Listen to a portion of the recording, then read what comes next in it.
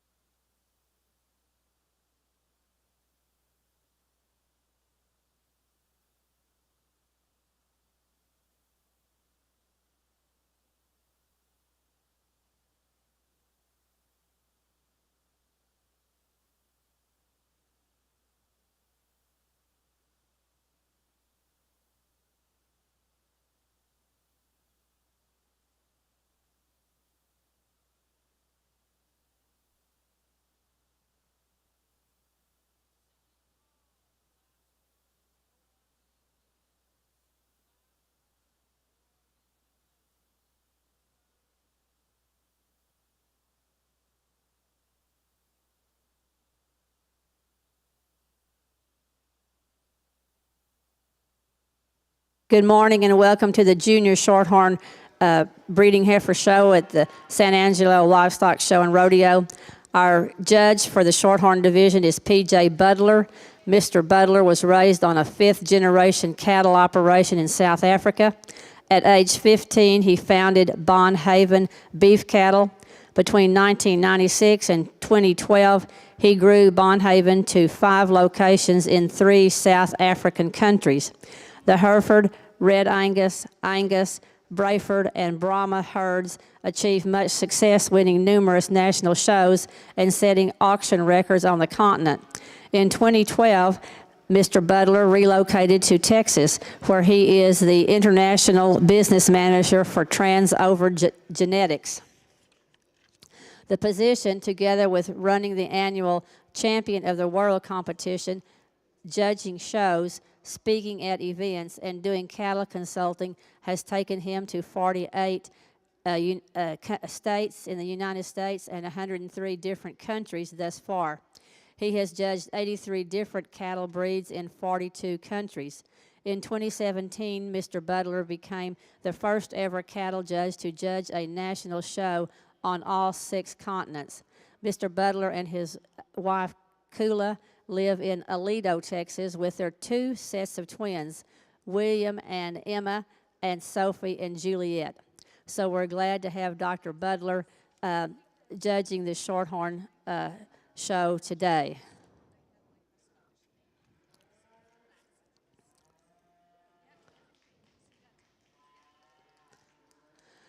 So Class 1 Shorthorns, these are Shorthorn heifers calved on or after May the 1st of 2022. There are 6 entries. Emery Robertson with One Acres Queen, Aubrey Ivy with BCD Carson, Ty Carr with TPC Frosty Max Cool, Cameron Ezel with MSOTM Lady Ghost, Jackson Sherlin with KTK Princess Margaret, and Bailey Taylor with MBEH Robin.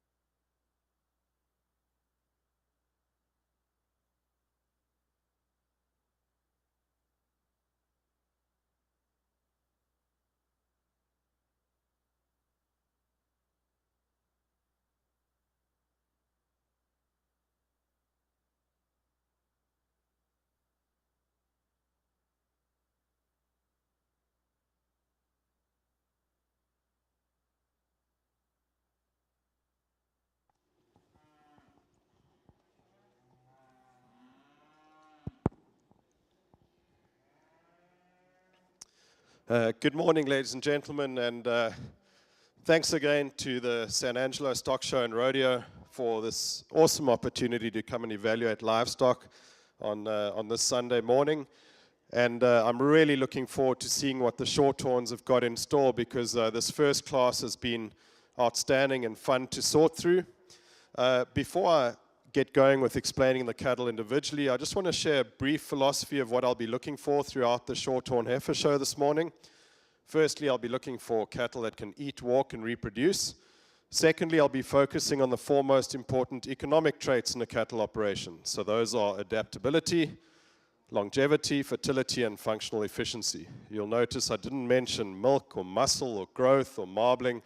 As important as those traits are, they're actually irrelevant if we don't first lay the foundation with our fundamental traits. And then I believe that quality cattle come in all different shapes and sizes and colors. So it's easy to make big ones and little ones, roan ones and white ones and red ones. It's very easy to make horned ones and polled ones. The art of breeding lies in making good cattle. And once I've decided what I deem is a good one, the breeders and exhibitors around the ring need to decide whether my good one fits your objectives, your resources, and most importantly, your environment. The heifer that wins this class for me is outstanding. She's well balanced, she's early maturing, she's easy fleshing, she is maternal, she's got mass and she's got muscle. She's certainly sound and athletic enough on good feet and legs. I just love that center body dimension she possesses. She's wide-based, she's wide-pinned, she's got some chest floor, but she's still smooth enough through her shoulder. Really good skull and neck on this female. Great female, congratulations. I like the second place female too. I think she's going to be a little later in terms of when she arrives, but when she does arrive, she's going to be incredible because she's got such a good skeleton on her. She's long-bodied. She's got some true muscle shape and tone, but she's still got that naturally soft rib cage to go with that. When she deepens down in her center body, she's going to be incredibly impressive because she is sound and athletic and flexible on good feet and legs. Our third place female is one that I just love for her body type. I like how soft she is. I really like how soft she is. I like that big rib that she possesses. The reason she's in third is I'd like to change the shape of her feet. She gets a little shallow in her heels, a little open in her toes, especially at this young age. If we could change that about her, she starts playing and running right at the top. I'd also like to just strengthen her up in her loin and push her down in her tail head a little bit. Then in fourth place, here's a moderate-framed, early maturing female that I appreciate for all of that, because as the show progresses, I'll start explaining why I prefer this body type. She gets a little narrow at her base, though, maybe a little straighter in her shoulder compared to the heifers ahead of her, but I love that inherent high body condition, and I really like that softness of flank. Next up, we've got a heifer that hasn't had the nutritional development, perhaps, of these other heifers. She's really attractive and good in her skeleton, but she does get a little narrow at her base, maybe a little restricted in her hind legs on the move. I'd like to give her a little more flexibility and cushion in her pasterns. Closing off the class is maybe the heaviest muscled of all these females, one that is tremendously high performing. She's long-bodied. She's got a lot of performance and weight in her, and she's got a big rib cage. In terms of structure, though, as she moves away from me, she gets a little bow-legged. I'd like to see her plant those hind feet with a little more authority and accuracy at the ground, fix her structure, and she starts running at the top too. Incredible set of heifers. Congratulations.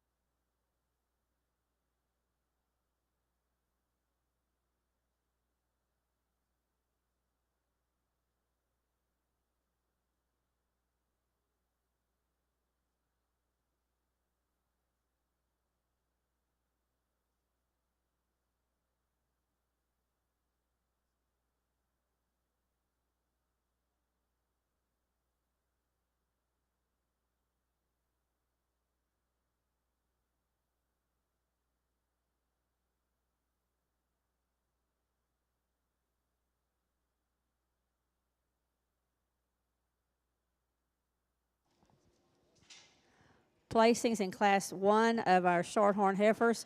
First place went to BCD Carson, shown by Aubrey Ivy of Eastland FFA. Second place went to TPC Frosty's Max Cool, shown by Ty Carr of Lamb County 4-H. Third place went to MBEH Robin, shown by Bailey Taylor of Prairie Land FFA. Fourth place went to MSOTM Lady Ghost, shown by Cameron Ezel of Martin County 4-H. Fifth place goes to KTK Princess Margaret, shown by Jackson Sherlin of Silverton FFA. And sixth place goes to Wernicker's Duchess Queen, shown by Emery Robertson of Wimberley FFA. In the class now is Class 2. These heifers range in age from March 1 to April the 30th of 2022. We have exhibitors, I need Class 3 females to the spur. We will have a division after Class 3, so if you are a class winner or second in Classes 1, 2, or 3, please do not go anywhere. Results from Class 1 ORB. First went to Landry Austin. Second, Wesley Phillips. Third, Brig Jones.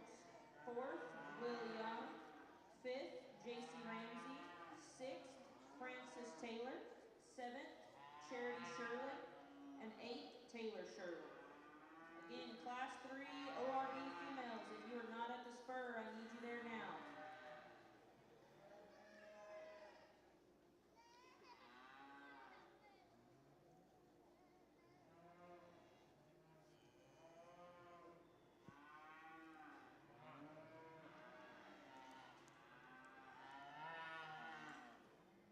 Did you train her or did he? I trained her. You did good. Yeah, Dale.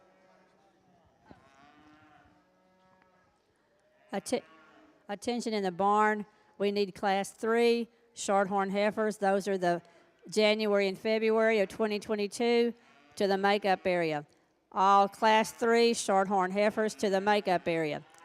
And there will be a division champion drive after Class 3, so first and second places in Class 1 and 2 need to remain in the barn.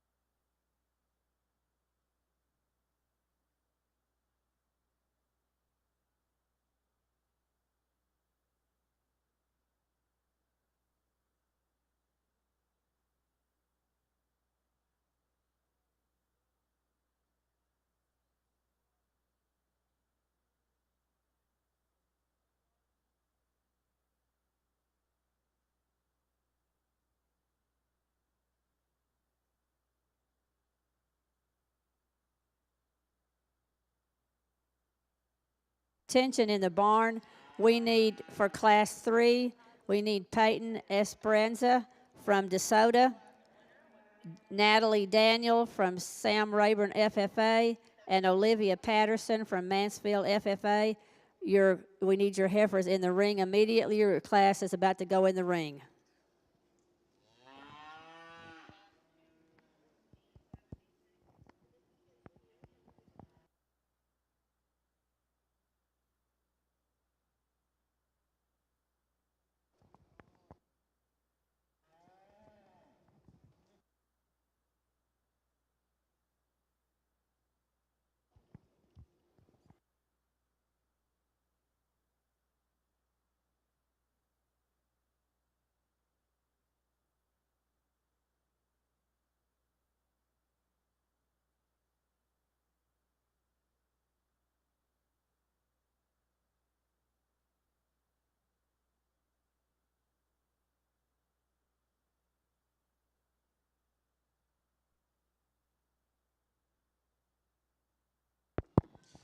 I think we've got a lot of utility and function at the top of this class. This red heifer that wins, she's moderate framed, but she's massive. She's huge ribbed, she's deep sided, incredibly flexible on good feet and legs. She's good in her feet and lower joints.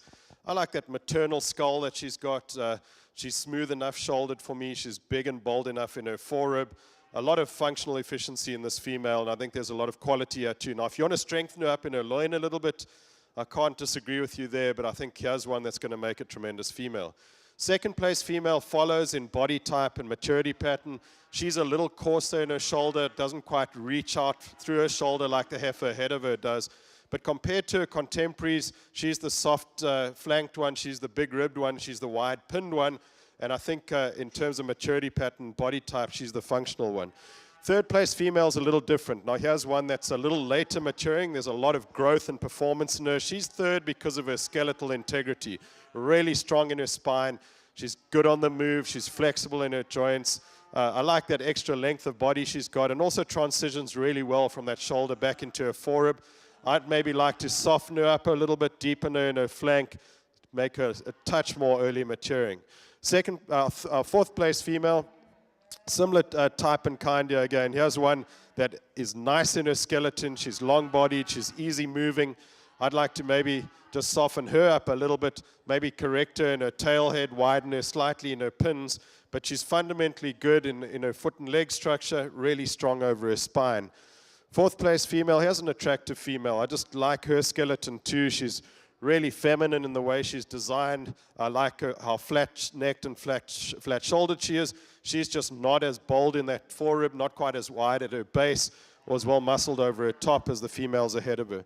Then we've got a moderate-framed female that I really like for a lot of those reasons. She's early maturing, really nice little head and neck on her. She's smooth-shouldered. She just gets a little restricted on the move, doesn't quite love this type and kind. I like how soft and big-middled she is. I like how strong and well-muscled she is over her top. For me, though, I'd just like to change her feet. I'd like to make those toes more evenly shaped, just give her a little bit more heel depth. Following her is a heifer that's a sharp-fronted heifer. She's a strong-topped heifer. For me, though, she needs more flexibility and strength in her hind legs, and I'd like a more maternal lower rib shape to her. Then we've got a heifer that also has some growth and performance in her. She's long-bodied. She just needs to be widened out and given a little bit more dimension to compete. Similar story with our white heifer that follows next. There's length and growth and performance in this heifer. I'd like to give her slightly better balance and transfer some of that strength in her chest and shoulder back into her flank, widen her at her base. Closing off the class, here's a heifer that's got some quality to her. She's got some length of body.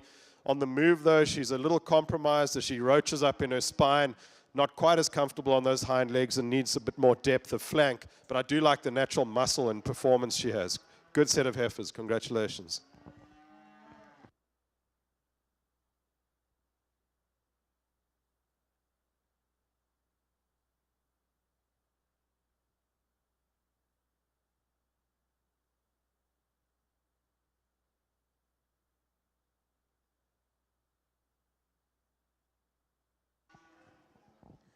Placings in Class 2 of our Shorthorn heifers.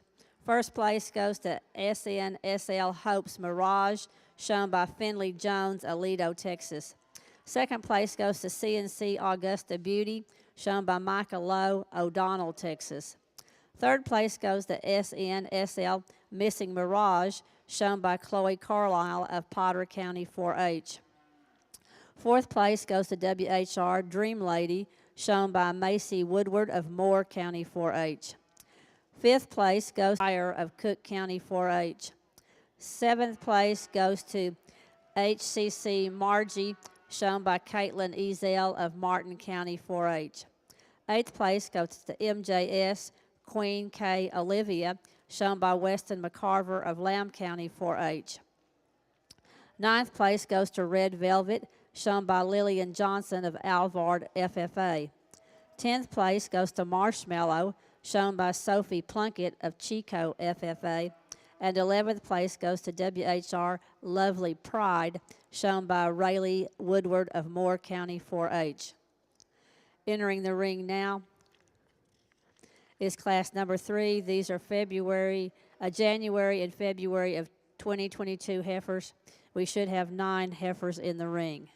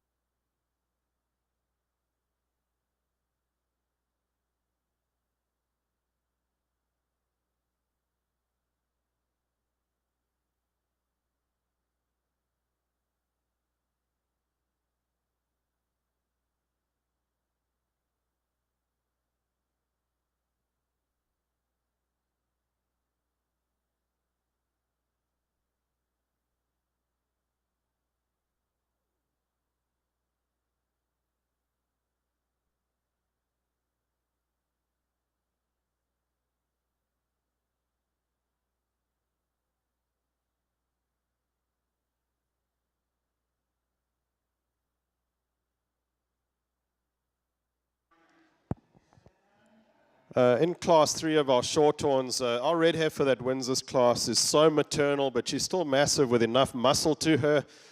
Nice and easy fleshing. She has that high inherent body condition I'm looking for. Where she excels over the second place female is just through her shoulders. She's smoother through that shoulder. She's cleaner through her chest floor and then blends back into that forerib beautifully. Deep-sided, nice maternal rib cage to her, but she doesn't give up dimension. She's still wide at her base and wide-pinned, really strong over her top, hip, and rump. Our second place female is the body type and maturity pattern I've been looking for all morning. Nice and early maturing, also maternal, massive with some muscle, nice and easy fleshing. She's also good and sound on good feet and legs. She's back at the knee, good angle on that shoulder. I'd like to just have that shoulder a little smoother, though, as it blends back into her forerib. But this is an outstanding female, too. Congratulations. Our third place female, I really like this female. She fulfills a lot of the criteria I was speaking about earlier. Philosophically, as a functionally efficient female, I'd just like to change her feet again, give her a little more heel depth, change the shape of those toes, because above the feet, she's outstanding. She's got some dimension and muscle, a lot of softness, a lot of femininity to this female. Fourth place female, you just love the body type and the maturity pattern in this female, the amount of quality of feet that she's got. I just want to make her more feminine through her head, neck, and shoulder. A little more femininity to this female, and she'll be really, really tough to beat. Fifth place, we've got a female here that I like her looseness of skeleton. I like how easily she gets around the ring. She's functional in the way she moves. I'd like to just balance her up a little better. And what I mean by that is I'd like to blend that shoulder back into her forerib a little better, give her a bit more forerib, deepen her a little bit in her flank, give her a little bit more top to go with that loose, well-made skeleton. I think she's going to get better as she gets older. And then our fifth place female, a long spine female. Now, she's getting a little later maturing perhaps than the others, so she's not quite as deep in her flank or as wide at her base, but really well muscled over her top, hip, and rump, nice and open in her pin setting. The white female that comes next, here's one that's long-bodied. She's big-ribbed. Again, it's just a balance issue for me. She gets a little weaker in her loin and high in her tail head, a little more narrow at her base as she moves away from me. I love the softness and easy fleshing ability of the red heifer that comes next. Here's one that's soft to the touch. She's maternal in her skull. From a balance standpoint, she maybe just gets a little heavier in her forequarter, and a little slight in her hindquarter and flank. If we could transfer some of that strength back into her hindquarter, then we've got one that's really hard to beat. And then closing off the class, a female that's just, for me today, a little late to maturing. I'd like to see this female reach this point a little quicker. I think she's also one that's going to get better as she matures and gets older and fleshes up. But you love the growth and performance she's got. I'd like to just see her slightly better through her shoulder and hind leg. And like I said, just let her reach her milestones a little quicker. Great set of heifers.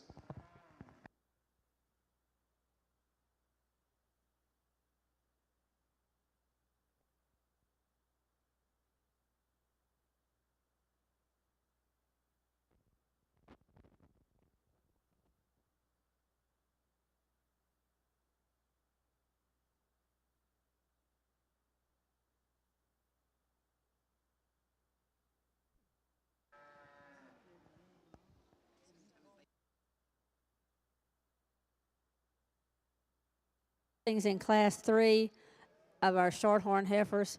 First place goes to TMF Hector's Queen Q, shown by Wyatt Smith of Wolf City FFA. Second place goes to CCR Samurai, shown by Caitlin Clapper of Montgomery County. Third place goes to GDLC Cumberland, shown by Emily Muchrath of Grayford FFA. Fourth place goes to ABF Loretta, shown by Aubrey Fowler, Bonham FFA.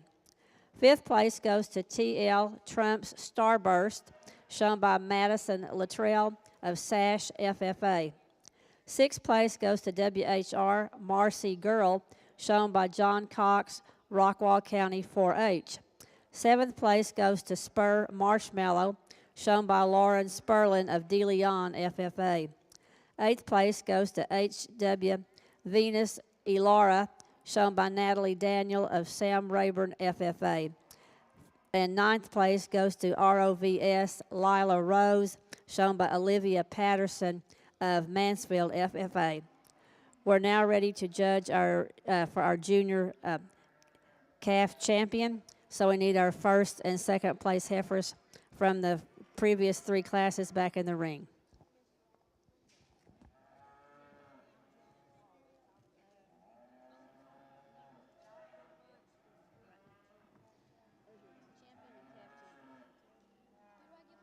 You give them to the one he picks out of his first group.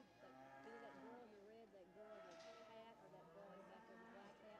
One of those is going to be calf champion, and then he'll pick a reserve calf champion, which is second. You might help Annie here with her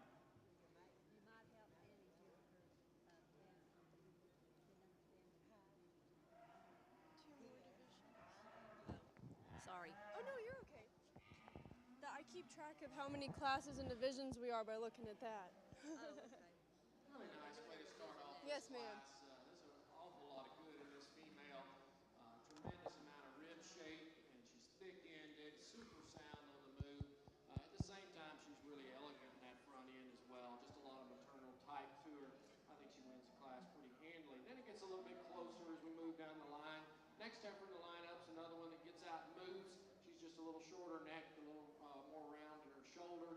Maybe gave up a little bit of internal dimension compared to the one in front of her, but a nice female. Big stout female that's next in line is one that is a little stouter made and featured than the one in front of her. She just gets a little deeper chested, a little plainer out of that front end. Just doesn't balance up as well. The red heifer that's next in line is a pretty nice female. She's maybe just a little bit behind condition-wise compared to some of those other females. But if you study her, she's got some rib shape and flatness of shoulder. She gets out, she moves fairly well. Just probably needs to be a little bit more of her today and move her up any higher. Beautifully presented white heifer that's next in line is one that, again, she is immaculate from the standpoint of a fitting job there. But for me, she's a female that's just a little tighter made on both ends, a little tighter in her heart, not as feminine out of her front end and head. And then it's kind of a similar as the heifer that comes in next in line is one that we just like to make her a little more maternal, but you appreciate the substance of bone and stoutness of muscle that she brings to the table. Congratulations.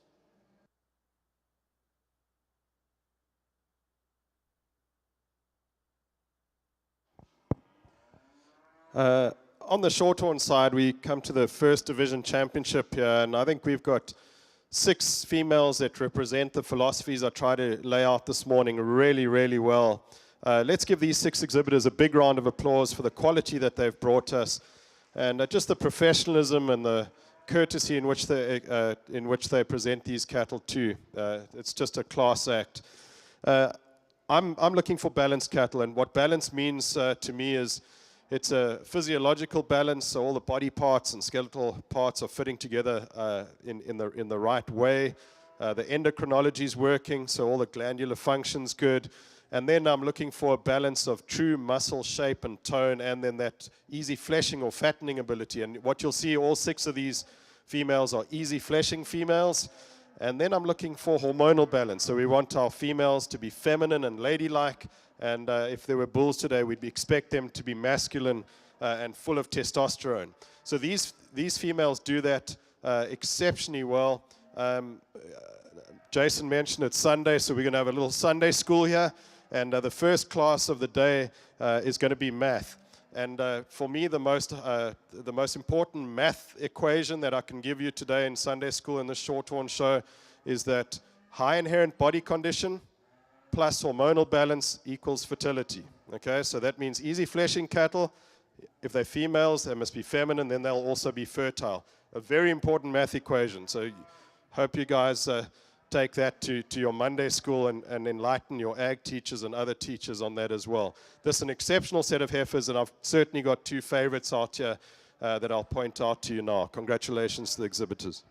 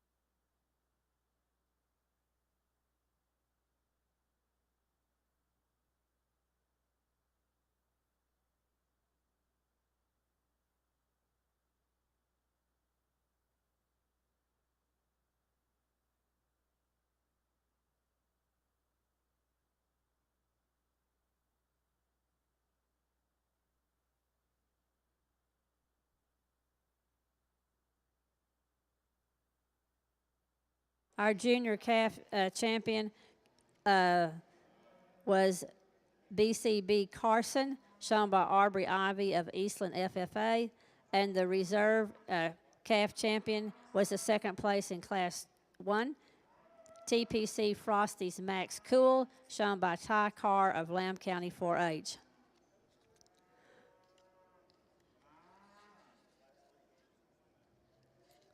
We're now ready for class number 4. These are the November and December of 2021 heifers. We should have 9 entries in that class.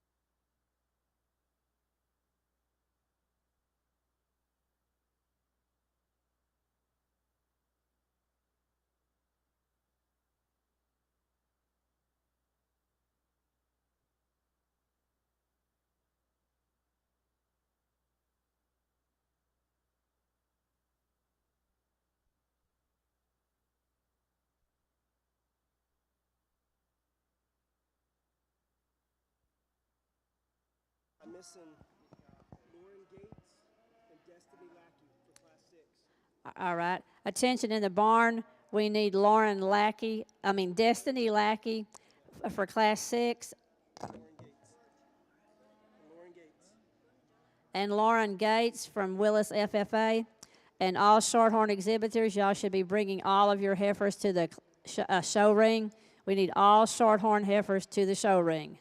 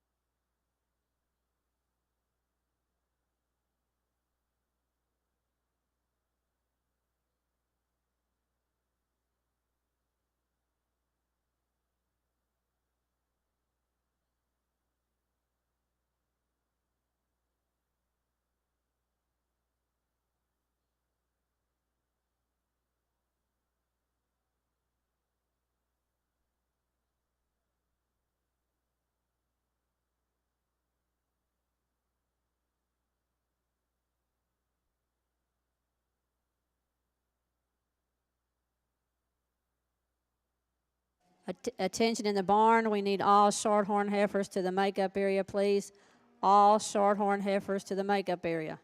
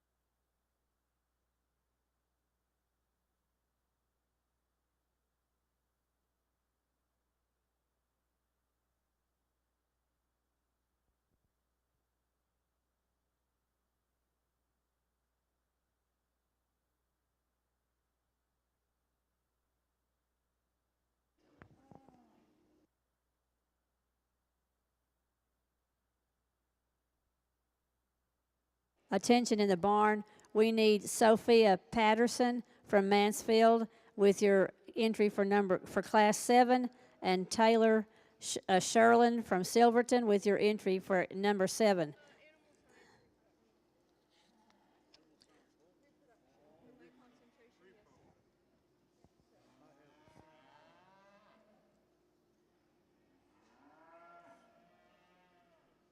1 second.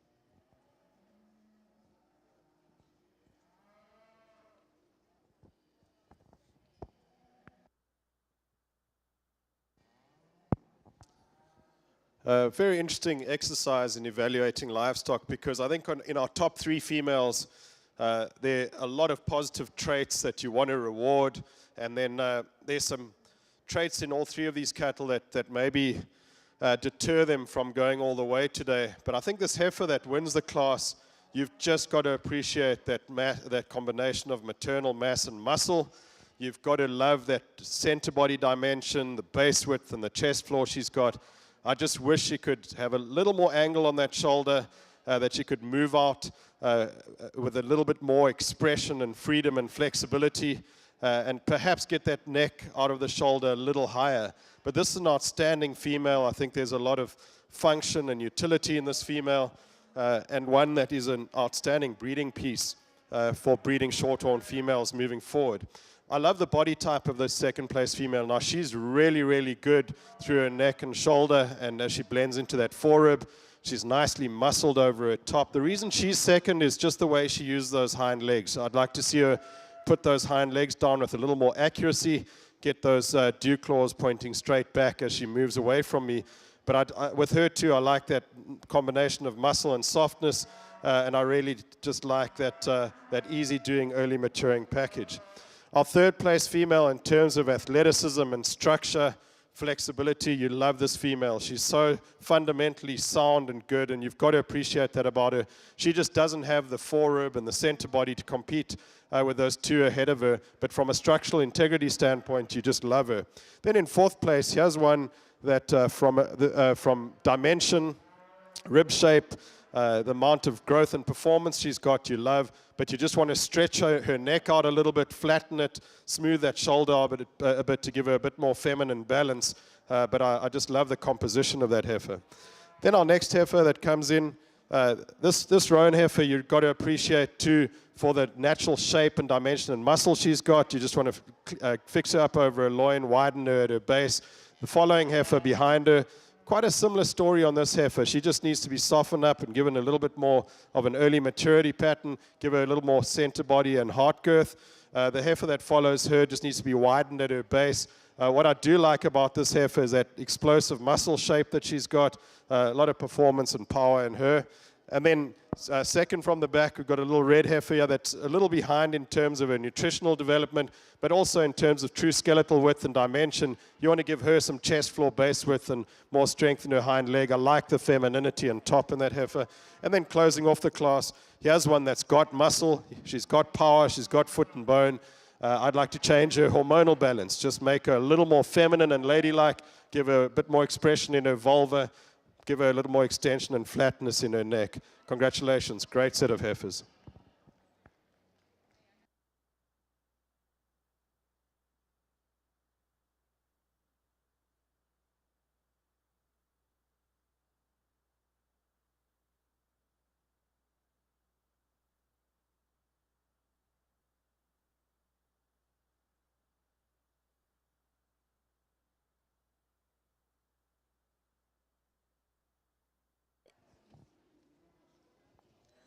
Placings in Class 6 of our junior heifers.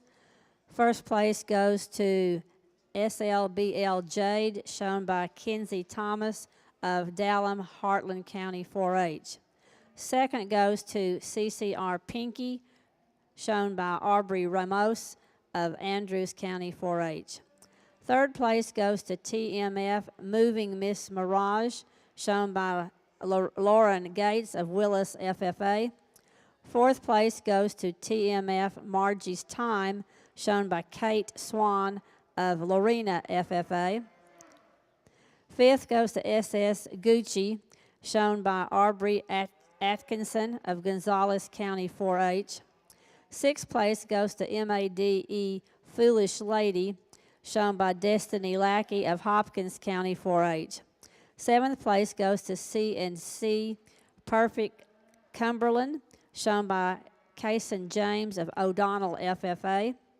Eighth goes to ROVS Ruby Eileen, shown by Morgan Dowdy of Springtown FFA. And ninth place goes to SLBL Jillian, shown by Tucker Spivey of Midway FFA. Entering the ring now is Class 7. These are September 1 to October 31 of 2021 heifers, and there should be 8 girls.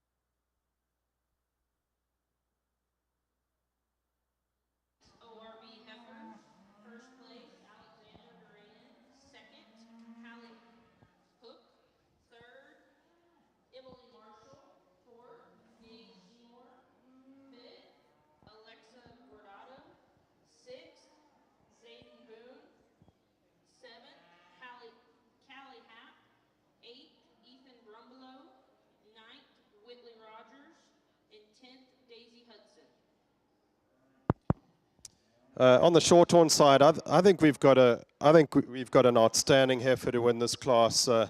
This heifer is long-bodied, and it's all relative to her frame size, which I like, which means she's balanced. So she's moderate, but she's long. She's feminine. She's massive. She has muscle. She's not overwhelming in her center body, but she's appropriate in her center body, and she's really sound on those feet and legs as she gets moving around. Full in her twist, some chest floor without any waist.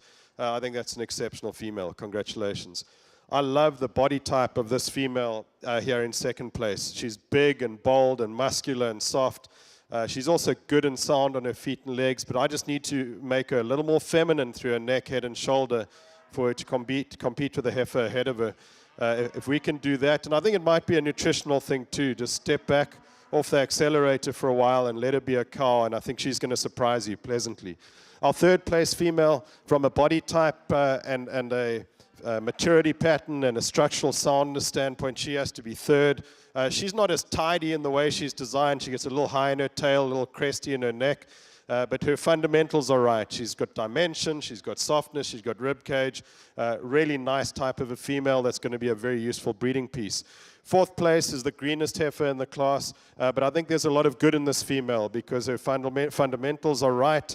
She's moderate framed. She blends from that shoulder back into her forerib really nicely. She has some muscle. She's not quite as base wide as the females ahead of her, maybe not quite as expressive in her lower rib cage. Then we've got a female with a lot of performance and muscle that comes next, and she's maybe a little terminal for me when you look at her skull and neck and shoulder, maybe more orientated towards the show steer world than to the breeding heifer world, but she's good at what she is because she's got a tremendous amount of dimension and muscle and squareness at the ground. For me, though, I'd like to just see a little more femininity and maternal quality in her. Then we've got a heifer that's got all the growth and performance and bone that you'd ever want. It's just in terms of her structure. She roaches her spine up on the move. If we could get that spine nice and level, get her slightly more balanced between her shoulder height and her hip height, I think she'd be a good player in this class. Next up, we've got a female here, also moderate framed. She's got some rib shape and muscle to her. For me, though, I'd like to change the shape of her feet and just the way she uses those hind legs as she gets a little cow-hocked as she moves away from me. And then the big, heavy-muscled, big-bodied female that comes next. Here's one that I'd like to change the hormonal balance of. She gets a little masculine through her neck and head and shoulder, a little small in her vulva, and I'd like to just straighten those front and hind feet out as she gets a little pigeon-toed for me. But in terms of barrel and softness, her transition from shoulder into rib cage, her muscle over her top hip and rump, that's an outstanding terminal animal. Great set of females. Congratulations.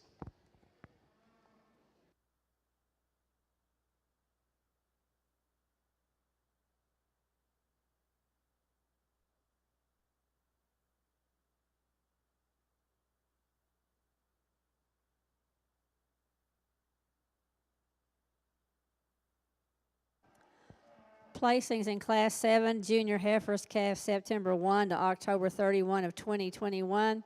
First place goes to CCR Peg, shown by Emily Muchrath of Grayford FFA.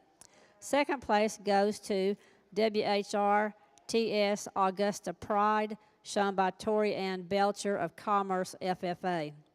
Third place goes to BFS Royal Ruby KF, shown by Shane Carlisle of Potter County 4-H. Fourth place goes to 4N Red, White, and Crystal, shown by Miley Leverage of Albany FFA.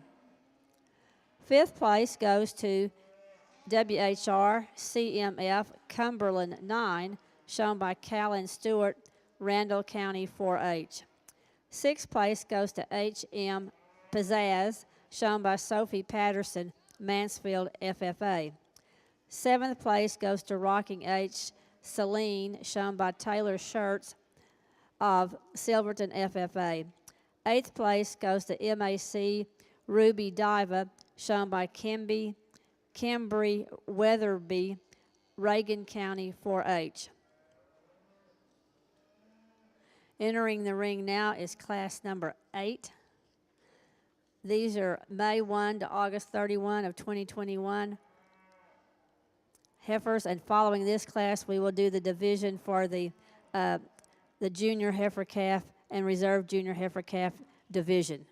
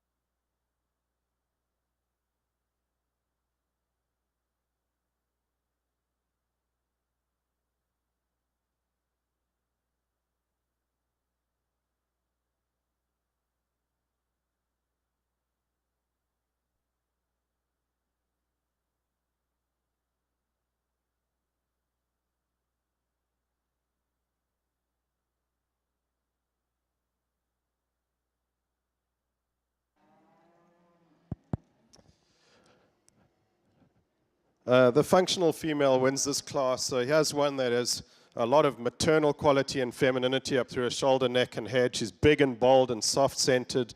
A female that I like the body type of. There's a lot of function in that body. She moves out through that front shoulder really well, follows with a powerful hind leg.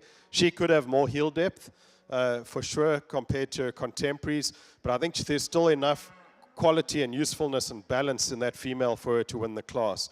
Second place female, she's a big female, but she's a good big female, and I just love the way she holds up her spine. I like her power in her hip and hind quarter.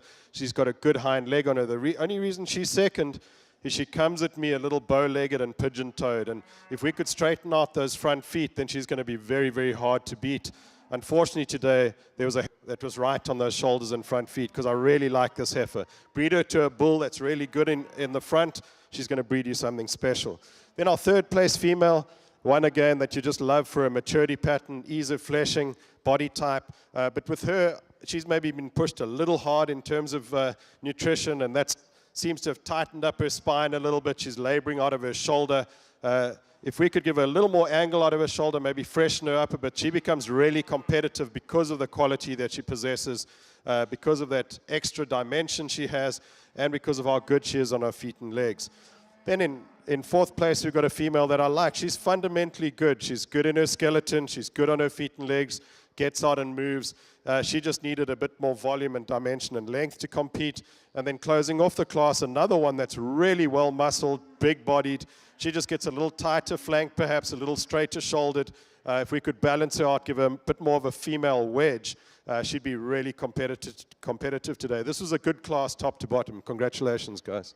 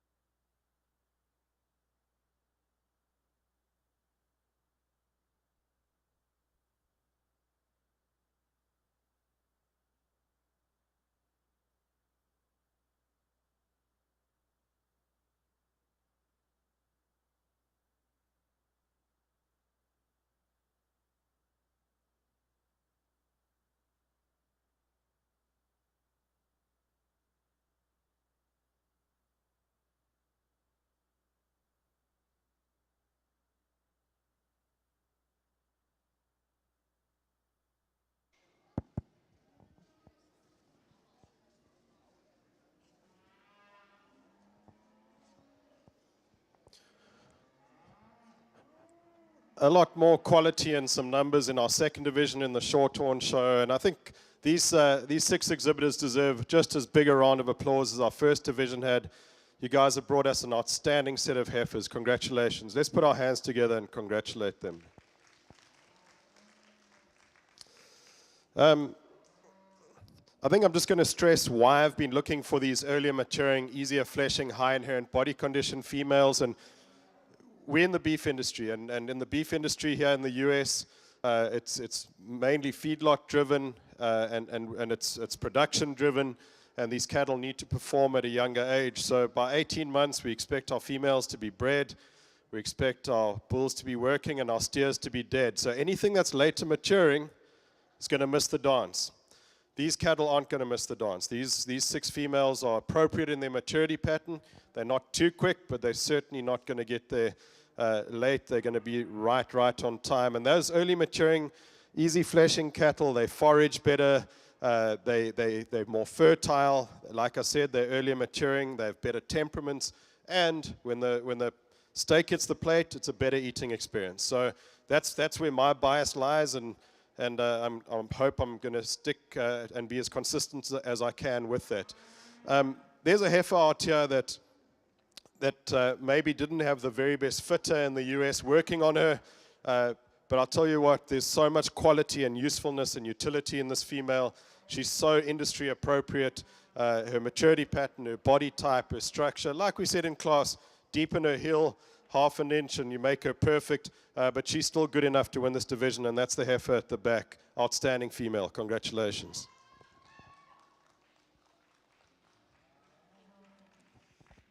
And then for reserve, I'm going to go with that heifer right up front that won Class 1 in this division. And I just love so much about that female. Like I said in class, she was going to run into trouble just because of that shoulder angle, and I'd like her to take a slightly better stride when she moves out. But this is one that you have to use as a breeding piece. I think there's donor potential here if you use the right bull to her that's freer moving through that front end, because there's so much quality in this female and utility that you've got to propagate these genetics. Congratulations to the heifer that won Class 1 in this division. She's going to be your reserve.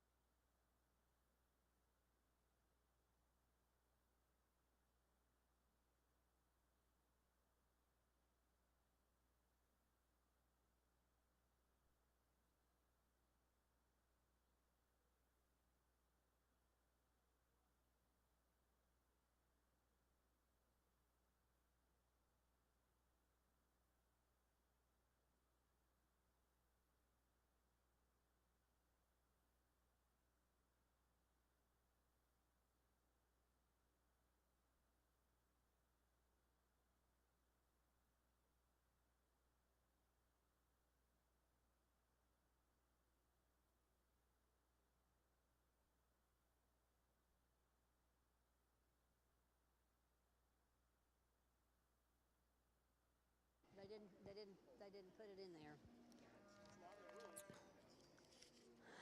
Our junior champion heifer is shown by Rayleigh Woodward. And that is Bar F Gracie Benny. The reserve junior champion heifer is shown by Kenzie Thomas. And that's SLBL Jade 241J.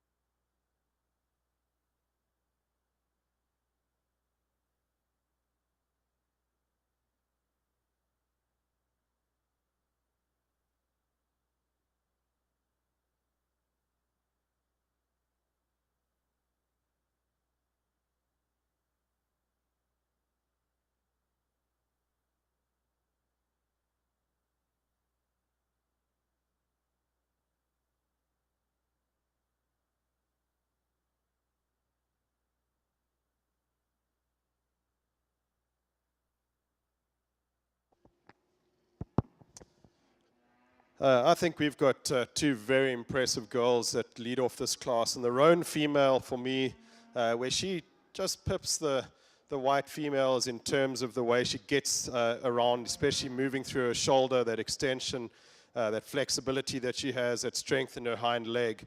She's so feminine, she's so big and bold, she's well muscled, but she's still soft, and she's full in her twist, she's deep in her flank. This is an outstanding female, congratulations. The white female, I really like her too. I just like that center body dimension combined with that maternal. She's got some muscle shape and tone to her. Really nice foot shape. She's wide-based with a lot of chest floor. She just doesn't quite reach with flexibility through her shoulder like the first female does. Angulation on her hock that the first female's got, but two exceptional animals. Congratulations.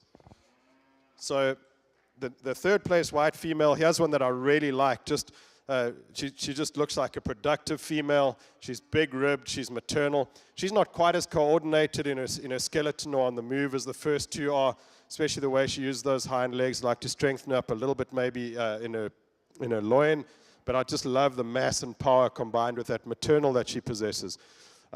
This fourth female caught my eye when she came in because there's so much balance about her. Now, I'd like to see her maybe a little further along in terms of pregnancy at this stage, give her a little more heel depth to go with that well-balanced structure that she has, because she's just so well proportioned. She blends well from her nose right back to her tail, just a no-nonsense type female. Then in fourth place, here's a big roan heifer, a lot of growth and performance in this female. Compared to the three ahead of her, she's a little more narrow at her base. So as she moves away from me, her feet are closer together than I'd like them to be. I'd like to give her a little more muscle over her loin, perhaps, but nice, maternal, long-bodied, well-balanced female. Following her, the red heifer with a heart on her forehead. Here's one that you just like for that softness, that natural rib shape that she's got. What she doesn't have, though, is that length from her shoulder back into her neck and into her skull, and also I'd like to widen her a little bit at her base. Then we've got a female that's a little more terminal in the way she's made. She's very square, she's big-topped. Female that's got a lot of foot and bone under her, but she gets a little strong through her shoulder and chest compared to where she is at her flank, and I'd like to see those dew claws pointing straight back for me. Then we've got a female that's really attractive. Nice skull on this female. Very flat neck, flat-shouldered.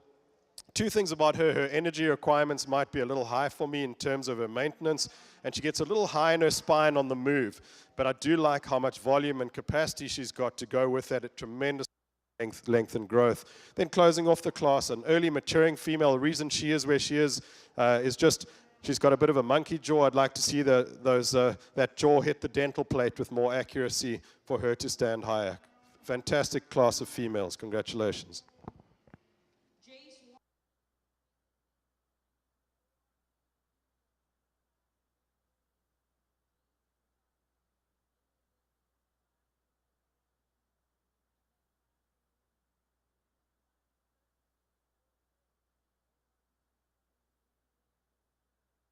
Again, that's Jace Watkins and Kaylee Davis. Your class is in the ring. Yeah, give her those ribbons. Placings in Class 11, Senior Heifer Calves of the Shorthorn Show. First place goes to MFF Queen, shown by Kai Hayes of Littlefield FFA. Second place goes to DAR3J Dart, shown by Drake Raby of Childress 4-H. Third place goes to TMF Queen April Diam, shown by Lila Seymour of El Campo FFA. Fourth place goes to Kane Reba 6J, shown by Addison Lehman of Waller FFA. Fifth place goes to JCC Promise, shown by Colt Roberts, Perrin FFA. Sixth place goes to Abby's Fancy Commodity, shown by Emily Howell, Perrin FFA. Seventh place goes to DWR Dixie Rose, shown by Caden Graham of Wells FFA. Eighth place goes to BCD LDF Jade, shown by Peyton Crowder of Venus FFA. Ninth place goes to DWR Dixie, shown by Landon Gresham of Wells FFA.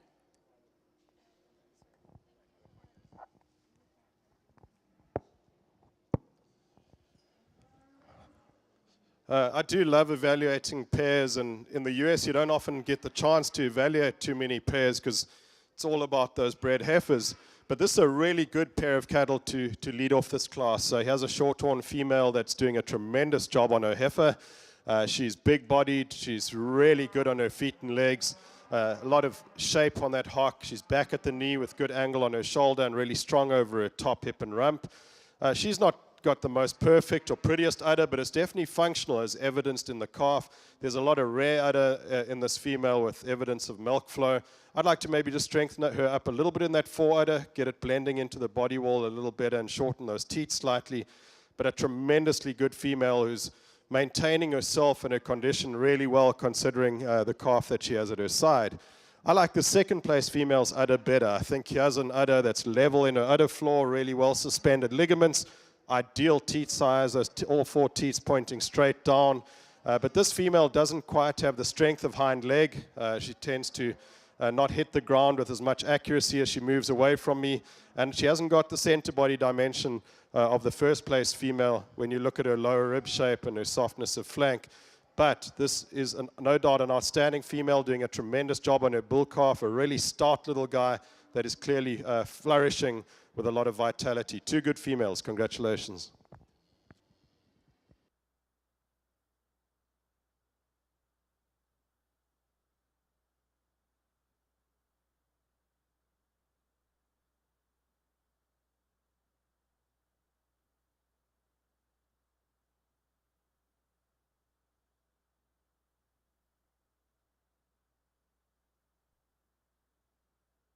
Placings in Class 12 senior heifers of our Shorthorn show.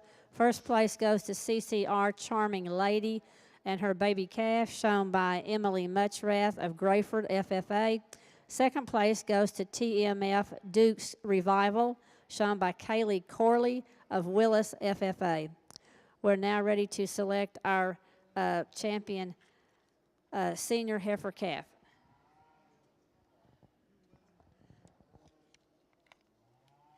So we need to have our first place heifer from Class 11, MFF Queen 422, back in the ring. And the second place from that class, DAR3J Dart. And then from Class 12, Miss Muchrath and Kaylee Corley with her second place heifer.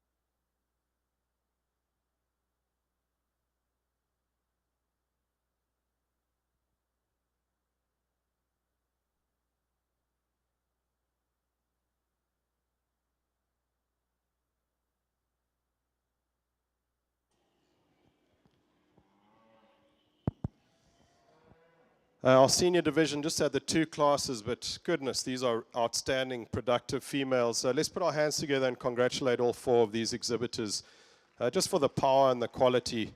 Cattle with maternal mass and muscle, sound cattle on good feet and legs, plenty of dimension in them, and they're also that easy fleshing type that I've been looking for.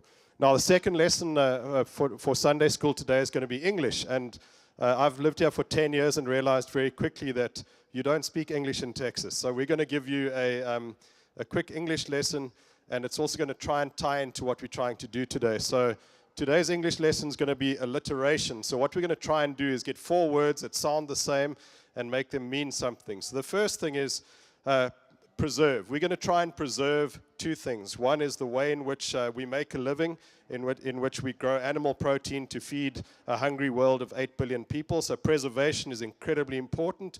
And the way to do that is with functionally efficient cattle that can keep us in business. Because if we're not in business, we can't feed the world. Second, the countries around the world. And the way we do that is by making a profit. Okay, so like we said earlier, we're looking for profit-driven cattle that fit those objectives very, very well.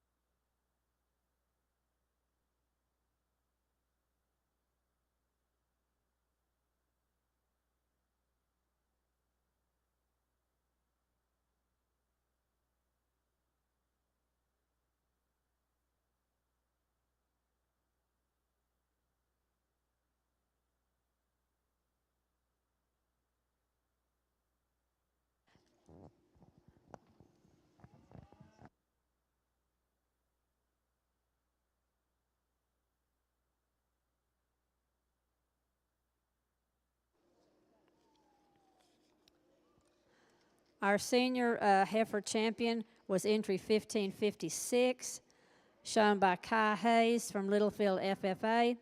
The reserve senior heifer champion was entry 1333, shown by Drake Raby of Childress County 4-H. So we're now ready to bring in our division champions to select our grand and reserve champion shorthorn heifers.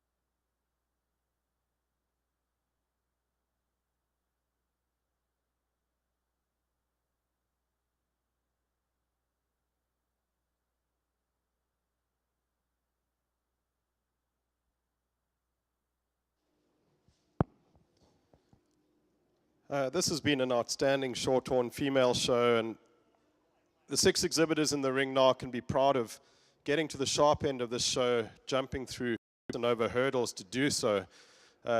Let's show our appreciation to them with a big round of applause, because they really have done a tremendous job. These are just good females, maternal females, females with mass and muscle and softness and early maturity patterns, females that are good on their feet and legs and flexible, with that good foot quality. They're all back at the knee. They've got some hock shape to them. They're clean jointed, soft jointed cattle. And I think they're inherently good naturally. There's nothing too artificial about any of these 6 females, and they're just good beef cows, good breeding cows, and I really appreciate the quality that you guys have brought to us. Before I go and select the champion in reserve, I think it's important. This gets stressed a lot, and I want to stress the same thing, that this is really about the cattle and producing good cattle for the industry, but also about preparing young people for the future. And I think the same traits apply to cattle as they do to people in many, many ways. So what we talked about in terms of profit traits like adaptability, it's important for us as people to be adaptable too, because we need to be able to take on new challenges when they arrive, be able to hit those curveballs when they come at us. So for example, when COVID hit us, it was the adaptable people that moved forward. So adaptability is extremely important for cattle. It's very important for people too. Functional efficiency is important. We've got to learn a trade. We've got to learn to produce a product. We've got to learn to provide a service and to be functional at that. So as important as functional efficiency is to cattle, it's important to people too. Fertility is exceptionally important to people. I'm not talking about reproduction now. That's for sex ed during the week. I'm talking about fertility in terms of taking that functional efficiency that you've got and applying that trade, that service, or selling that product in a continuous manner and in volume, because that's what makes you profitable. And then lastly, longevity is important. Set that beacon up on the hill in the horizon and walk towards it. Do what you do, provide your service, provide your product for ongoing and non-stop, and that longevity is what makes you prosperous in the long run, whether you're a heifer or whether you're a human. These cattle fulfill all those criteria, and honestly, the exhibitors in the ring do it too. You can see you guys are all in on this. You're passionate, you're obsessed. Proud to have you in our industry. Congratulations, excellent set of short-horn females.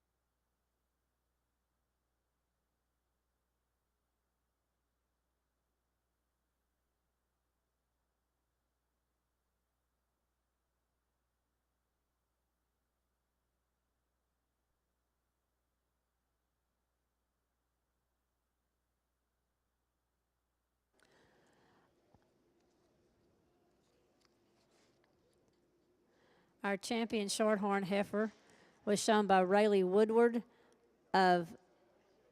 Back to the arena, you can pick up your showmanship award.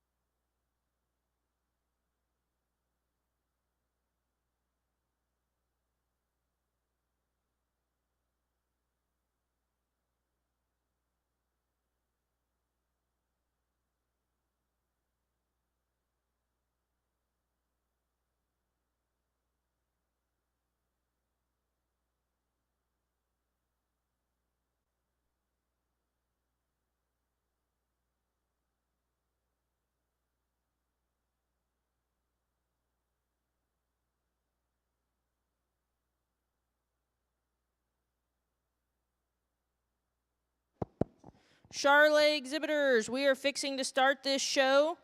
Class 1 is fixing to enter the ring. I need Class 2 and Class 3 Charlet females to the spur, please. Class 2 and Class 3 Charlet females. Class 1 is fixing to enter the ring.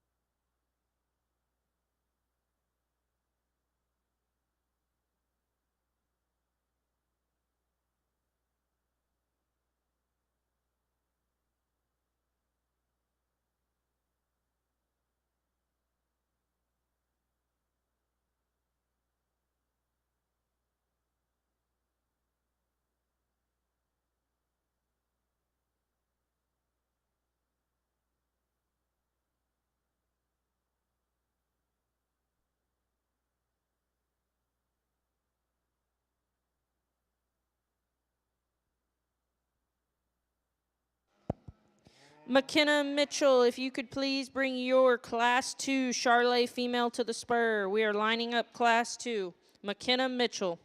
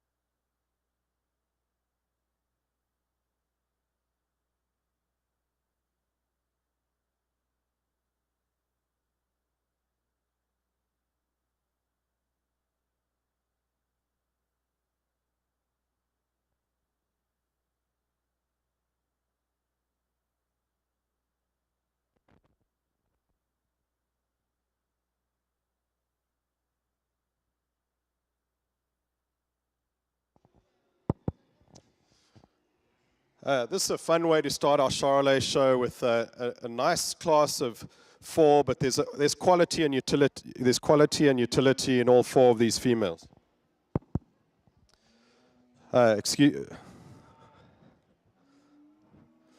try that again. Yeah, there's a lot of quality and utility in all 4.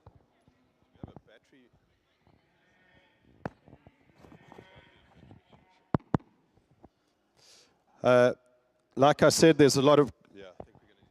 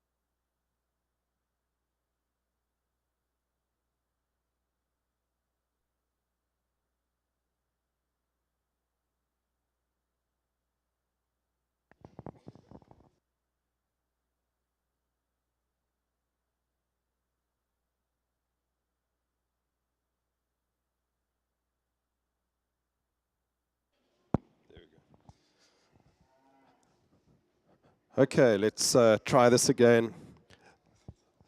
A lot of quality. Yeah, I think we're done. Maybe borrow Jason's microphone. Yeah, I can.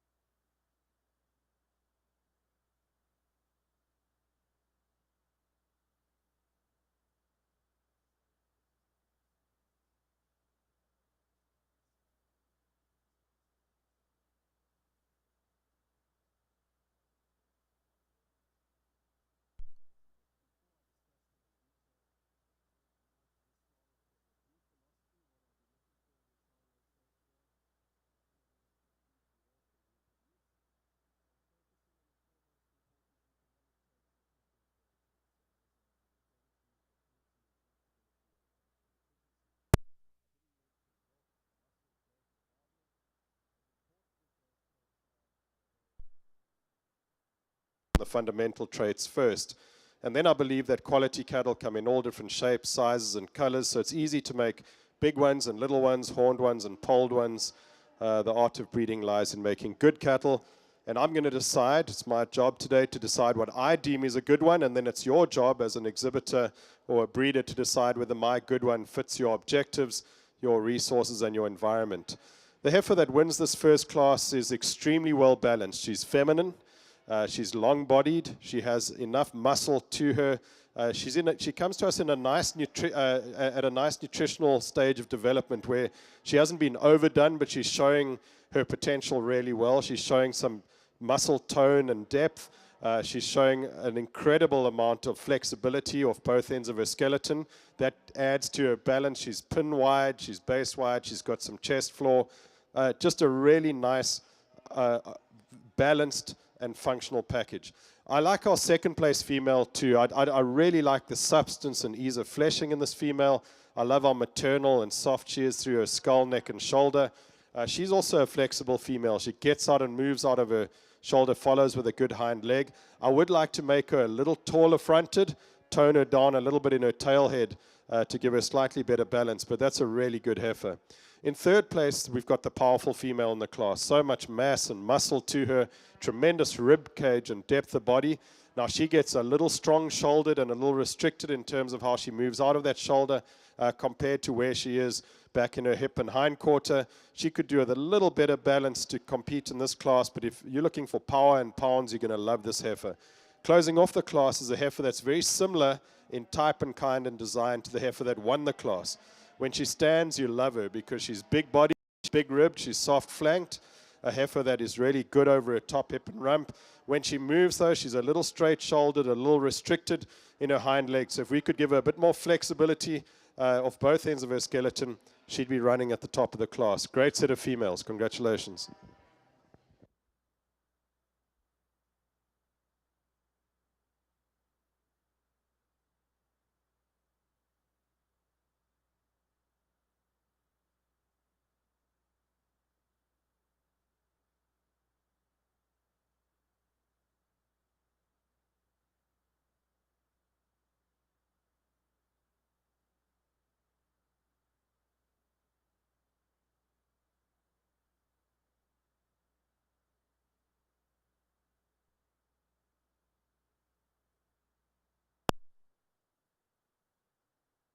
So those class winners and second places, please don't go anywhere.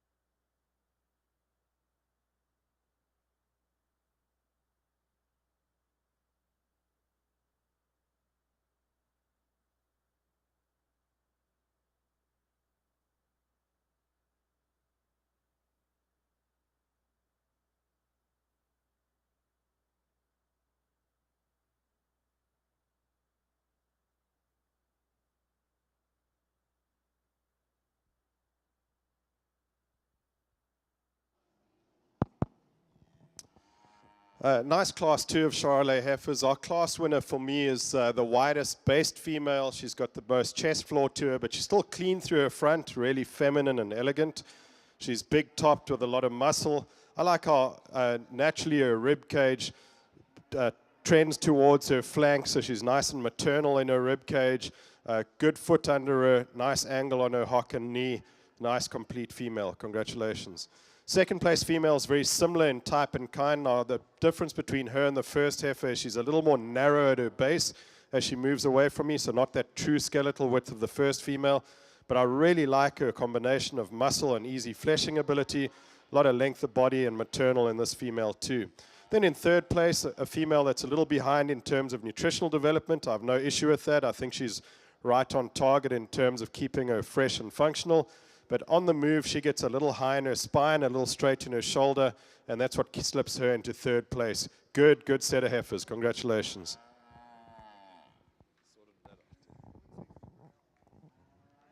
good way to start our break. I think the young man's heifer comes to the top pretty easily. She's a female that, to me, for her stage of production, she's the most appropriate from a condition standpoint. Is she the biggest bellied of the three out here? And the answer is no.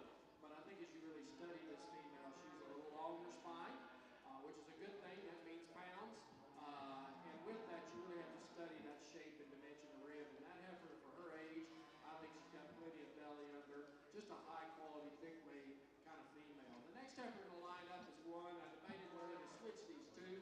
I think there's a lot of good in this heifer, young man. The challenge is she's pretty far along in condition, and I would really throttle her back. But you appreciate the middle that this female has, but she's already pushing a little bit of brisket, and I think that's taken away a little bit from her front end. If you freshen her up, I think she can win this class pretty easily.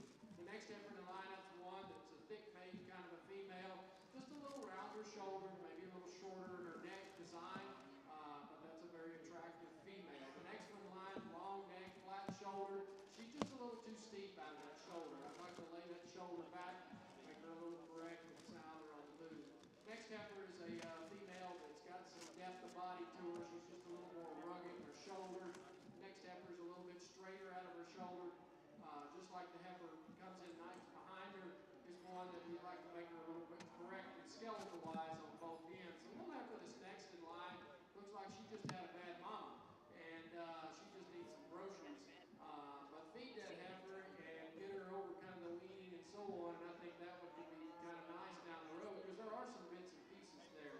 And then we round it out with a heifer that I wish she was just a little flexible on both ends, young lady, because there's some good in that female. She's got some middle and thickness. She's just a little too straight on both ends. But a nice set of heifers. Congratulations. As long as those came in the right order, I should have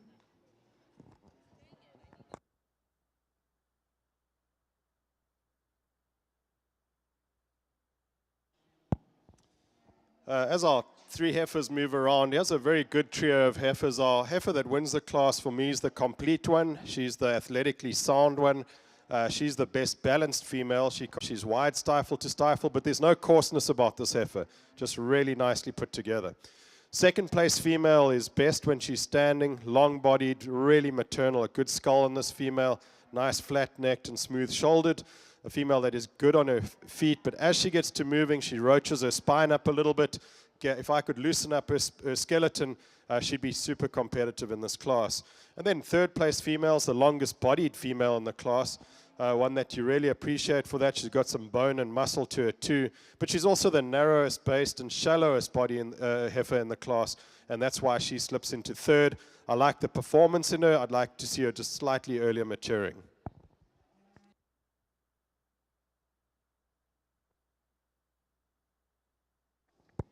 Results Class 3 Charlays. Your class winner was shown by Evan Watson, second to Emily Manitra, and third to Grant Mueller. Class 6 Charlay females, please make your way to the staging area if you are not already here. We are doing the junior calf division, and then we have Class 6. Class 7 Charlay females, be thinking about making your way to the spur.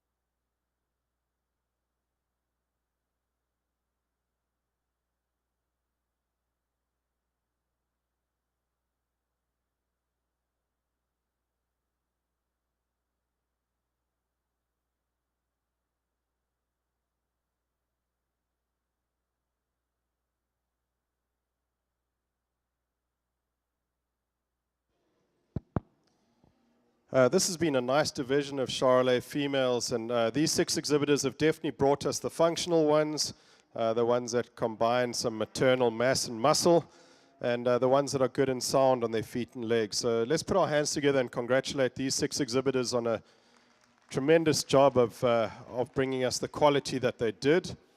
And they balanced heifers. So for me, what balance is, it's that combination of physiological skeletal balance, that the endocrinology is working, so all the glands are functioning appropriately. There's a good combination of muscle and fleshing ability or fattening ability, because we need both of those in the right proportions. And then hormonal balance, where our females are feminine and our bulls are masculine. These are all very, very good balanced cattle. Congratulations again to the exhibitors. I have 2 favorites here for sure. The heifer that's going to win this division is one that she's just complete. She's certainly not overwhelming in any way. She's middle of the road, and maybe that's where the profit is. She's going to be our champion.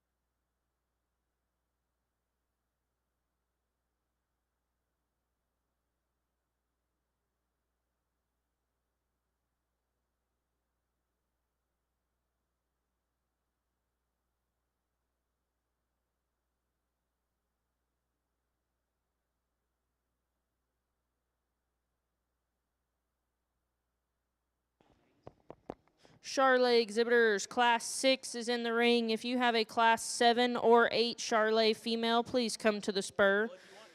In the junior heifer calf division, your champion was shown by Kinsley Atchison of Mason County 4-H and reserved by McKenna Mitchell of Ponder FFA. Again, Charolais exhibitors, I need classes 7 and 8 to the spur.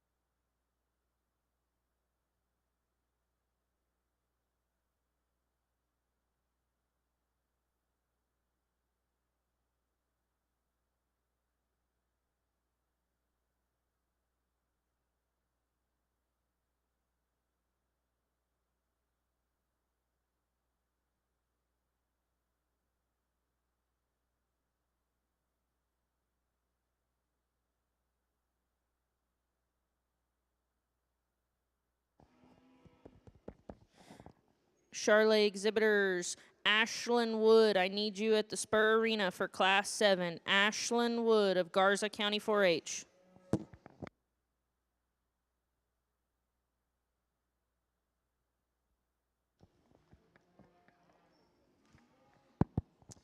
I really like, I really like our, I really like our first place female here. I think he has that female that is maternal. She's massive. She's got a lot of muscle to her. She's deep-bodied and soft over that rib cage. But where she excels is in her feet and legs. A good foot under her, feet all point in the right direction. A lot of angle. Second place female is same type and kind. She's long-bodied and maternal. She's got some muscle. A lot of middle to this female too, and she's flexible. But she's a little open-shouldered and duck-footed when she moves towards me, and that's the differentiating factor between those two. Our third place female compared to the two behind her is the loose skeleton female. She's not as massive or muscular as those two, but she does get around the ring with more flexibility. I'd like to strengthen her over her top and loin to compete with the two ahead of her. Then in fourth place, we've got a female that's massive in terms of muscle, in terms of bone, but she just cannot get out and move like those others do. She's a little restricted out of her shoulder. I'd like to give her a bit more flexibility in her lower joints, more angle on her hock. And then closing off the class, here is the high-performing female in the class. Massive ribbed, a lot of muscle and power to this female, a lot of pounds in this female. But when she comes towards me, she gets a bit pigeon-toed and not quite as flexible off those hind legs as I'd like. And from a longevity standpoint, that concerns me. When you breed her, find a sound bull, and you've got a ticket there because there's so much quality and utility in this female to propagate into the next generation. Great set of heifers. Congratulations.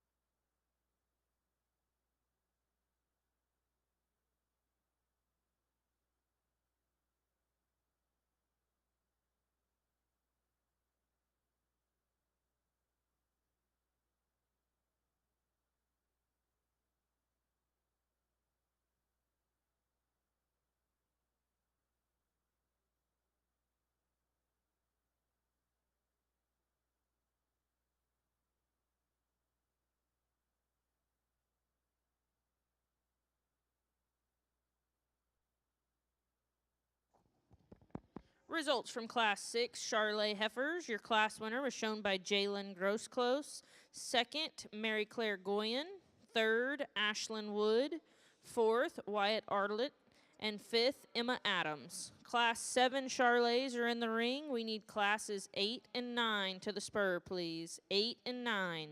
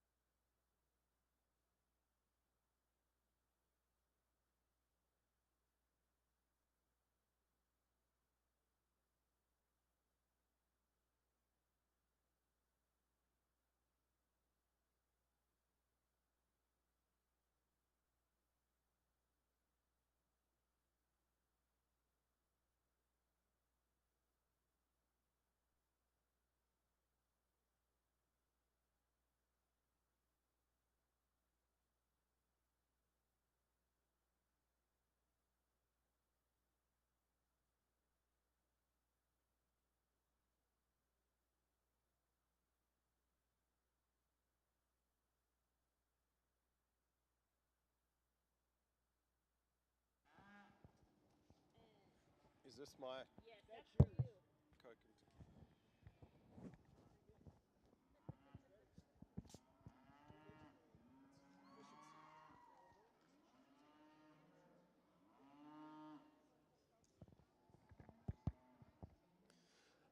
Very good class of Charolais heifers, and again, there are differences in type and kind and maturity pattern, but the heifer that wins, she's a performance heifer.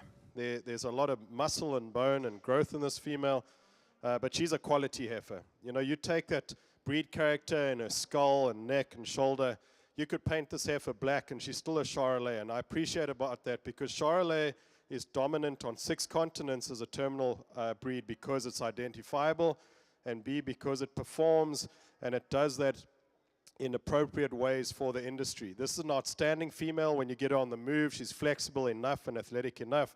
She's got plenty of dimension, and she's still soft and easy enough fleshing. Now, when she moves every now and then, she picks her spine up, but not enough to not win this class. Outstanding heifer. Congratulations. Second place female, here's the safe option in the class. She's moderate framed, she's long-bodied, she's deep-bodied and soft.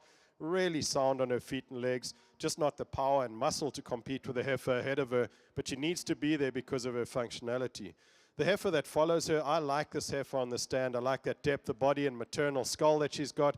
I like that extra skin that she's got too. Now, we won't notice it today because it's cold outside, but in July, these cattle need some extra hide because more hide means more sweat glands, and that becomes a radiator for these cattle, and that's what keeps them alive and functioning. So I like that about her. The reason why she's third, I want more flexibility in those lower joints, more angle on her hock. Following her is a heifer that's just a little more slight and nondescript in her muscle pattern, not quite the top, not quite the low rib of the females ahead of her, but she's loose enough skeletoned, and she needs to be there for that reason. Ahead of a female behind her that is really long-bodied, really attractive in her head. She's good in pieces, but she just doesn't quite put those pieces together because she's forward in her scapula, so when she moves, she gets compromised in her forerib and heart girth, and that's what leaves her where she is. Tremendous set of females, a lot of quality in all of them. Congratulations.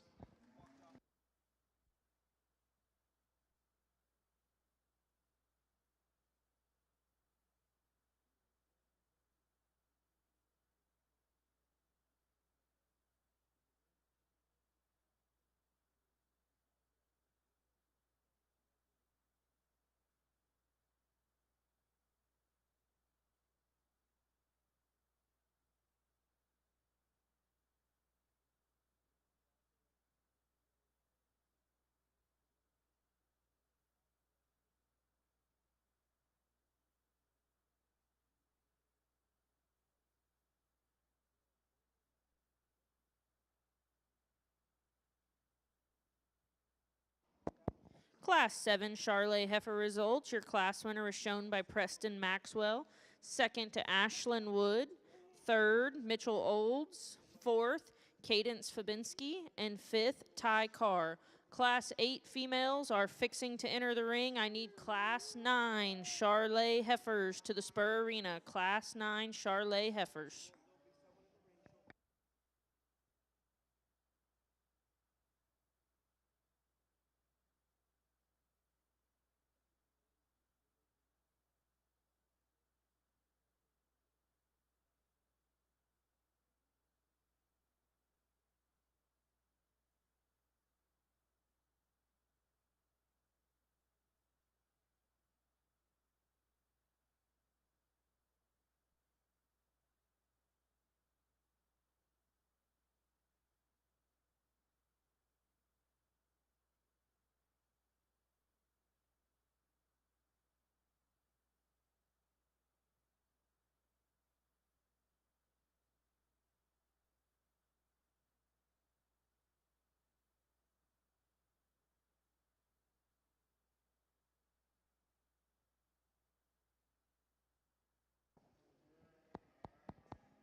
Charolais exhibitors, we will have the junior division after Class 9. So if you are a class winner or second place in 6, 7, 8, or 9, please hang tight for that junior division after Class 9.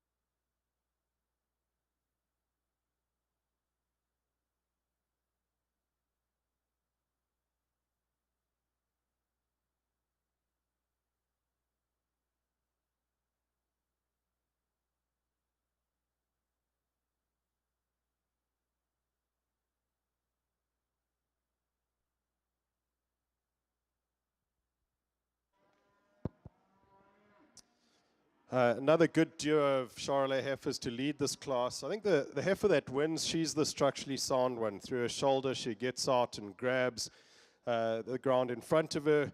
A lot of angle on this female on both ends of her skeleton. There's a lot of muscle over her top hip and rump. I love how soft she is through her rib cage. I like how deep and soft she is in her flank.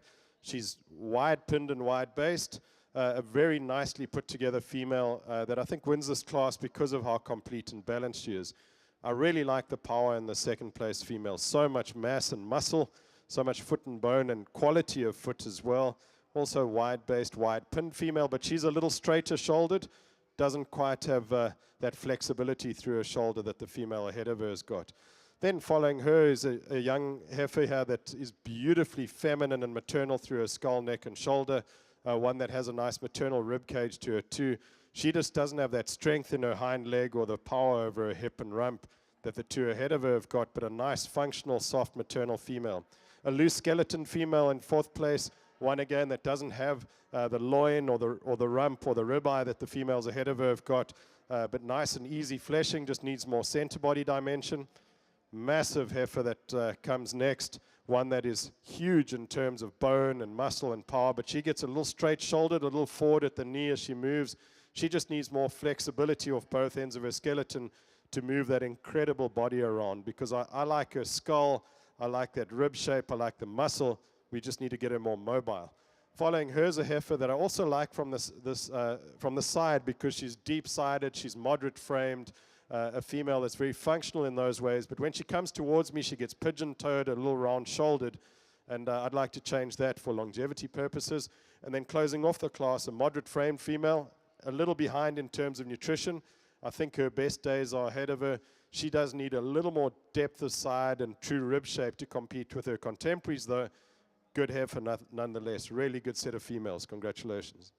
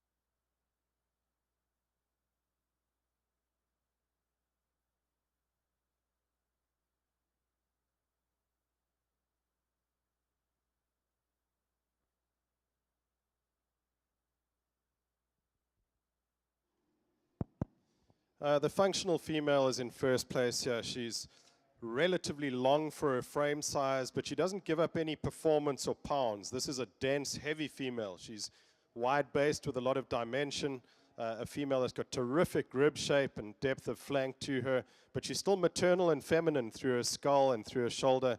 She's flexible of both ends of her skeleton, and I think she's just appropriately blended from nose to tail, and that's why she wins this class. Attractive female in second place, really up-headed and feminine, nice lines about this female. She isn't quite as bold and profound in her center body as the female that wins the class, not quite as flexible of both ends of her skeleton, but a really pretty heifer to stand second.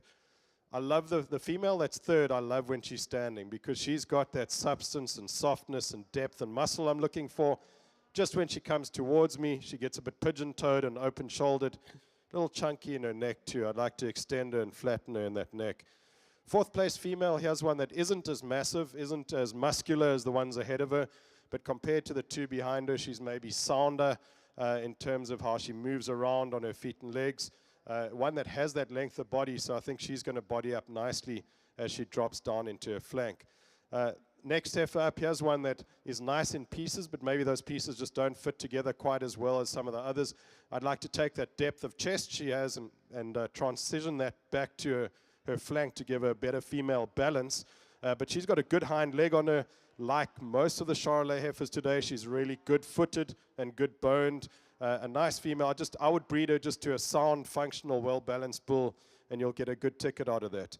And then the female that closes off the class, I like the body type and maturity pattern, ease of fleshing of this female, but she just gets a little straight-shouldered, a little forward at the knee when she moves, and for structural reasons, I've put her where she is. Good class of females. Congratulations.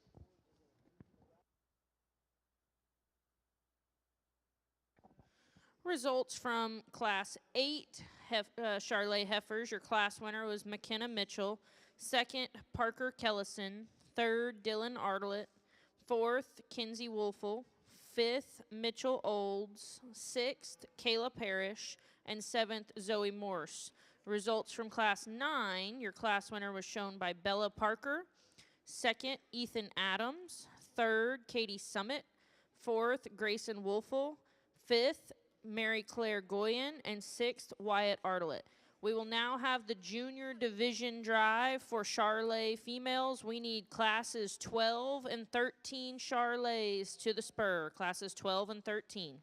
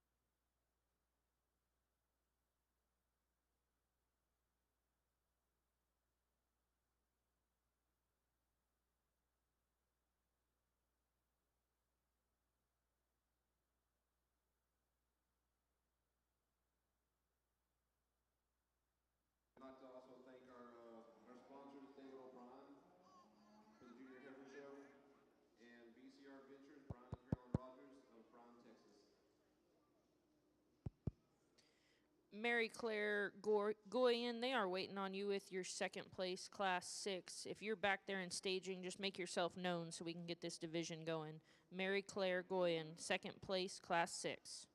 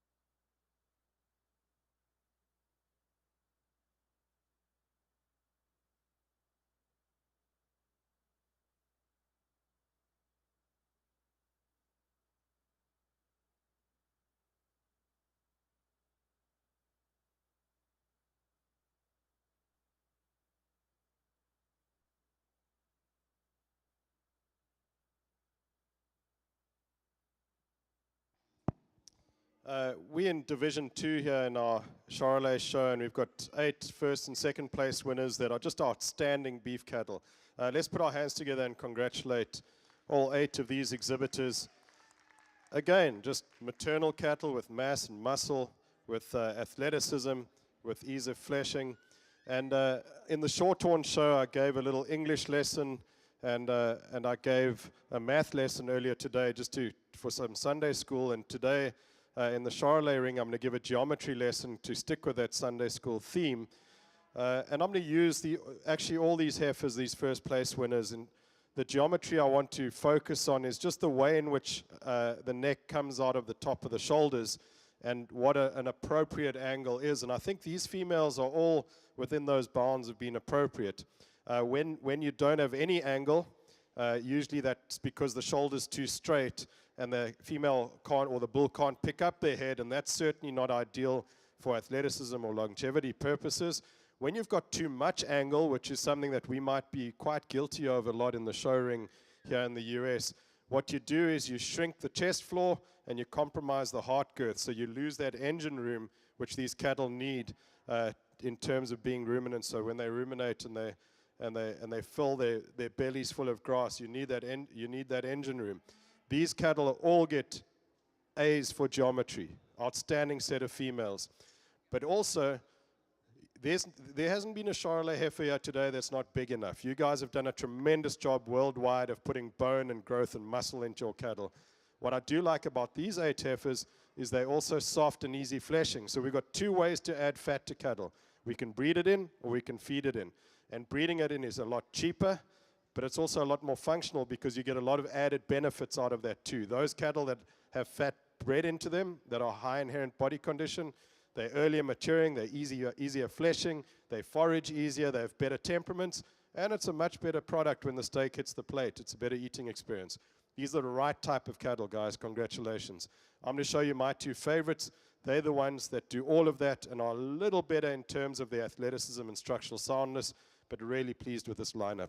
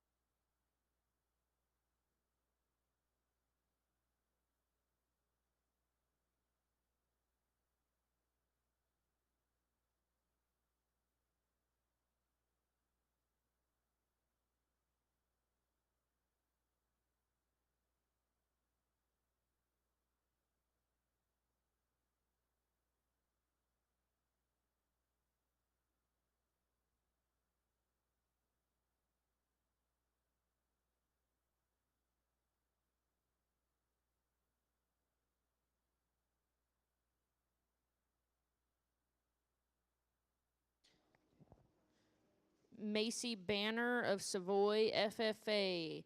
I think we need you at staging to check in for Class 12. Macy Banner.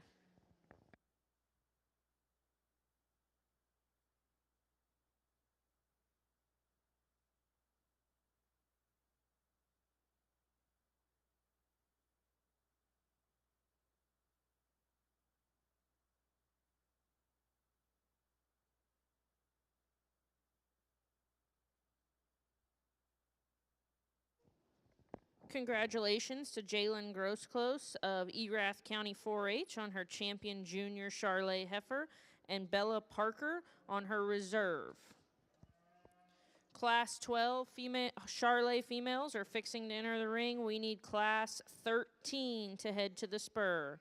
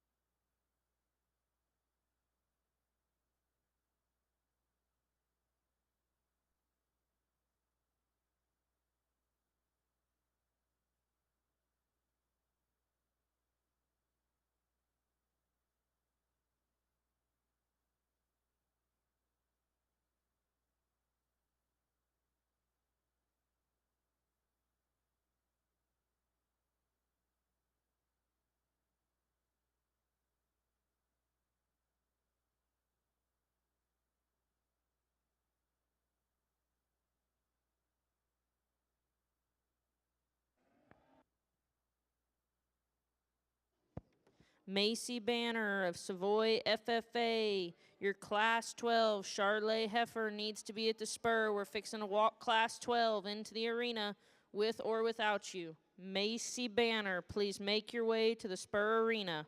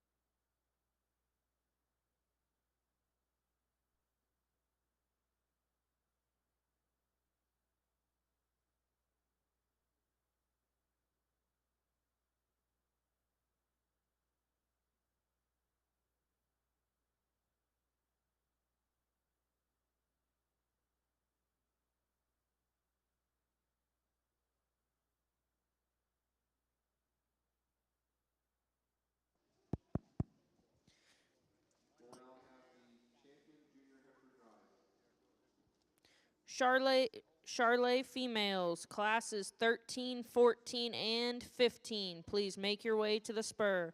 13, 14, and 15. Those are all small classes. Let's go ahead and get those senior heifers up here. Charlotte's 13, 14, and 15.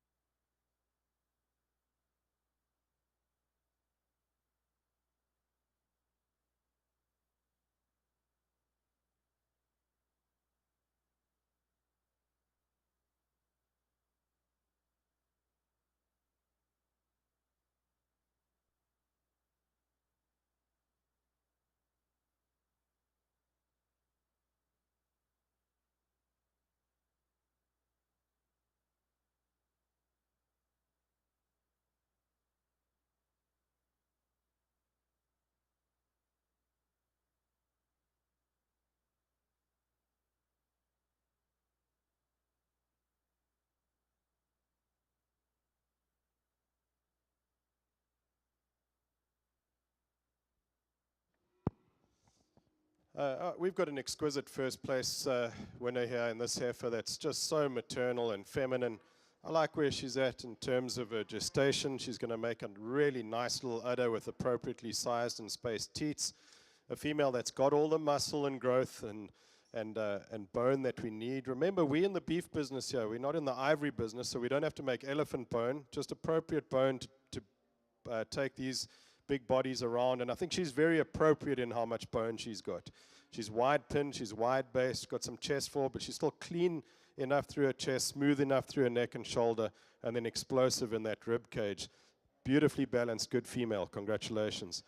Now, there are parts and pieces of this second place female that I might like even more. I just love that moderate frame. I love how massive she is in her rib cage and how deep and soft she is in her flank. But she might have been managed slightly wrong. She might have a little too much condition on her because she's got that chest out and her neck's got a little bit chunky. Here's one that I think when she's wet and she's got a calf at side is going to look incredible. She just needs to get into reproduction now to show her true genetic value because she's an outstanding female. Congratulations. Third place female, here's another one that's further along in her gestation period. I like that about her. She's a little tilted in her udder, but I think her teat size and spacing is good. Very functional and practical in the way she's made. Not the dimensional volume of the two ahead of her, but very safe and correct type of a female. Then in fourth place, we've got a female, as the young man just leads her forward here. Here's an appropriately sized female. She's got some balance to her as well. Now, she's not quite as structurally sound through her shoulder and front leg, not quite as back at the knee or as well blended from her shoulder back into her forerib as those females, but she's good enough. She's structured well enough. She's got enough muscle and middle to her. Very nice animal. Then closing off the class, a later maturing type of female that's slightly taller, narrower based, more cylindrical through her center body, but a lot of quality to her. Good skeleton and spine on this female. A lot of length of body. I just wish she was a slightly quicker patterned with a little bit more ease of fleshing. Good set of females. Congratulations.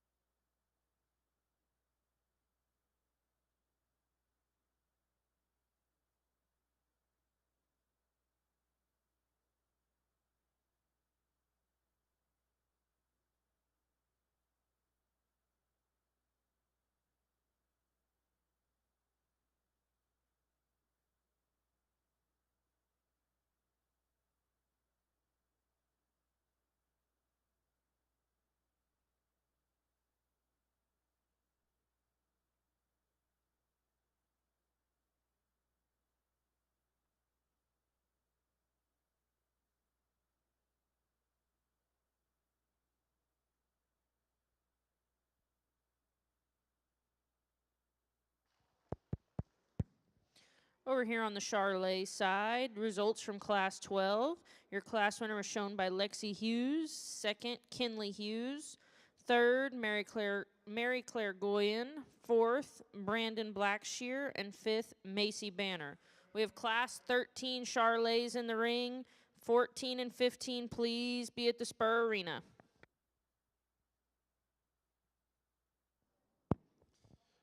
A good duo of Charolais females, and our class winner is just so complete. She blends from that maternal skull, that flat neck, that smooth shoulder, into her bold rib cage and her deep flank, her powerful hip and hind quarter, and she does that all on very good feet and legs. That's a well-balanced package. Our second place female, I love the moderation of frame, how deep ribbed she is, how soft flank she is. A female that's also got that tremendous pin width and base width to her. Now she's a little labored out of her shoulder. I'd like to free her up in terms of flexibility, and I'd like to give her a little bit more boldness in that forerib and attach that spine to her chine a little better. But this is an outstanding female when it comes to just density and appropriate cow size. Two good animals. Congratulations. Class 13 Charlet Heifer results. Your class winner is shown by Creed Vineyard and second by Chase Henson. Again, class 14 and 15 Charlet females, we need you at the spur.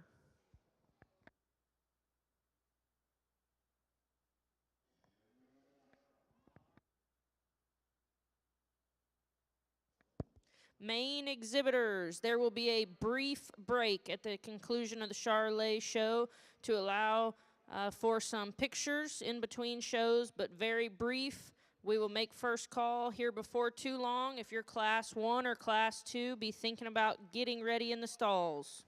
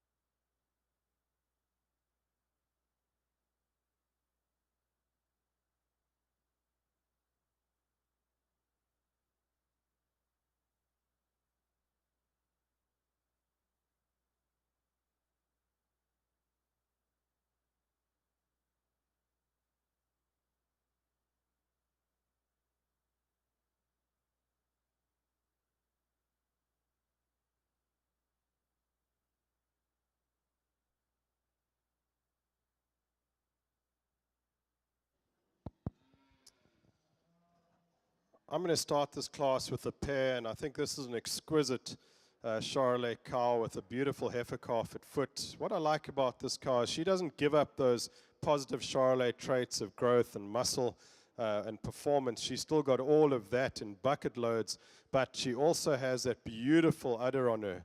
Nicely suspended ligaments, appropriate teat size and placement, teats all pointing straight down. Good forudder attachment into the body wall, and a lot of height and width in that rear udder too. So she's going to be a milker, and that little heifer calf is going to flourish. And she's still maternal through her skull, neck, and shoulder.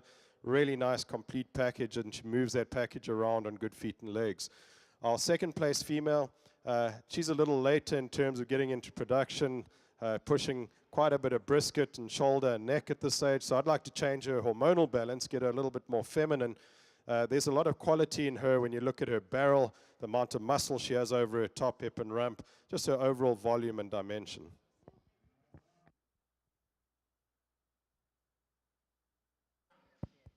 Class 14 Charlet Heifer results. Your class winner was shown by Adeline Rednan and second by Anna Butts. And now we're rolling into class 15, which is a single entry. If you had a class winner or second in classes 12, 13, or 14, please make your way back there to the staging area to get lined up for that senior division.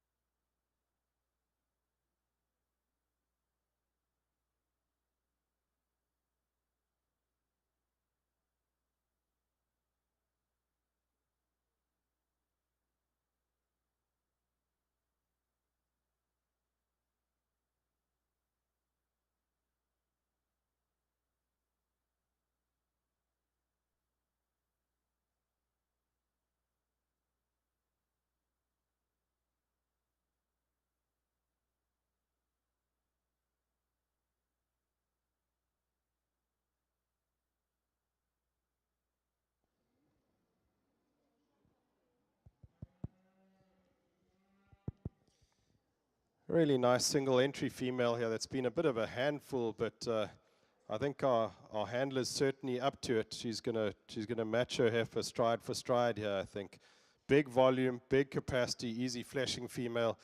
1, 2, that when she gets into production, she's going to be so much better because she's going to clean up through her neck and chest and shoulder, and she's going to wedge out like a good maternal female. She's got all the pieces to do that. We just need to quicken her reproduction cycle. Really nice female. Congratulations.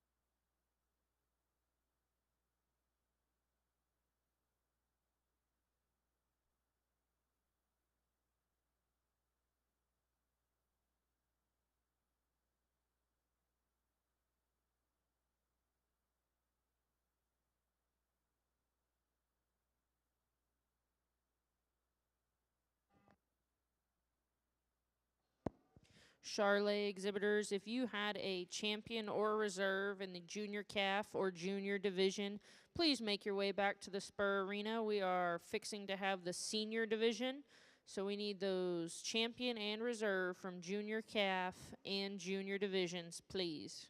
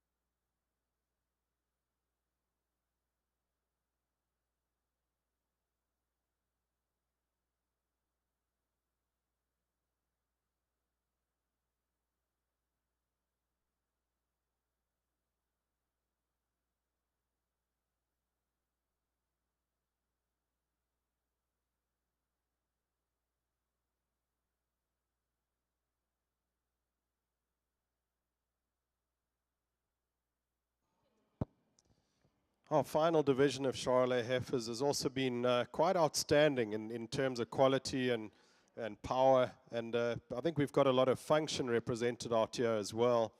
And what you'll notice, these cattle are appropriate in their maturity pattern too. There's nothing here that's too late maturing. And I stated this earlier today in the Shorthorn show too. That's very important in our industry, and especially the feedlot industry that we've got, that 85, 90% of our cattle work through. Charolais is king of that part of our industry, and the reason for it is because of the performance and the power they put in, but also we've got our maturity pattern right. They're not late maturing anymore.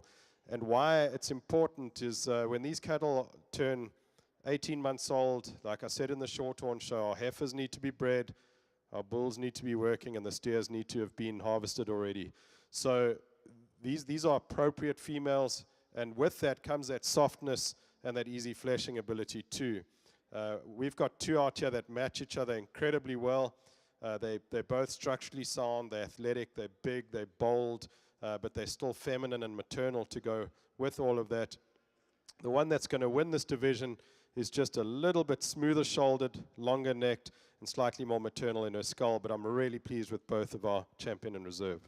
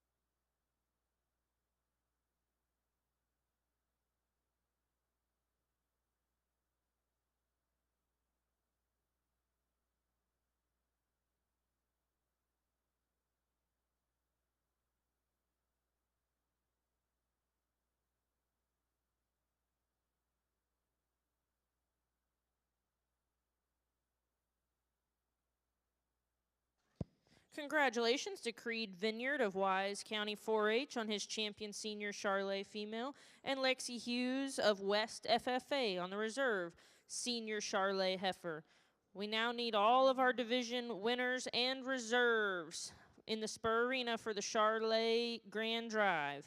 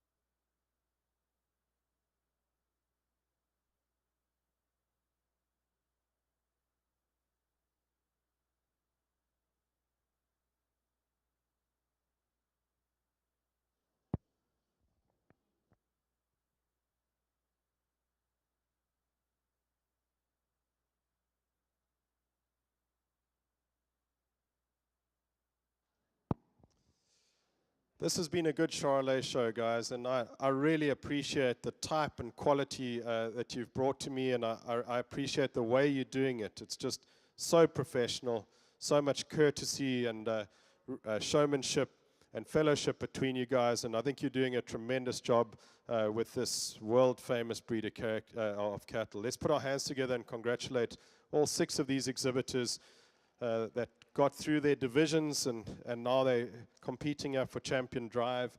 And we didn't make it easy for them. We expected a lot out of these cattle. They had to be maternal. They had to have mass and muscle. They had to be sound and good-footed. And of all the breeds I've judged so far here in San Angelo, this would be show number 5, I believe, this week. You guys win in terms of foot quality. I really commend you guys on the foot quality you've got in your cattle. And then you've got that softness built into all that power as well, which just makes for an exceptional package. There's a reason why Charolais is dominating worldwide and is becoming that breed of choice when it comes to the terminal side of things. I do apologize to everyone who's watched more than one show, because I am a stuck record. I'm like a 80s rock band. I've got like 6 songs and I keep singing them over and over again. So I apologize for that, but this is for the Charolais breeders who haven't watched any of those other shows. I do want to focus on those profit traits before I go and pick your champion and reserve, and explain why those profit traits also transition and transfer into our handlers and our young people that are eventually going to become our leaders in the future.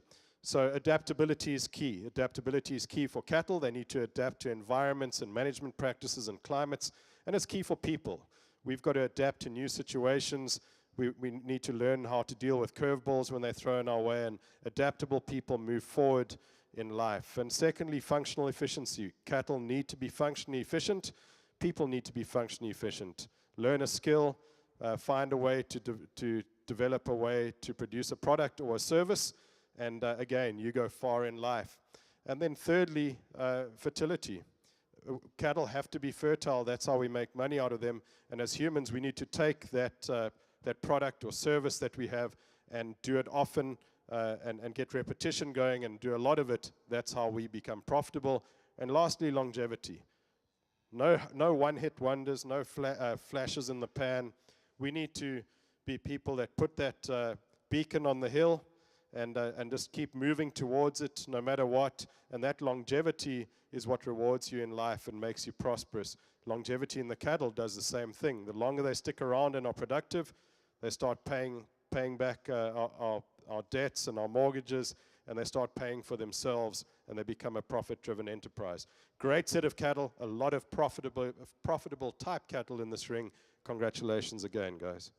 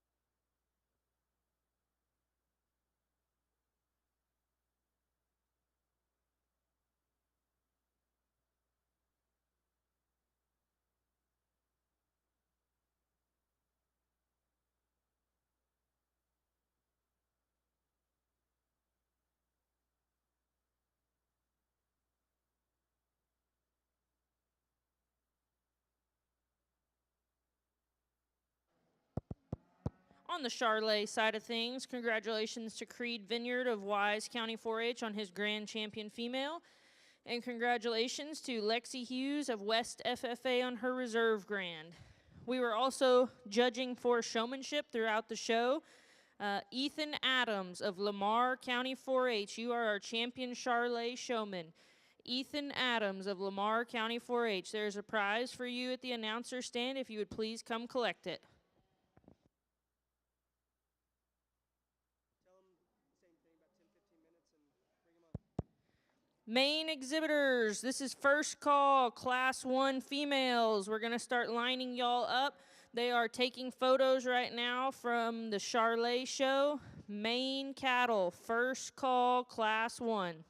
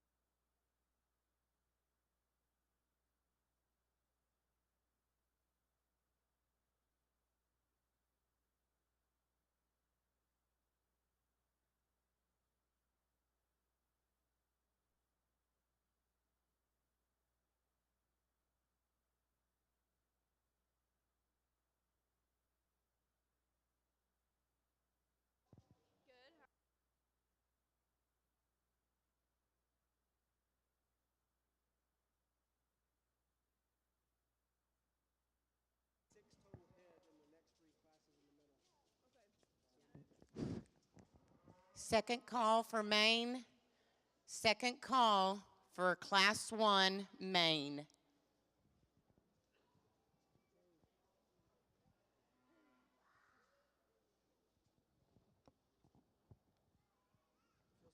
Your champion readiness senior heifer.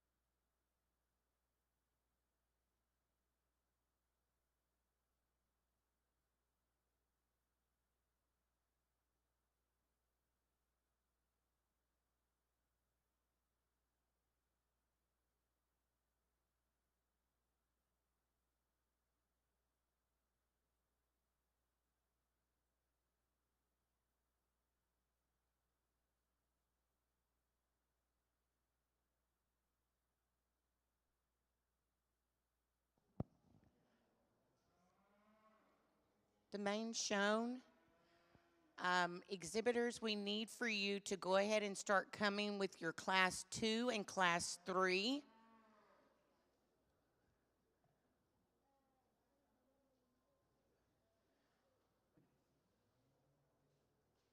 We still need people to check in for Class 1.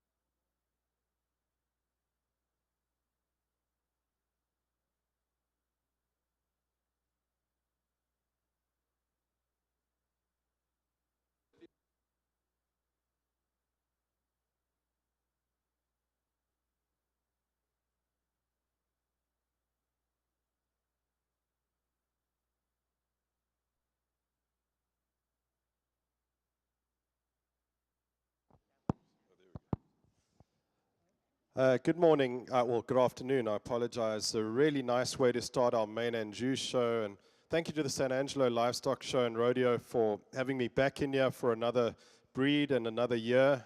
This is a phenomenal show to judge at. There's some numbers and incredible hospitality, a really fun place to come and evaluate cattle. Before I start discussing these man and Jew heifers individually, I'd like to just discuss briefly what I'll be looking for during your show today. I'll be looking for cattle that can eat, walk, and reproduce. Secondly, I'll be focusing on the four most important economic traits in a cattle operation. So those are adaptability, functional efficiency, longevity, and fertility. I didn't mention muscle or milk or growth or marbling. As important as those traits are, they're relevant until we first build off those fundamental foundational traits that I mentioned first. And then I believe that quality livestock come in all different shapes and sizes and colors. So it's easy to make big ones and little ones and black ones and red ones and white ones, horned ones and polled ones. The art of breeding lies in making good cattle. I've got the job of finding what I think is a good one today, and once I find that good one, it's your job as breeders and exhibitors, as juniors, to decide whether my good one fits your objectives, your resources, and your environment. The heifer that leads off this class is a good one. She is sound on her feet and legs. She's a heifer that is really maternal in the way she's made. Good maternal skull on her, flat neck, smooth-shouldered. She gets progressively deeper as she gets into that hip and hind quarter. Nice rib shape to her. Now, she isn't quite as bold in her forerib as maybe the heifer behind her and the one behind that. But she's just so correct in her feet and legs and proportionally right, and that's why she wins this class. Second place female's more massive. There's a lot more depth of body and muscle and rib in her. She's also good-footed. Now, she gets a little straighter shouldered, a little chunkier in her neck, a little more masculine in her head, and that's why she's second. But I love the power in this female. Third place female suits me incredibly well, and I'll be honest with you, she would win this class if she moved better off her hind legs. She gets a little rigid in her pasterns. If we could get her to flex a bit on those hind feet and get her to move out more fluently, she becomes a logical winner because she's so maternal. She's massive bodied. She's appropriate in her maturity pattern. I really like that heifer. And joints wise, she might improve on that through time. I think genetically she has the capability of getting that sorted out. Following her is a heifer that is very clean in her lines, very fresh in her appearance, but she's also a little narrow in her chest, narrow from behind, and doesn't have the heart or rib shape to compete with the ones ahead of her. But a very nicely made heifer in a good package. And then closing off the class, here's a taller heifer that's a little later maturing, a heifer that doesn't quite have the structural integrity. She tends to roach her spine up a bit on the move, but you just love that length and power and performance that she's got. A good one to close off the class. Nice set of heifers. Congratulations.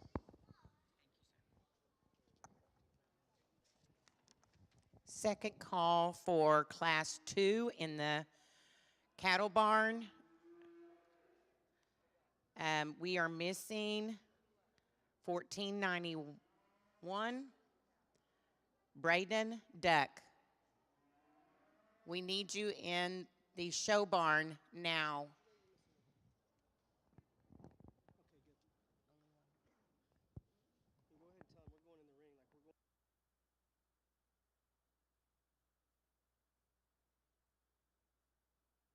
Class 2 is going in the ring now. Class 3, be up and ready. This is your first call.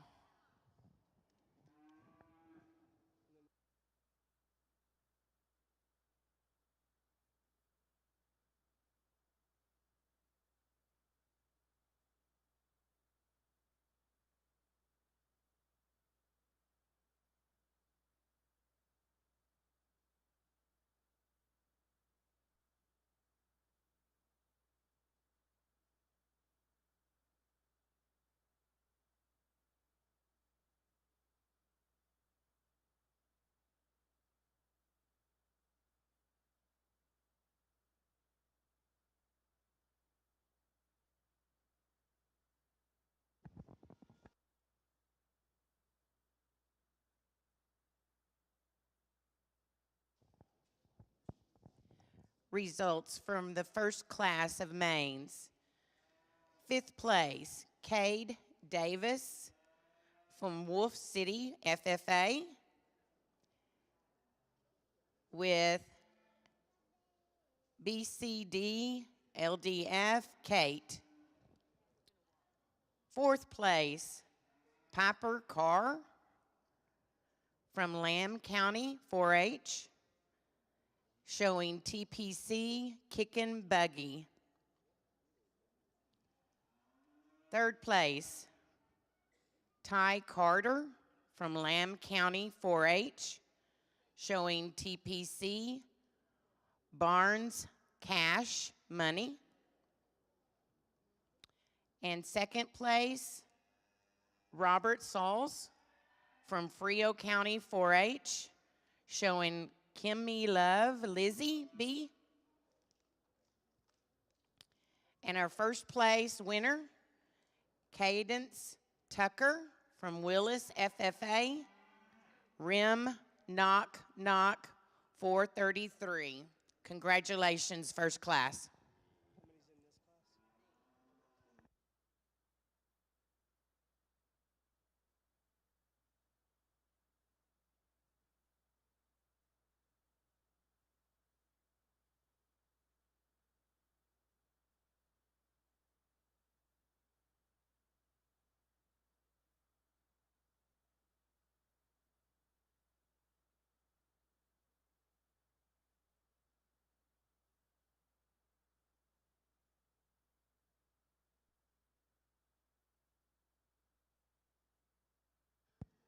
Braden Duck, your class is in the ring.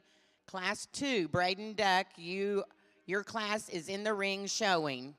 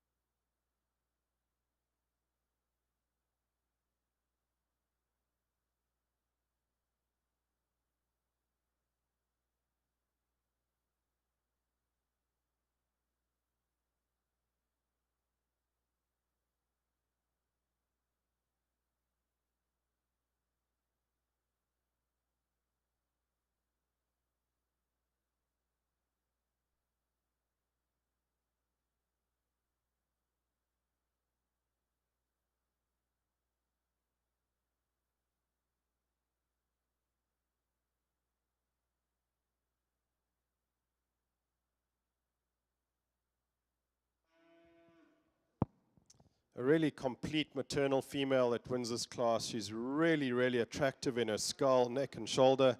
She's big and bold in her center body, flexible on good feet and legs. She's got some chest floor and base width, but she's not coarse in any way. She's really smooth and silky in her hide and hair. She's really refined in her joints. So she's really maternal and feminine in every way, but she's still got enough muscle to her, certainly enough rib and depth of body. Beautiful female. Congratulations. Second place female is just functional. She gets around the ring well on good feet and legs. She's flexible on the move. She's got some length of body and femininity to her. She's not quite as correct in her hip and hindquarters. The heifer that one, I'd like to tone her down a little bit in her tail head, but this is also an outstanding maternal female. Third place female, I love the substance in this heifer. She's bold and dense, a lot of rib shape to her. She's easy fleshing, but she's a little masculine through her shoulder, neck, and head, and that's what I'd like to change about her. So flexible on the move, nice body type and maturity pattern. The next heifer in, a heifer that's fundamentally well built in terms of her skeleton. She balances really well from her nose back to her tail. She's got some maternal shape to her rib shape. She's not quite as soft and easy fleshing as the three ahead of her. I'd like to improve her hair a little bit. Now, this is important because a silky hair coat correlates with tenderness in the carcass as well, and there's a lot of good correlation with maternal traits. But other than that, this female is really flexible. She gets around the ring really well, holds her spine up nicely on the move. Following her is a heifer that I also like for that center body dimension, one that has got some muscle shape and tone to her. She's not quite as flexible through her shoulder or as powerful in her hind leg as those that go ahead of her. And a similar story with our white socked female that comes next. This heifer is not quite as flexible in those lower joints as I'd like her. Give her a little bit more cushion in her pastern. Get her back at the knee a little bit, and she goes right to the top of this class because she's so smooth-shouldered, so big over her top, hip, and rump. Then we've got a heifer that I like for her skeleton. Here's one that's long-bodied. There's tremendous amount of muscle in this female. Just when she moves away from me, she gets a little bow-legged, and I'd like to fill her up in her twist. Just get those hind feet planted a little sounder because she's so attractive on the stand. Behind her is a heifer that is powerful. There's a lot of grunt and punch in this heifer, a lot of rib shape and depth of body. She's just a little coarse for me. I'd like to smooth her out through her shoulder, just clean her up through her joints. And then closing off the class, a heifer that really doesn't have much wrong with her because she's clean-lined, she's soft enough in her joints. She just needs a little bit more volume and center body and angle to compete with those ahead of her. Beautiful class of females. Congratulations.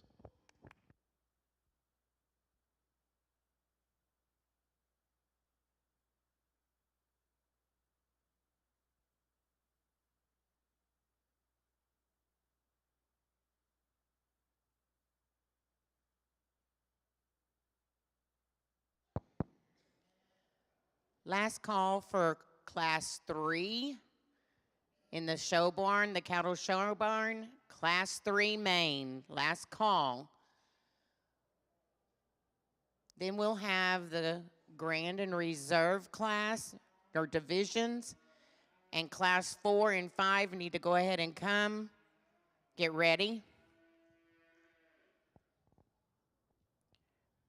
The results from Class 2 are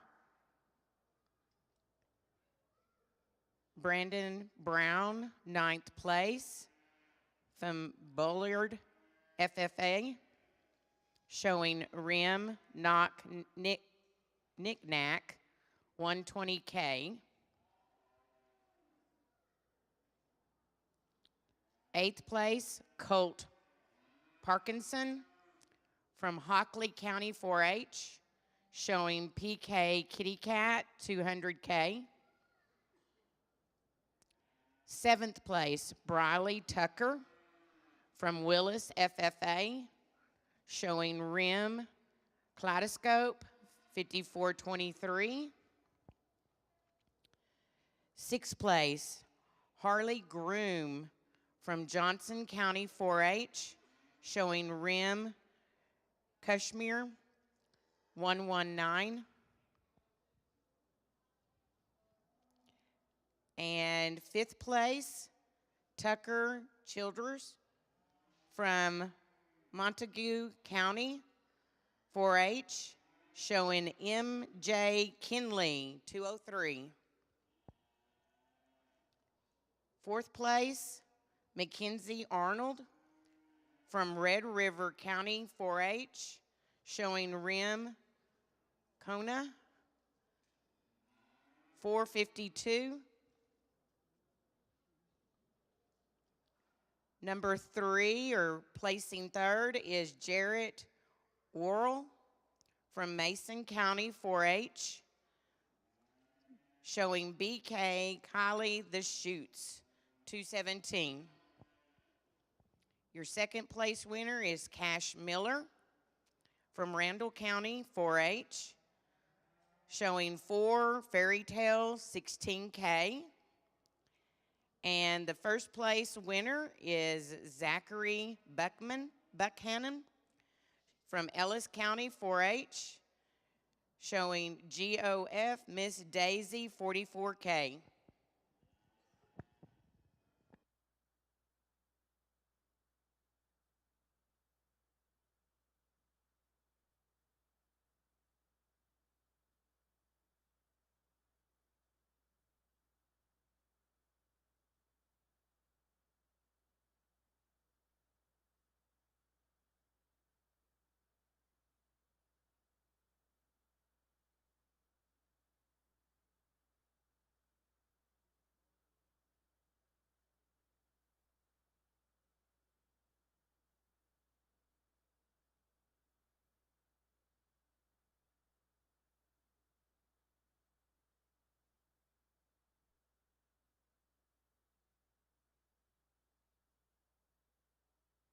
Marketing, exhibiting cattle for over 35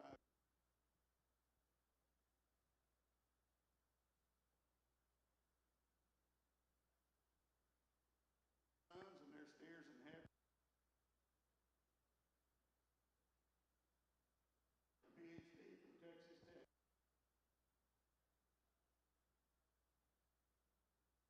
State beef cattle specialist for Texas A&M AgriLife and the Texas A&M. He works to coordinate statewide beef cattle.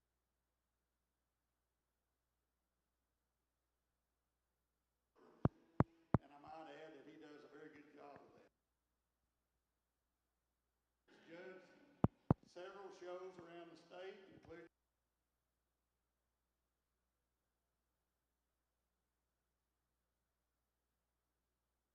show cattle. He is married years and has 2 sons, Kendall and Caden.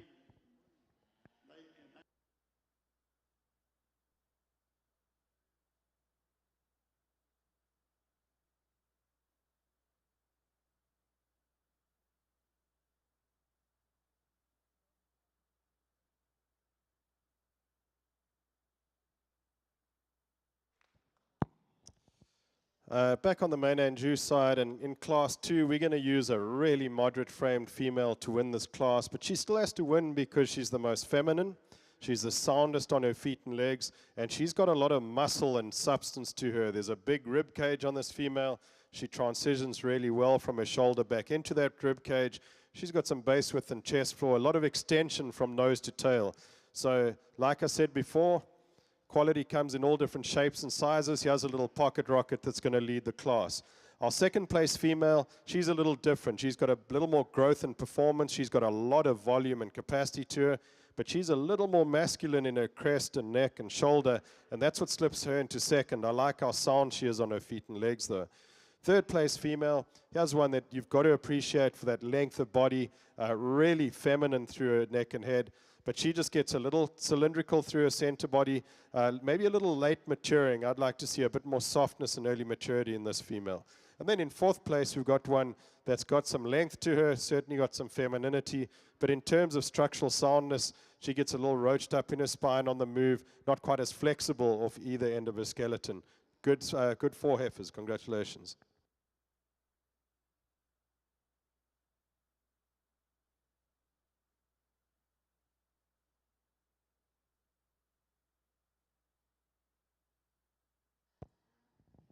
Let's give a round to the third class of exhibitors.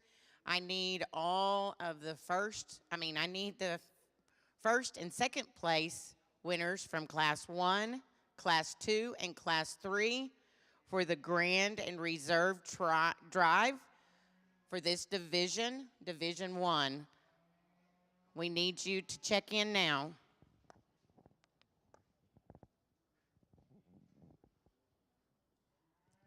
Placings for Class 3 were Mackenzie Arnold from Red River County 4-H, showing Rim Kalamazoo, 23. Third place, Olivia Munoz from Borger FFA, showing Stormy. Second place, Daisy Bartley from Tatum FFA, showing Miss Glory. And first place was Hayden Smith from Alba Golden FFA, showing BGR Thunders Susie. Congratulations.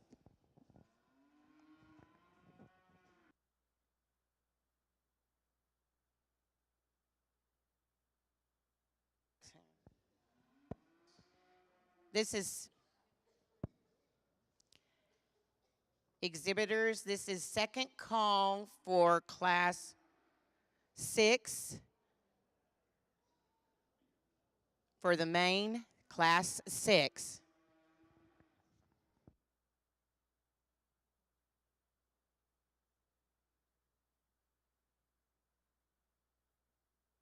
And more importantly, work with the kids today. I'm going to start.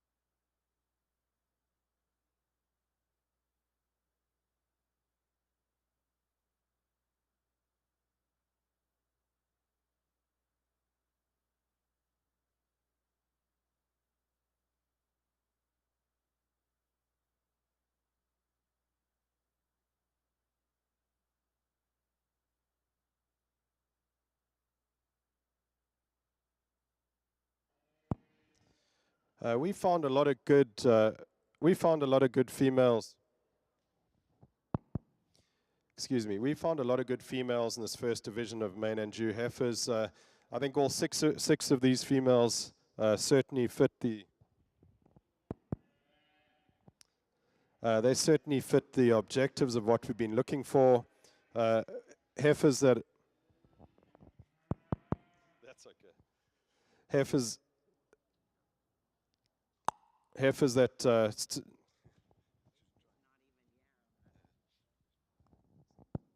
Testing. Yeah, heifers that certainly have enough femininity, enough athleticism to them. There's a lot of muscle and middle in these females. But all of these females are also structurally sound and good in terms of their feet and legs. I want to discuss balance a little bit.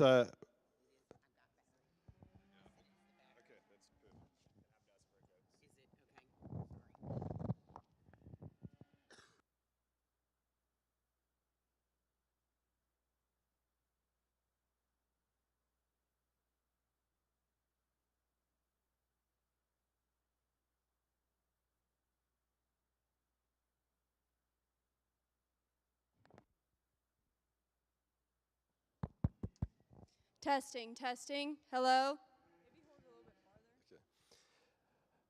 So I'd like to discuss balance a little bit and and see with balance what I'm looking for is a combination of physiological balance and endocrinological balance, where the different body parts fit together appropriately. I'm also looking for cattle that have that balance of muscle and softness. It's there. Cattle that have that combination of muscle and softness or easy fleshing ability, and then feminine females that have got that hormonal balance. And then if we were looking at bulls today, it would be masculine bulls that have got that hormonal balance. So we've got really good, well-balanced females out here, and I think our champion and reserve certainly check up on all the criteria and philosophies we discussed earlier. Functionally efficient, sound cattle with a lot of quality. Thank you very much. I apologize for the little mishap with the mic.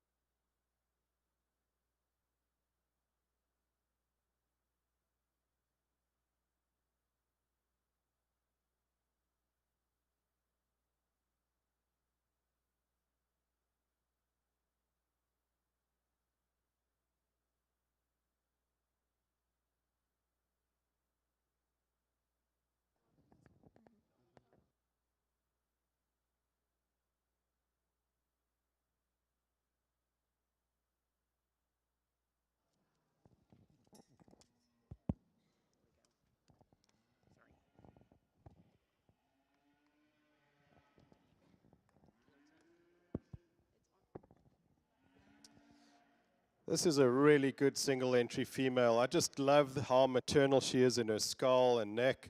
I really like how smooth she is in her shoulder and how bold she is in her forerib, how deep she is in her flank. A female that's incredibly well muscled over her top, hip, and rump. And what I love about her is when you get her to move, because she's back at the knee, she's got some angle on that hock, really flexible in her lower joints, and she's on 4 very good feet and legs. Tremendous female. Congratulations.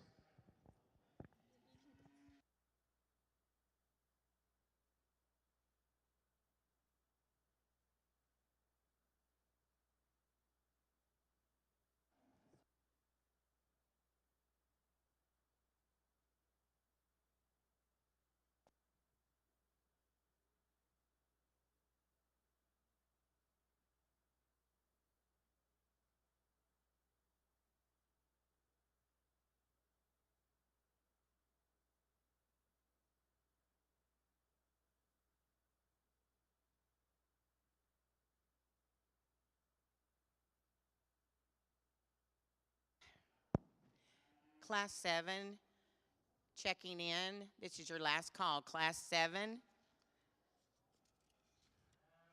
Class 8. This is your second call, Class 8. Then we will have Grand and Reserve of the second division. Then Class 11 needs to go ahead and come. Class 11, your first call. Congratulations to the first division. Champion is Zachary Buchanan from Ellis County 4-H. Reserve Grand Champion is Cash Miller from Randall County 4-H. Congratulations.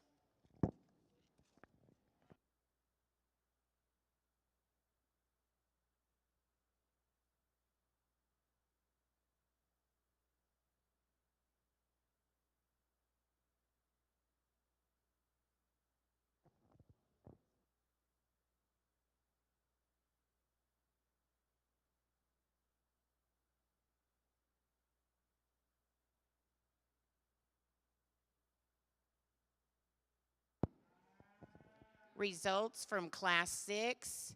First place, Jarrett Worrell from Mason County, showing BKMT Jiggity Jiggity.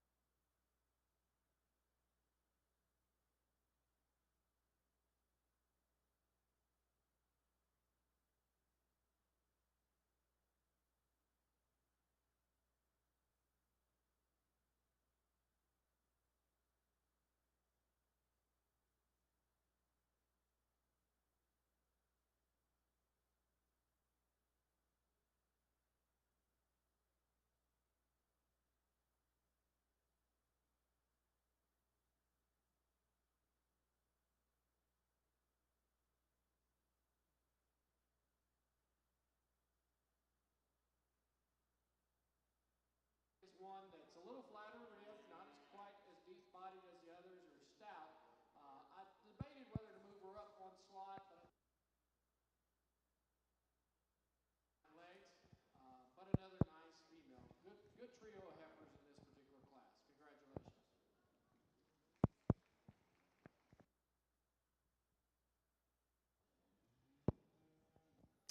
We've got two heifers here that are very different in the way they're made. We've got a high-performing heifer that's big-bodied and deep-bodied. She's really sound on good feet and legs. A female that when you get behind her, you're not disappointed at her pin width or base width, really well muscled over her top, hip, and rump as well. Following her is a more refined, moderate-framed female. The reason she's second is just in terms of her locomotion. She's not quite as flexible through her shoulder as she reaches and grabs, or not quite the angle on her hind leg or flexibility in her lower joints. What I do like about her, though, is that inherent femininity that she has and that extra maternal look. Two good females. Congratulations.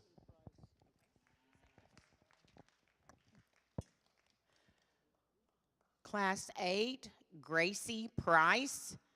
This is your last call. The class is going in now. Gracie Price.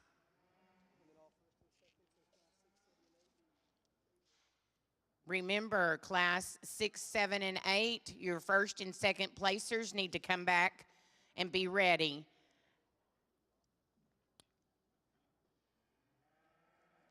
Class 7 results are second place, Laney Brown from Jack County 4-H, BKMT Jet Setter.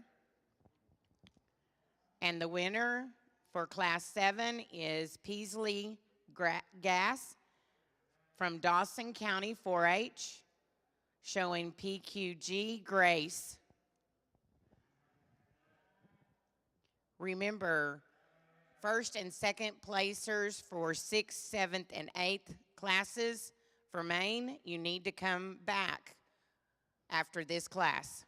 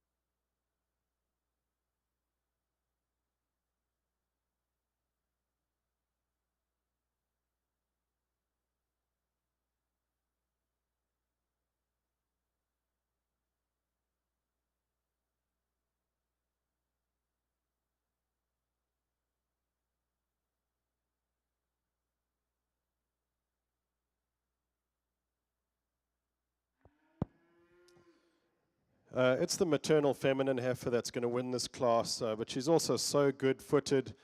She's nice in her angles through her shoulder, really good hind leg on this female. She's got more than enough muscle to her, but she's still soft and easy fleshing and deep-bodied. And as she moves, she holds her spine up nicely. Just a well-put-together, well-balanced female. Female in seconds, also a female that's good-footed and moves out nicely.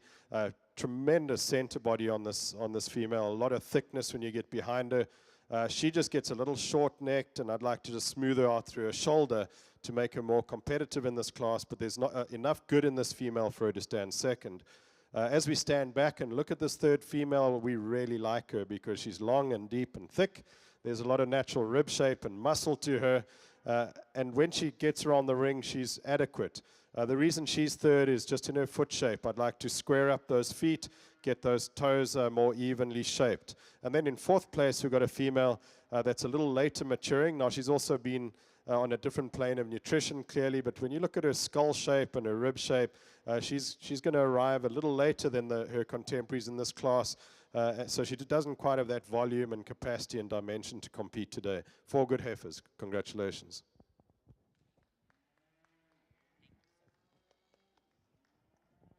Reserve and Grand will be your next 2 classes. 6, 7, and 8, first and second placers need to be in place at the gate. 11, class 11 and class 12, be ready. We'll start with you as soon as this is over. Results from class 8 are 4th place, Michaela Roach from West Rusk for FFA, showing K&S Miley. 3rd place, Kimry Yeager from Bonham FFA, showing Mariah.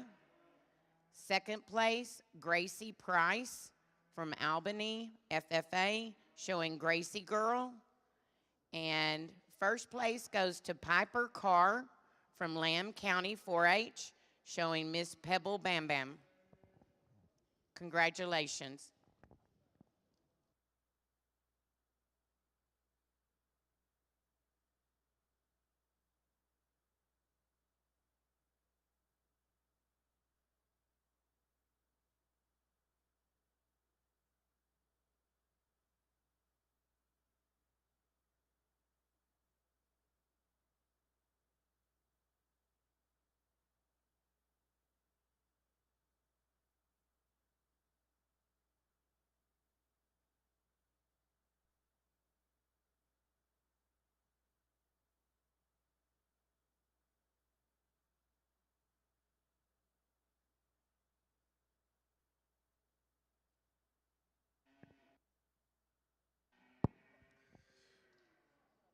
We've got 2 heifers in this second division that fit all my philosophies that I discussed earlier to a T.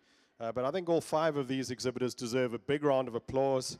Let's congratulate them for the quality that they've brought us. Beautifully presented cattle and really appropriate in their body condition and just the way they've got them ready for us. The 2 females I'm going to use have got a bit more maternal ability in them, and very early this morning, I gave a little math lesson. Basically, what it was high inherent body condition plus hormonal balance equals fertility. We've discussed how important fertility is.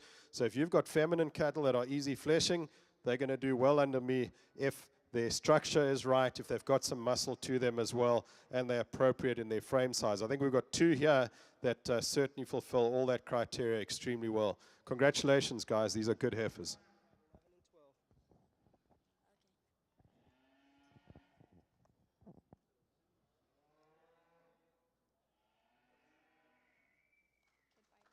Bring up to speed over here on the limousine side, our champion and reserve champion division, heifer calf division with Kylie Gaston from East Congratulations. division champion, Tucker Parkinson from Levelland was the reserve division.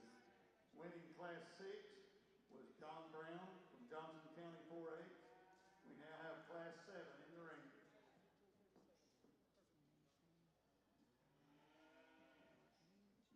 Your champion is class 6, 1579.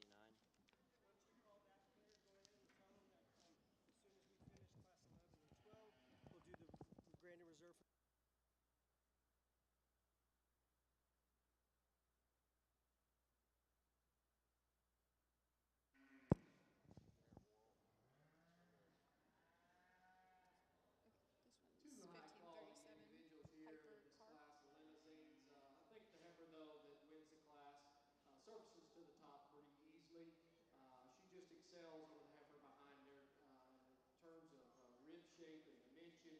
I think she's a little lighter kin, a little stouter over her top into her lower quarter. And at the same time, she's very attractive in her front end. Just a good, sound, functional kind of female. The next heifer, young lady you just got behind, a really good one. And you've got a super nice heifer as well. She's just not quite as stout and as much product as the one in front of her. But that's fundamentally another really nice female that gets out and moves around the ring extremely well. Congratulations.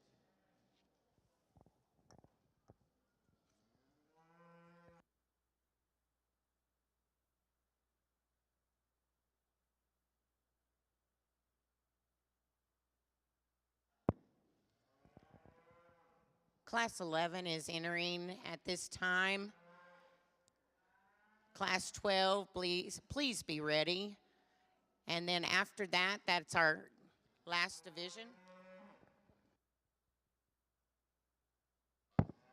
That will be our last division in the main show.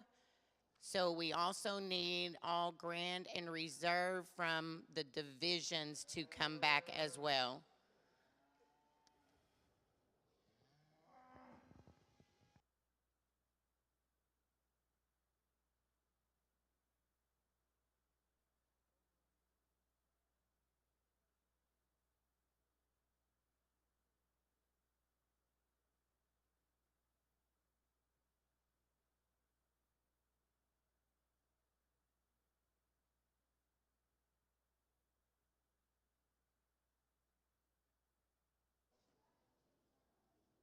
Second division winners for the main are champion junior heifer Jarrett Worrell from Mason County and Piper Carr, reserve grand champion from Lamb County 4-H. Congratulations.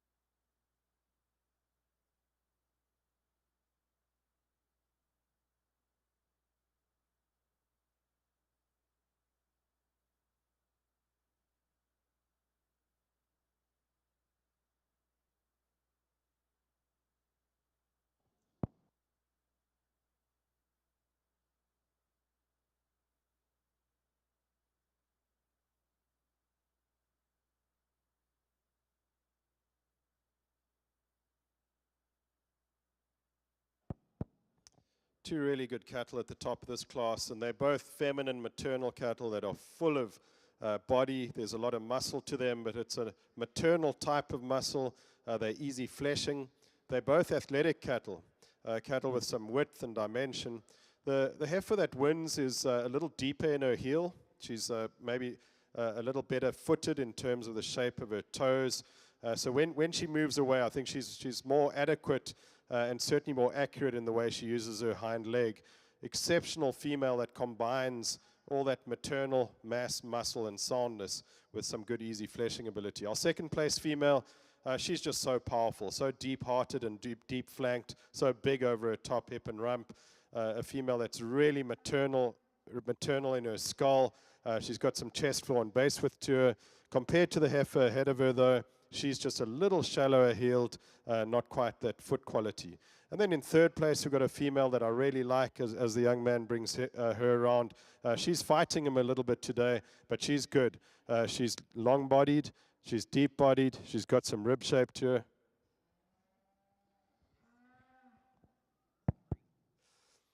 Excuse me, she's got some rib shape to her, and she can certainly move when you ask her to.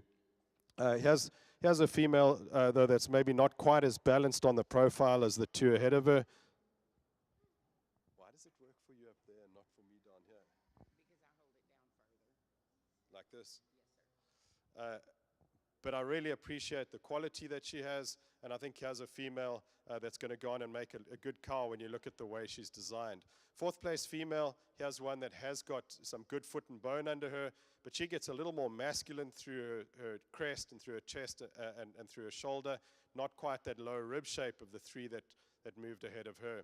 Then following her, here's a moderate framed female, one that is really feminine, skulled, flat-shouldered. She's got enough boldness to her rib shape. Not quite the mass and muscle and performance, though, of the females that are ahead of her. And then the young man behind her, he's got a female that's a little shorter coupled, not quite as long from nose to tail, a little straighter through her shoulder, and because of that, she roaches up in her spine as she moves. Then we've got a female that you just love for the power. She's got big bone, a lot of muscle to her, a lot of volume and capacity to her, but she's just not as feminine or as refined as the females ahead of her. And then closing off the class, a strong-topped, heavy-muscled female, but one that just doesn't use those hind legs as well as I'd like her to today, a little tucked up in her flank. Really good class of females. Congratulations. There we go. We're getting there. Pardon? They've already changed them out. Back on the limousine side, we'll leave these three out here as they are. I'm going to go with the young man's heifer, I think, from the standpoint of she's a female that is super thick-ended, big top. I think she's got a tremendous amount of turn to her rib, and she gets out and she moves really well. The one place that I would criticize her, she's just pushing a little bit of brisket. I don't like that about her, so I kind of try to hide that in my eyes here and in my mind. And take that away, and I think that's an awfully nice female. But again, if you want to criticize her, that's where it is. The next heifer in the lineup is a little bit bigger frame. She'll be the biggest frame female out here. She's got a lot of rib, bone, and substance to her. I guess when this heifer is, the challenge with me on her is she gets a little rounder in her shoulder. She's a little tighter in her heart area, but a nice female as well. This is just a good little cow this young man has, and if she had a little more gas and punch to her, that one is just made exceptionally well.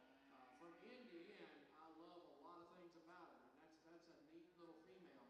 Just wish there was more to her, young man, as far as muscle and mass and a little bit more performance, but a high-quality female.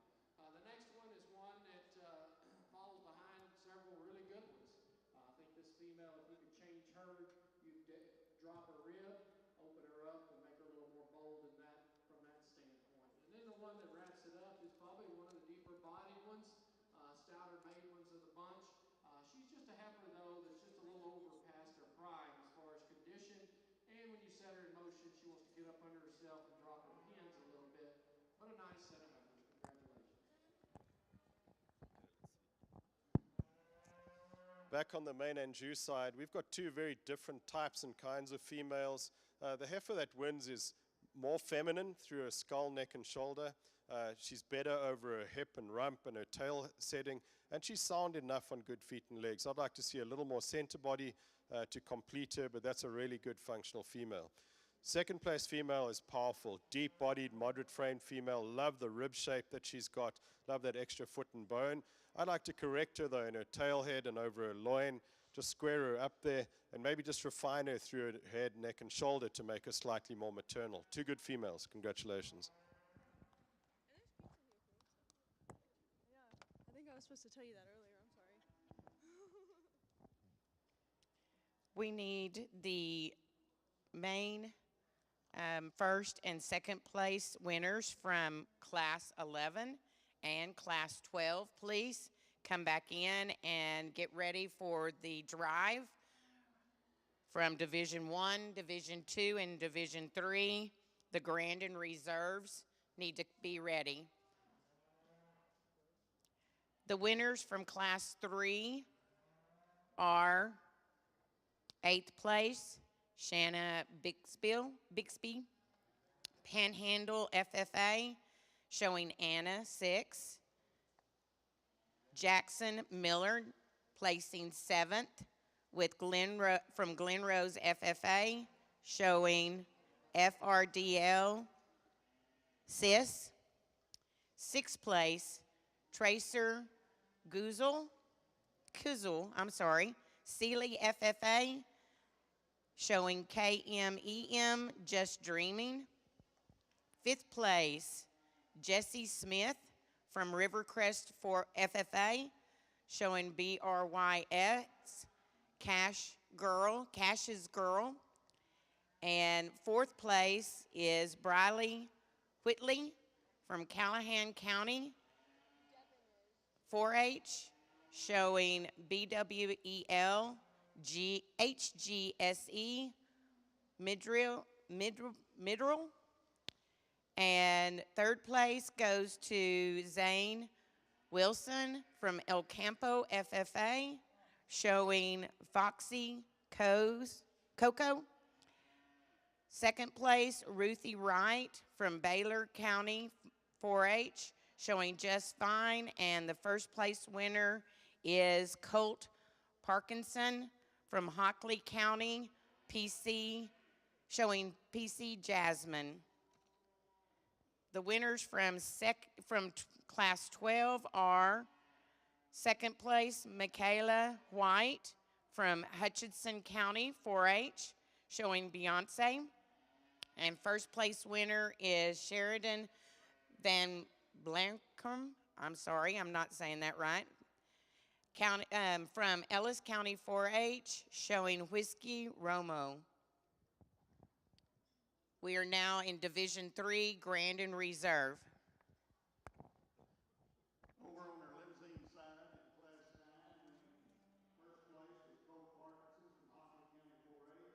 2nd place was McKenna Mitchell from Ponder FFA. 3rd place was Blake Morrow from Bridgeport FFA. And 4th place was Robert Smith from Rockport County 4-H. 5th place was Alan Tucker from New Valley County 4-H. As our 19 middle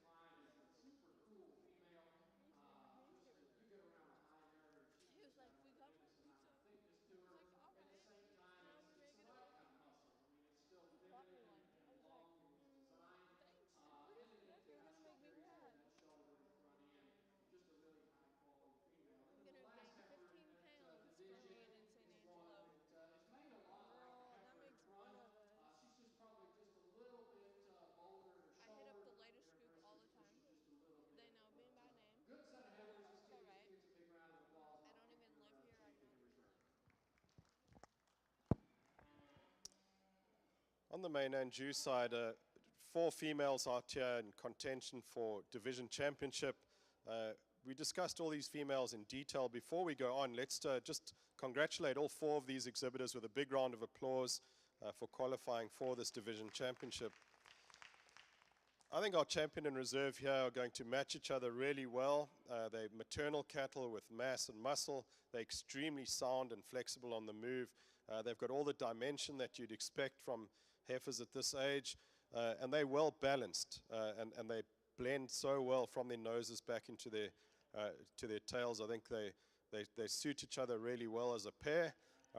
They suit each other very well in terms of quality as well. Congratulations to the exhibitors. I'll go pick your champion in reserve and division.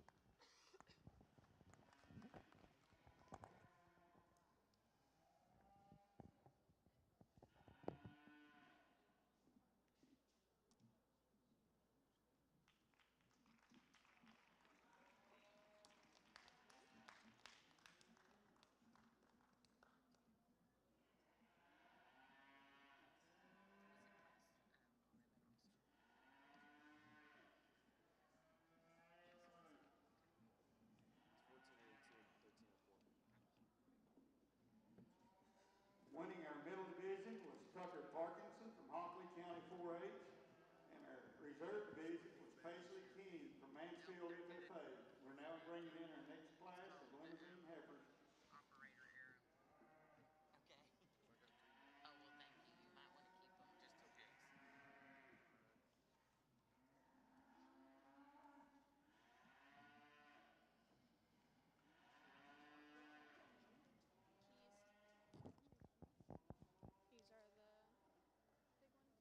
We need the Grand and Reserve from Division 1, 2, and 3 to line up at the gate. The winners from Division 3, Grand Champion goes to Colt Parkinson from Hockley County 4-H, and Ruthie Wright was Reserve Grand Champion from Baylor County. Congratulations.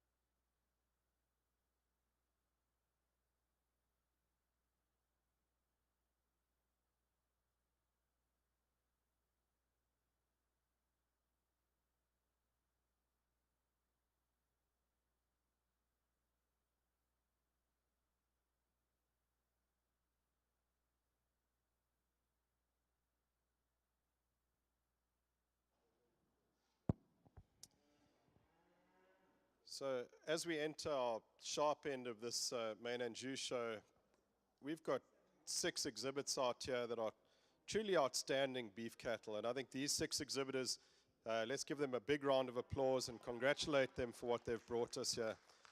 And they're not just pretty show heifers. These are 6 heifers that are functionally efficient and certainly more maternal in the way they're designed. Females that have got a lot of rib shape and softness and volume to them. And females that are good on their feet and legs, athletic on the move, soft in their joints, smooth in their joints, with all the dimension that we need. And they're appropriate in their body type, but also in their maturity pattern. These are nice early maturing females that are industry appropriate, like I said before. I think there's several different directions one could go in here because of the quality that's out here. Thinking back, the first US show I ever judged just over 10 years ago was the Main Anjou show in Houston. And at that point, I was totally oblivious to what the US had done to Main Anjou cattle. And I was amazed at how functional and efficient and practical that made them. And 10 years later, the breeders jumped another 10 years forward because these are just good cattle, guys. Congratulations. I'm going to have one more look at them and pick you a champion in reserve. But you can be proud of what you brought out here. Outstanding set of animals. Congratulations. Nice class. Limousines here. I think the young lady's heifer comes to the top pretty handily. I think that this heifer puts a lot of the pieces together that we like. She's a package that I would say that she's plenty big. At the same time, she's got a lot of middle. She's stout enough, and also as you stay into her first third. Yes, so as soon as they do the champion, as soon as you call out the grand and reserve right here, then just go ahead and tell them if you're still here, please come get your bag. I chose to go with this young man's heifer just from the standpoint I think she follows right suit with the heifer that wins the class, just from a sheer amount of muscle mass and rib shape. She is a little bit wastier in her front end, condition-wise, and she wants to kind of get outside of herself a little bit on her front end when you put her in motion, but I think she logically comes next in line. Young man's heifer that's next in line is fundamentally just a really nice female. She's just overpowered by 2 heifers that have a much more muscle mass and frame to her. We can just give her a little more gas. I think that's a nice one. Next heifer is pretty similar to the heifer in front of her. She's just a little plainer out of her front end. Again, give her a little bit more punch. We can move her up some. And then we round it out by a big growthy kind of a female that you appreciate the skeletal size. She's just a little bolder shouldered, a little plainer out of her front end. Doesn't balance up as well as some of those in front of her. Congratulations.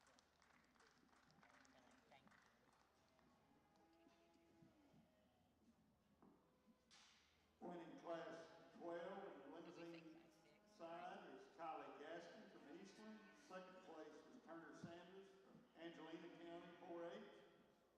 Third place, Ryder Mathis from Midland FFA.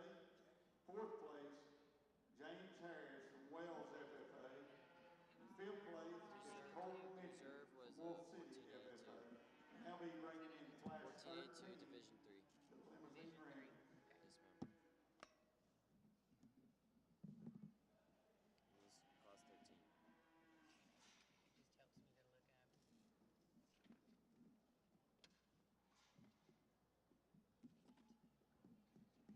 need to.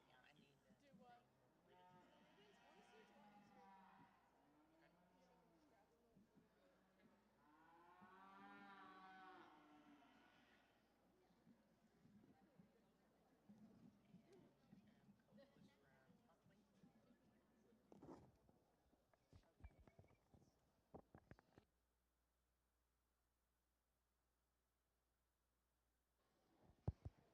This will be first call for Class 1 Chianina Heifers. First call, Class 1 Chianina Heifers. Also, if you got one in Class 2, we've got a bunch of pair classes and single entries. So if you got one in the first division, I'd go ahead and try to get your Chianina Heifer up here.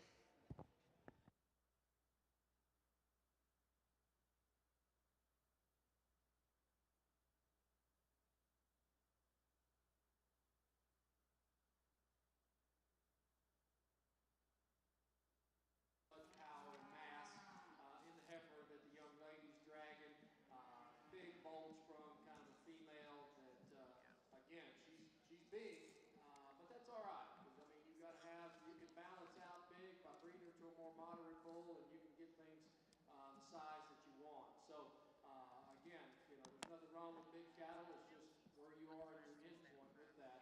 I think the thing that I'd like to change about her, she gets just a little bit wastier in that first third of her body. We can clean her up there right in front of that shoulder. Then make her neck just a little thinner. I think we'd like her an awful lot. But that's a really good functional female. The heifer behind her, young man, you just got behind a real good one. It's got a lot of muscle mass and power to her. This is a nice female as well, just didn't have as much to her. And also, I think if you look at her and study her, she's a little coarser around her shoulder design and a little bit wastier and twisted. I got some Two nice extras in the heifers. box. Congratulations, guys.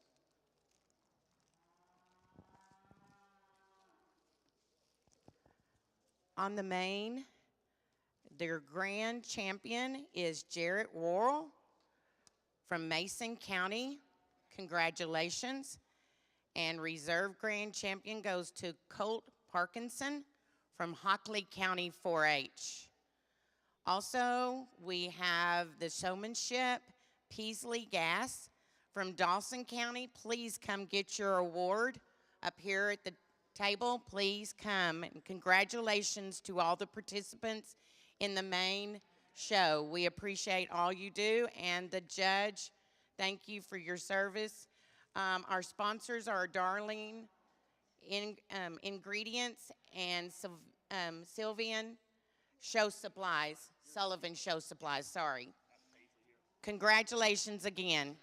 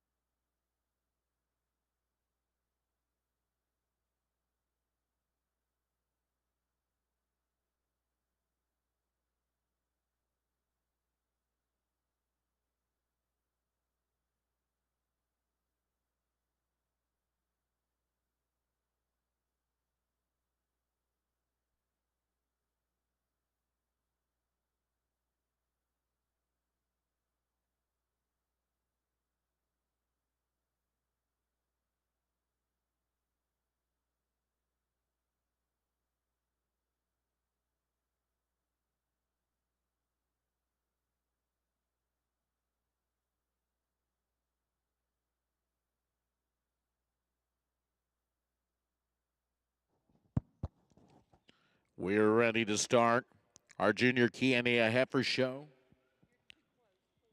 Well, that's not doing that. Ready to start our Junior Kiania Heifer Show. If you're in class 1, 2, or 3, make your way to the ring.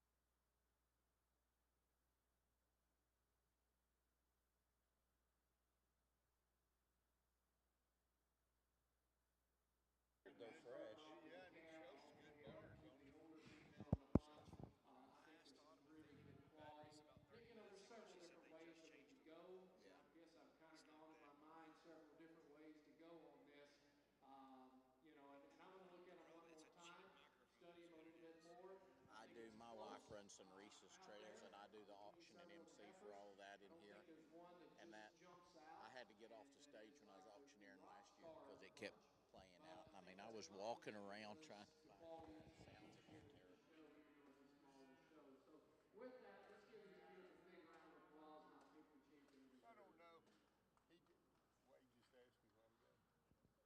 asked me a while ago? He's still listed. He's going to be this. He just called.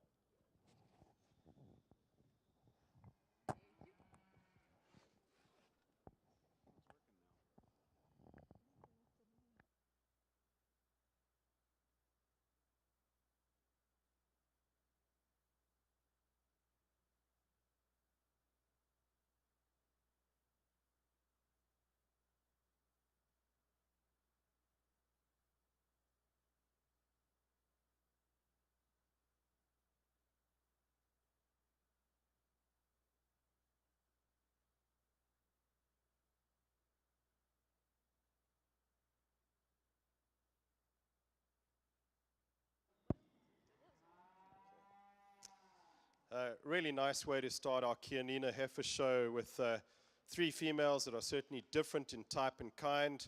I'm going to do this one more time, the San Angelo Livestock Show and Rodeo, and just thank the Rodeo and Livestock Show for inviting me back here to be a part of this event. I'm also going to go through some fundamental principles of what I'll look for in the Kianina Show, like I have with the other breeds, just to keep myself on track and so that you can follow what I'm doing more or less. So I look for cattle that can eat, walk, and reproduce. I focus on the fundamental traits when it comes to profitability in a cattle operation. So those are adaptability, functional efficiency, longevity, and fertility.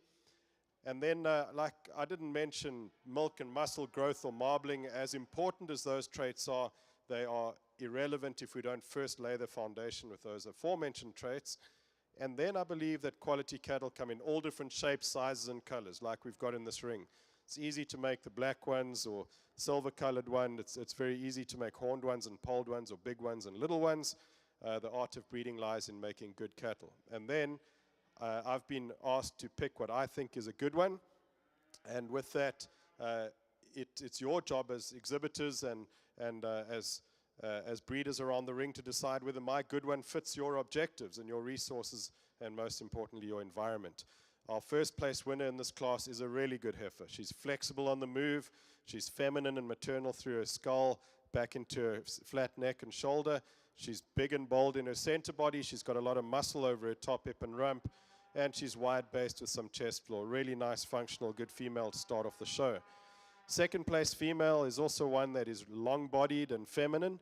She doesn't quite have that center body dimension of the first heifer and is a little straighter in her shoulder, but I do like her from the ground up. I think she's appropriate in her foot and bone.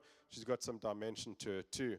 In third place, a different type of female, not quite the growth curve of the females ahead of her. I'd like to also make her a little more maternal than terminal like she is, but she's really good at what she does because she's got all that shape that you're looking for over her top, hip, and rump, a lot of muscle in her. I'd like to just make her slightly more maternal in her design. 3 good females. Congratulations.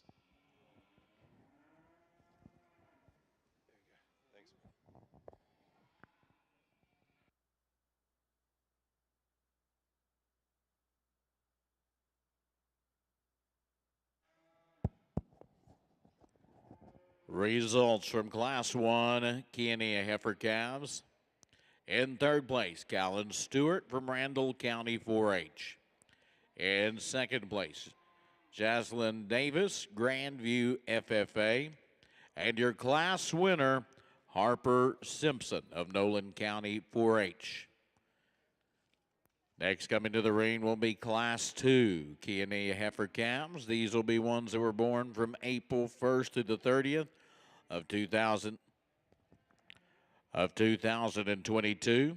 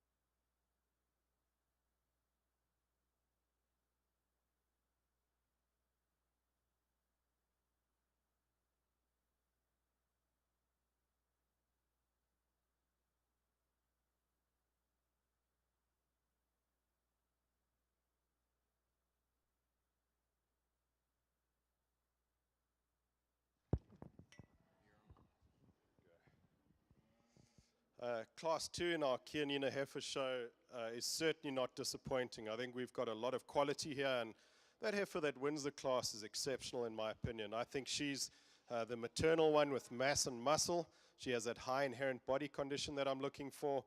She's base wide, she's pin wide, she's got some chest floor without any waist. Really sound on good feet and legs. She's back at the knee, she's got good angle on that shoulder, a nice hock on her. I think this is an exceptional female. Congratulations. I like the red heifer a lot too. I like how long-bodied she is. She's got some natural rib shape to her, and she's still easy fleshing. A female that is base wide when you get behind her, and she's got enough chest floor to her. Now, she's not quite as bold in her forerib as the heifer that wins the class, not quite as massive in her center body. Third place female, she beats the fourth place female because she's just more maternal through her head and neck and shoulder. She's a long-bodied female. She's very functional. Now, I'd like to widen her at her base, starting her up a little bit in her center body to compete with the two ahead of her, but I like how practical she is. Then in fourth place, this heifer's got a lot of quality too. She's massive in terms of muscle. She's dense in her center body, a female that's really strong over her top, hip, and rump, but she just gets a little straight and restricted out of her shoulder, not quite as flexible on her hind leg as the three ahead of her, but this is a really good quartet of females. Congratulations.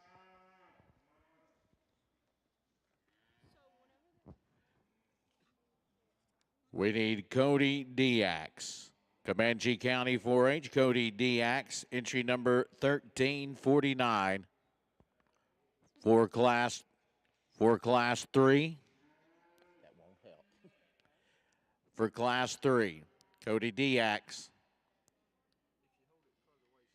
Bud, that ain't gonna help the microphone because you can't pick up sound close or far. That's the microphone cutting out. Your results.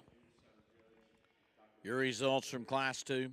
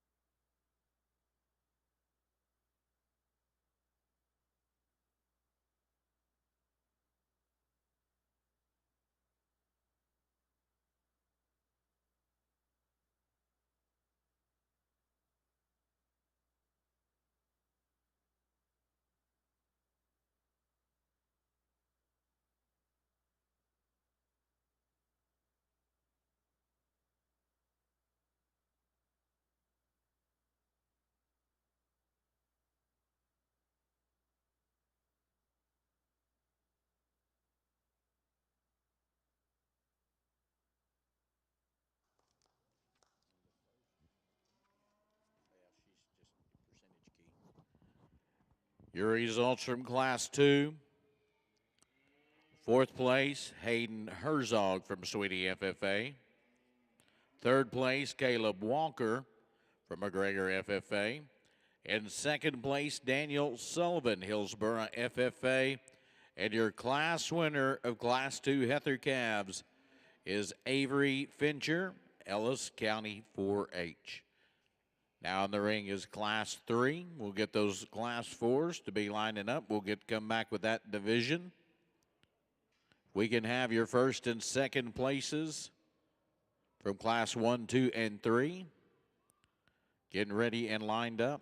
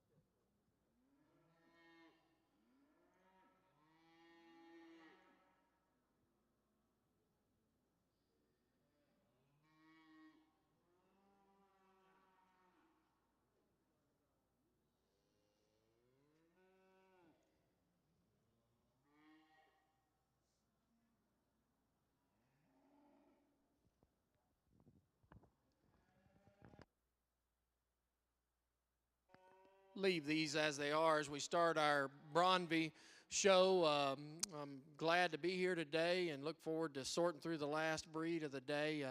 I think as we start off the Bronby show, we got a little bit of age spread from an October baby. I think she's still calling her mama right now, and all the way into a May. So there's quite a bit of age difference, and when they're this young, when you get 5 months age difference, that's quite a bit with that. So I'm just going to kind of jump out there and maybe try to do a little prediction. But I think as you study these three heifers, I'm going to leave the October to win the class. Because this female, I think as you study her, compared to her size and age, when you look at her, the amount of muscle she has, but then also I think the advantage she has over these other two is the amount of rib shape. She's deep-bodied. She already has a lot of rib shape at this stage of the game, and she's still young. And at the same time, she's still very attractive in her front end. So I think that's a very logical place to start. The next thing is then we get in some give and take among these next two heifers. I chose to go with the yellow heifer just because I think she's the soundest of the next two. I think when she gets out and travels, she flexes her spine more. She's easier on her pasterns. That's a really nice female. I wish she did have a little more shape of rib at this stage of the game, just open her up there, but that's a nice female. The next one that comes in line is probably a little more rib shape than the yellow heifer, but I think as you study this heifer out of her hock, she's a little straighter, and she wants to get up in her spine a little bit. If we could give her a little more flexibility on both ends, I think we could move her up the line some. But a nice set of heifers. Congratulations.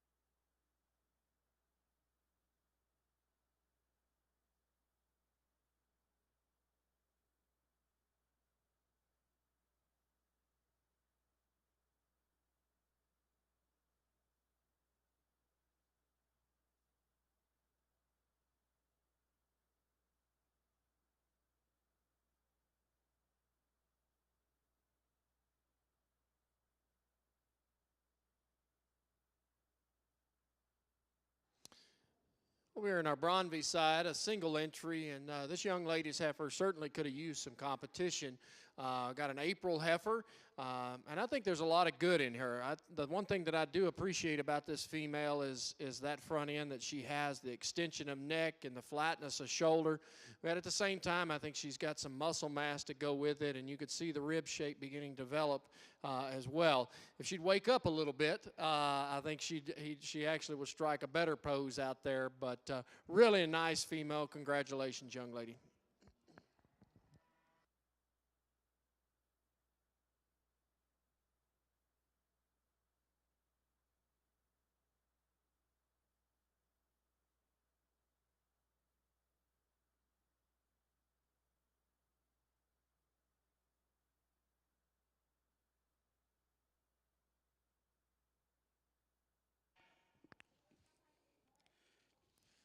We'll catch up on some placings from the Bromby Show.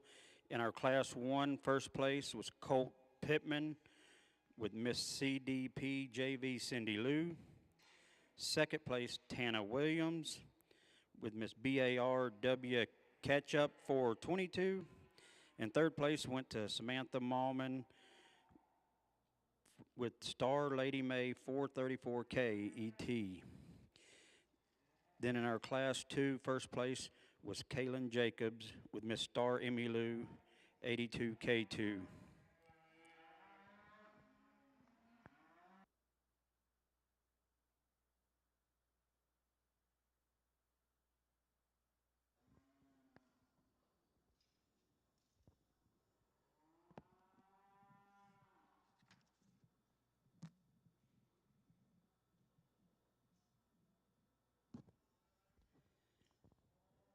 If you were first or second in that Class 1 or 2, please stay here at the arena as we'll have a division drive immediately following this class.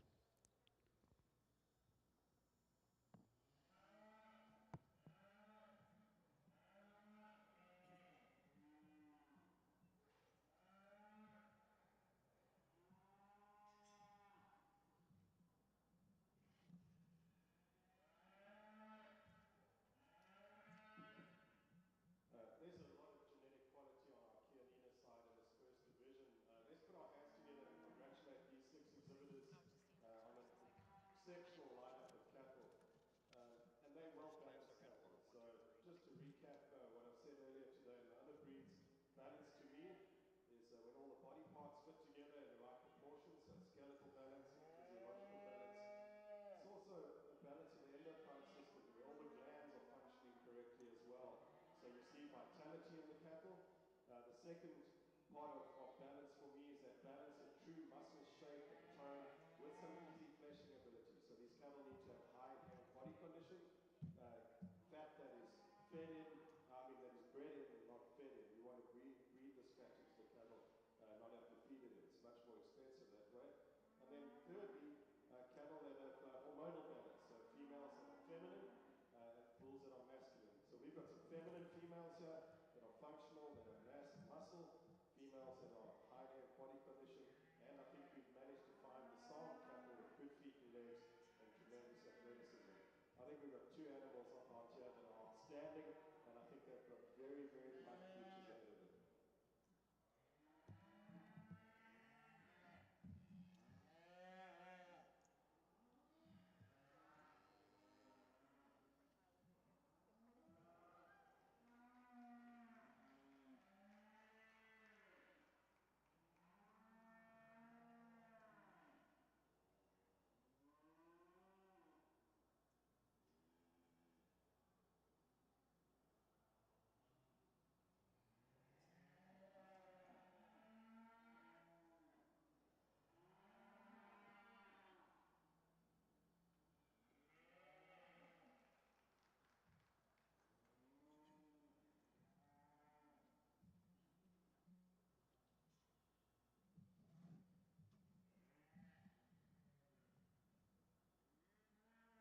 And your champion heifer calf division goes to Avery Fincher.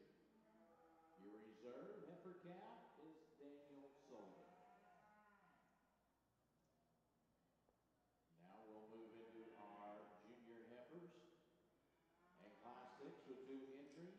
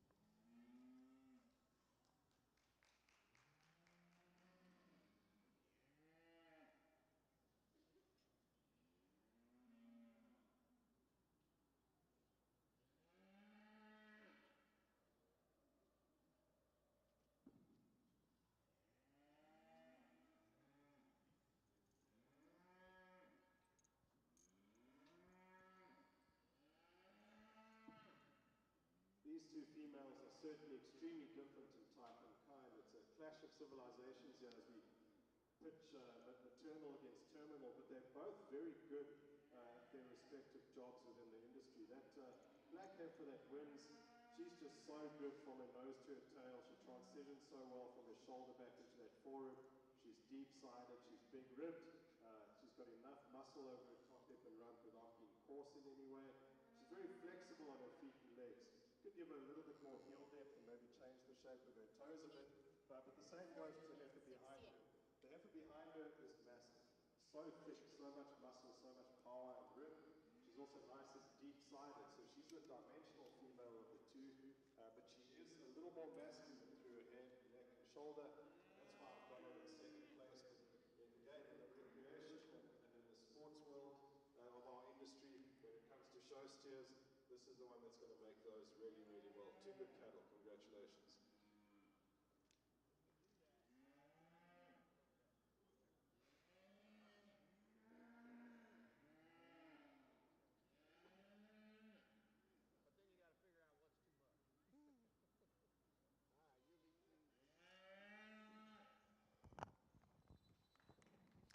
Good. And in Class 6 of your Junior Canadian show.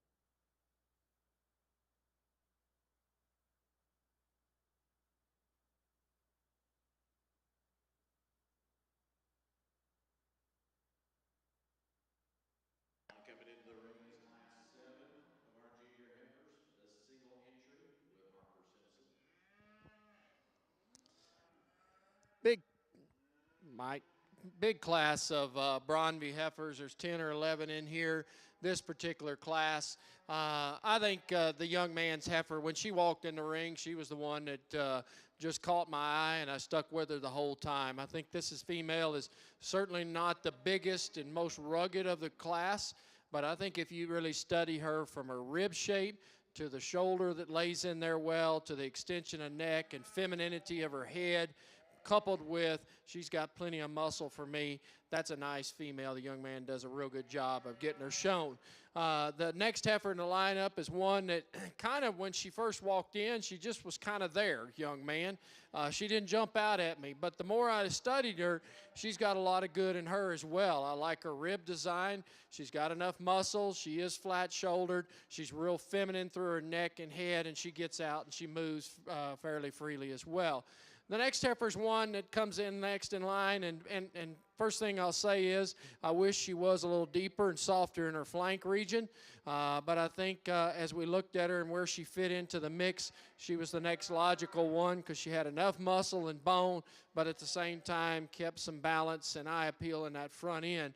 The next heifer in the lineup's one that, young man, I like this heifer from her shoulder back, but she kind of got an ugly head, and just want to be blunt with it. I wish she was just a little more feminine in her head design and even into her neck, because there's a lot of good in that female, especially the amount of foot and bone that she has. She just needs to be a little bit more attractive, feminine, refined through that front third. Nice heifer that's next in line, the little heifer here is one that just needed more gas and punch to her to move her up any higher today. This next heifer is one that, as you study her, I like the condition that she's in, young lady. You've got her very well presented today. She's just a female, I think, though, relative to her skeletal size. I wish she had more internal dimension. Next heifer is a little deeper bodied than the one that comes in front of her. This one's just a little shorter fronted, a little bit more round in her shoulder. Like to make her a little more feminine there. Another heifer that's next in line is one that just needed a little bit more gas, but I put her above these other two because I think she's the next logical placing because she can get out and move and travel around the ring. And that's where our next couple of heifers, where they kind of fault, is that really sorted them on the move. I wish they had a little more flexibility on both ends as we set them in motion. But a nice big class of Bronby heifers. Congratulations.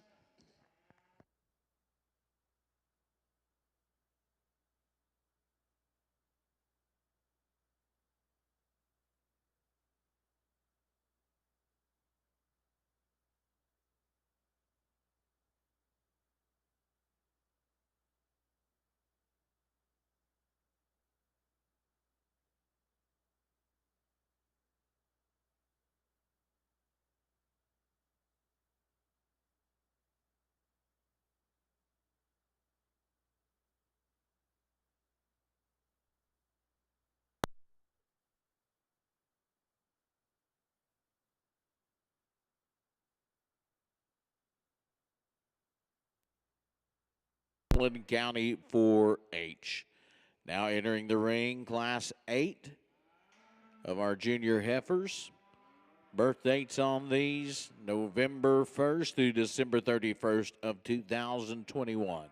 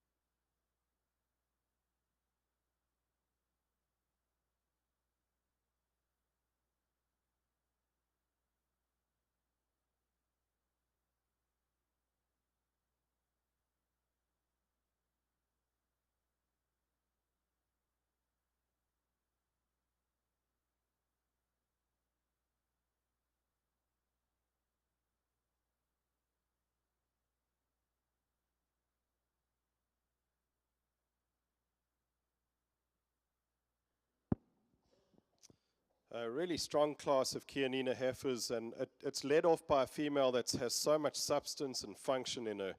She's deep-bodied, she's soft-made, she's nice and maternal through her head and neck. Now, she's not the longest bodied in the class, but she's proportioned right.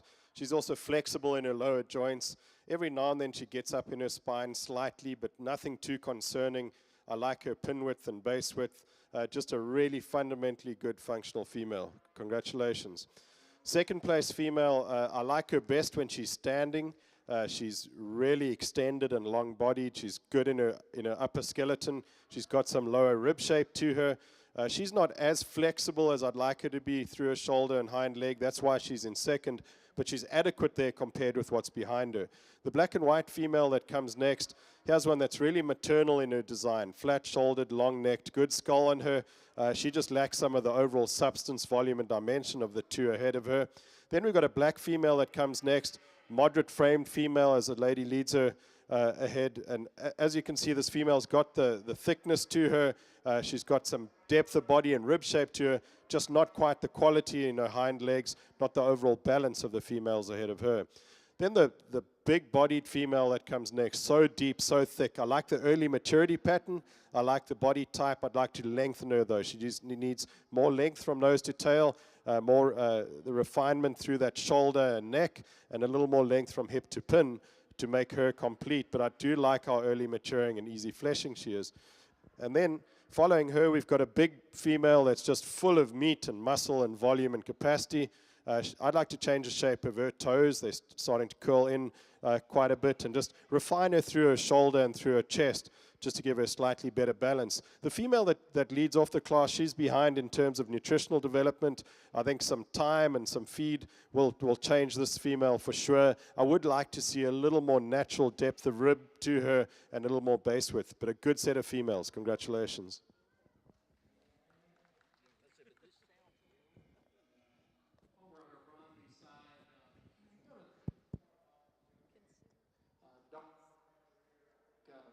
As you step, I don't know why there's a bad spot here, but got to start to win the class. I the one that comes.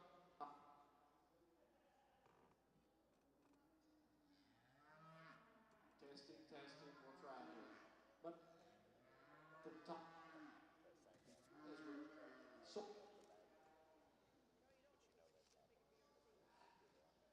Sorry, maybe I can find a spot. The doctor come to the top.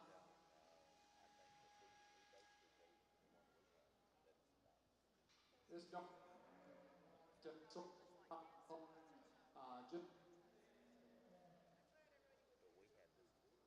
testing, mic check. Young man out here.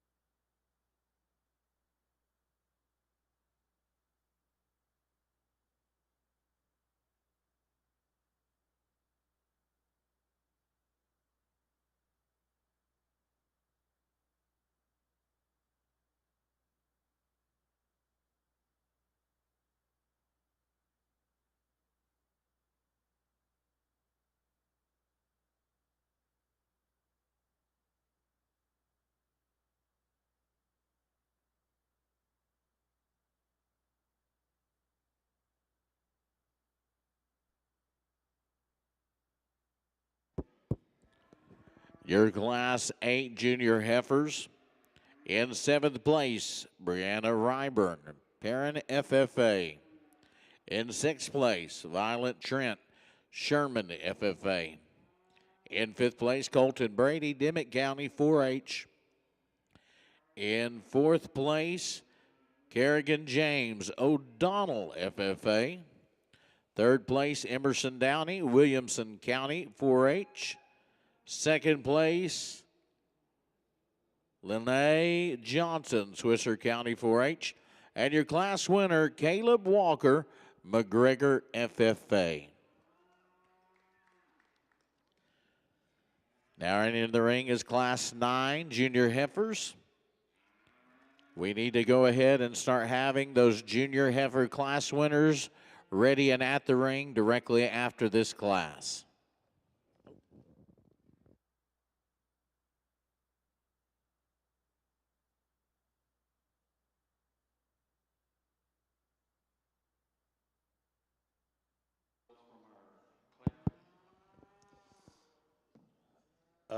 Back on the Kianina side, and just to take a short break, I have to admit, I was slightly delighted to hear Dr. Clear struggling on the microphone there, because I just thought this microphone had something against illegal immigrants. But clearly, it's not only me, so I've got a sense of peace over me right now. On the Kianina side, we've got an exceptional female to lead off this class. Everything we've been looking for in terms of functionality, athleticism, a lot of muscle and softness in her, really deep-sided, and she's maternal enough through her skull and neck. I think that's a nice, complete heifer to lead off this class. Second place female follows in type and kind.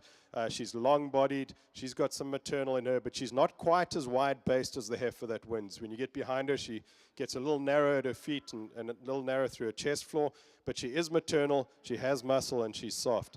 Third place female, she hasn't got the volume and capacity and dimension of the females ahead of her, but she's sounder and more athletic on her feet and legs than the Hereford marked heifer behind her, and that's why I have to put her third. Now, the fourth place female, if you want muscle and performance and growth, you're going to love this heifer. But I'm looking for some maternal cattle here, and when you look at her through the size of her vulva and the crest in her neck, I'd like to change her hormonal balance, just make her a little more ladylike. 4 good females, though. Congratulations.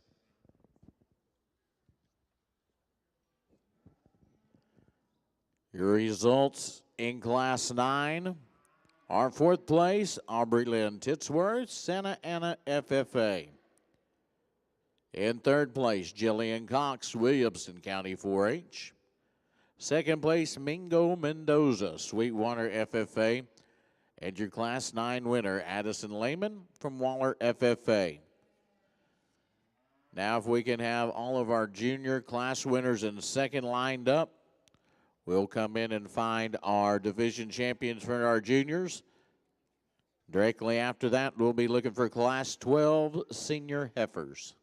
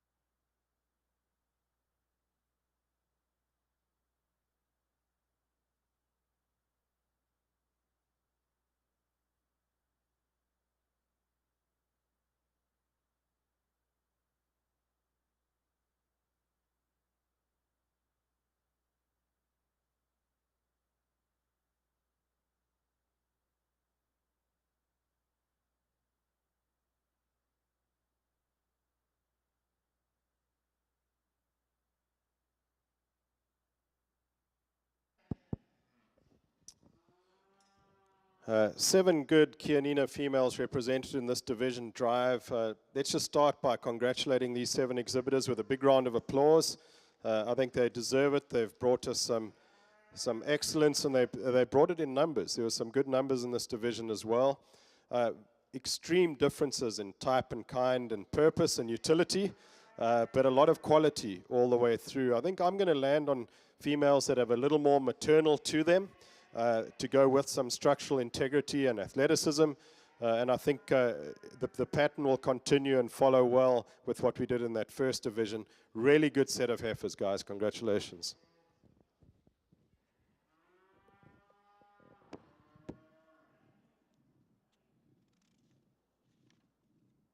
Look at the heifers in this class of Brondby, and I'm going to have to move down here. Maybe this is a sweet. Heifer down there in the end, and I think she's the combination heifer of the bunch. Just a real kind of a female, but transitions all the way back into her. I love the shape of rib that she has, and she's got enough muscle and soundness to go with it as well. The next heifer, look back. I don't know where my spot went. Look in there. She's kind of dead, and I would just step and design about appeal. As you step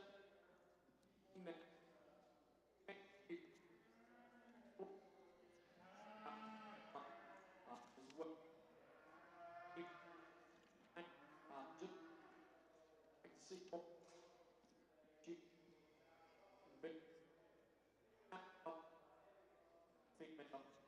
female that from end to end. She gets struck.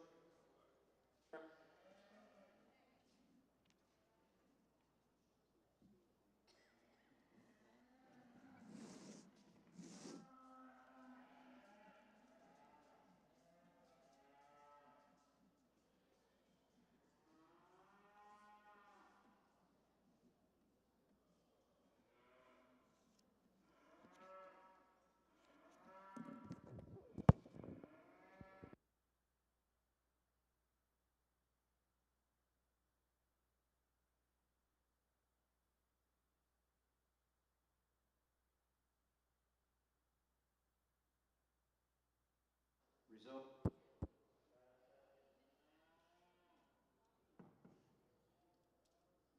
Class 7 results for your Bromby show. 5th place, go. 5th place, Annie. 4th, Kathy. 3rd place, show. 2nd place, Great C. 3rd, Annie.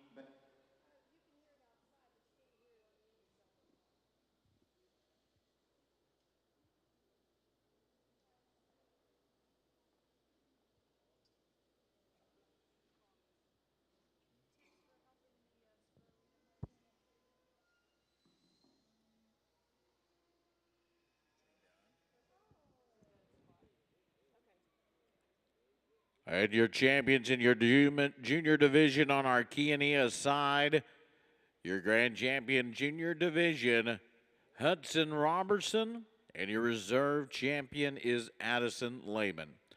Now we'll start with our heifers, senior heifers. Class 12 is coming into the ring. These are heifers born from May 1st to August 31st of 2021.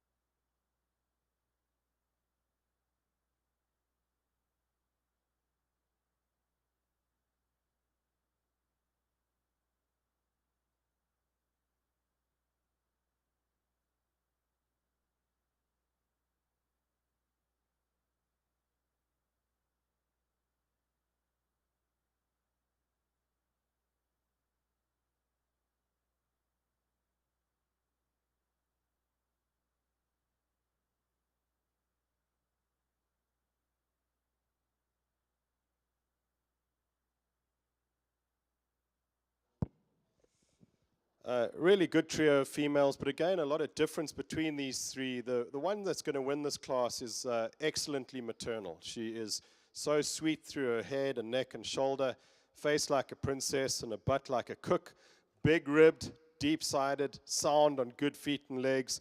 That's really a heifer that's going to be a cow and be an excellent cow at that. Second place female is different. She's more terminal in the way she's made. She's bolder shouldered and thicker necked. But she is long-bodied, she has some rib shape and muscle to her, and she can get around and move. I'd like to just refine her through her neck and shoulder. And then our third place female, one that you love for how much muscle she has up top. She has some natural curvature to that upper rib cage. She does get a little tight in her flank though, and not quite as correct on those hind legs as I'd like to see. And I'd like to move some of that strength in her chest and shoulder back into her flank to give her a more maternal balance. Three very useful females. Congratulations.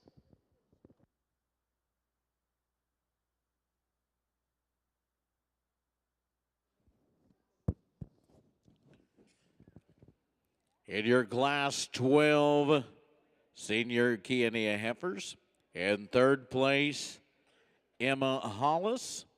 In second place, Hallie White.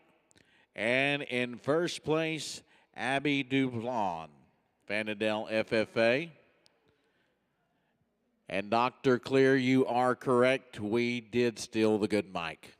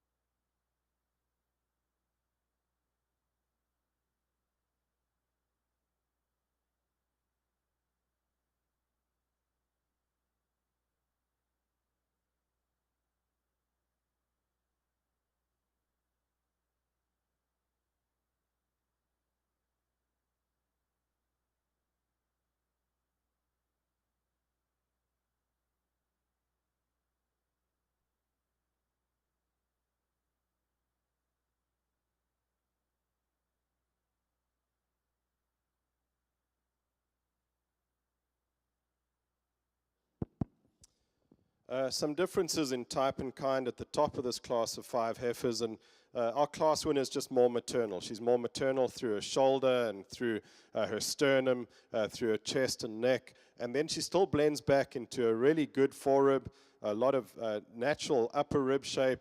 She's deep and soft in her flank. There's a lot of muscle in her. She's not coarse in any way. She's just appropriate in the way she moves around the ring, a very well-balanced female. The power female in the class, the second place female, and I really like her. I love how flexible she is when she moves that massive body around. She's built like the state of Nebraska, just long and deep and thick and so much meat and muscle in her, but she's just a little terminal through her shoulder and through her neck and head for me. Then in third place, we've got a female that's also long-bodied. She's not quite as balanced as the two ahead of her, and she's a little more labored on the move. So if we could just free her up and make her more athletic, she'd be more competitive in this class. Fourth place female, tall, long-bodied female, really maternal skull, neck and shoulder. She's got some rib shape to her, but she's a little straight through her shoulder, a little restricted on her hind leg. If we could make her more flexible and athletic, then she pairs up with my winner really nicely. Then closing off the class, a moderate frame black baldy female, one that I like for that moderation of frame. I like the eye pigmentation on this female. I think it's essential that we do that on our white-faced cattle just to fight off that infrared in this area. She is flexible, but I'd like to see her deeper middled, softer flanked, and fill her up in her twist a little more. Good set of heifers. Congratulations. Single entry in this particular class, and really a nice pair. We've already seen the calf once, just an October baby and a fall calf, and just a really nice package there. I would say that the young man did a good job when he mated this female. One, he said she calved unassisted, but two, I think he upgraded the cow significantly, because if you look at the heifer calf, she's a real nice heifer calf inside that I think is going to be stouter, bigger rib, and just a better overall female. The cow, again, she's just a nice, good, moderate, not a lot of bells and whistles, but just a meat and potatoes female with a good udder and doing a great job here today. Congratulations.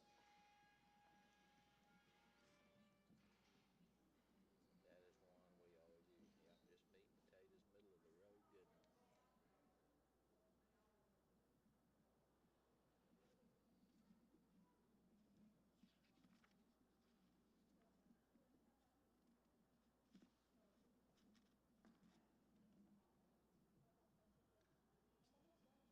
Results, Class 11. Third place, Cambry Pittman. Second, Lindsay Urick. And first place, Samantha Long.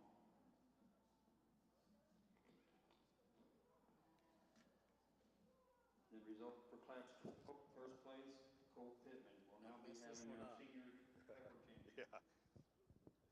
You'll be surprised. Single entry female here, and there's so much power in this female. There's so much mass and muscle and dimension, a huge barrel on her, a lot of foot and bone, and she gets all of that around the ring really easily on her feet and legs. She's flexible for how much power and size she has, incredibly wide and thick from behind.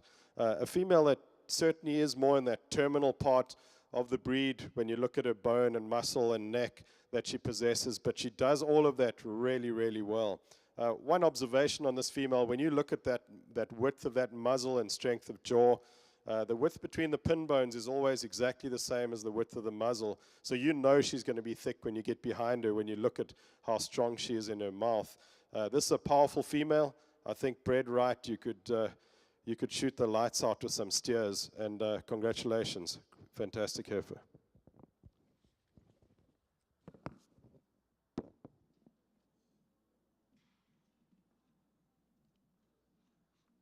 Last division here in the Bronby show, we got three nice females out here. The heifer that won the first class, we commented in class that she was the largest female. She maybe wasn't the most attractive through her chest floor, but we appreciated the rib shape and the overall internal dimension that she had compared to the heifer that stands over there next to her, was second class.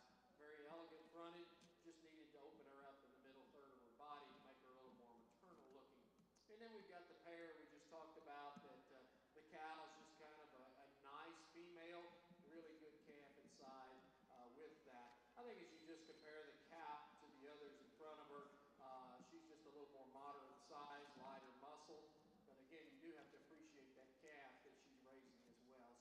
nice set of females out here. Let's give these kids a big round of applause.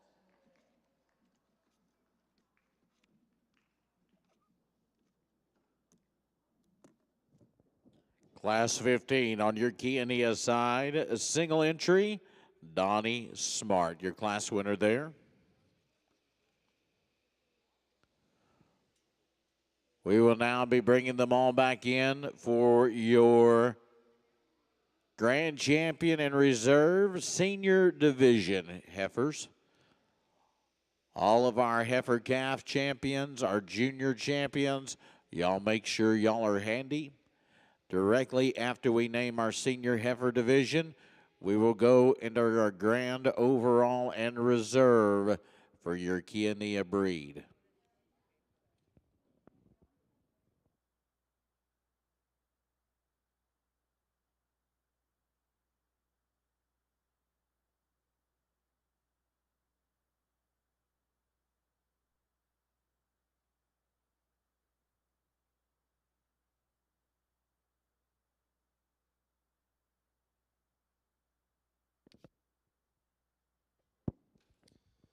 Our senior division is also going to present us with two females that will certainly look the part in the Grand Champion Drive. But for now, let's give these 5 exhibitors a big round of applause for qualifying for this final division of the day. They've brought us some big heifers, but they've got them presented appropriately. These heifers have held themselves together really, really nicely. And again, maternal's going to win the day here. Maternal cattle, all these cattle have got enough mass and muscle and growth in them. So the ones that are going to jump over that final hurdle are the ones that have that maternal quality to them, the sound feet and legs, the good rib cages, the high inherent body condition, and that overall balance that we've been speaking about all day. Great set of females. Congratulations.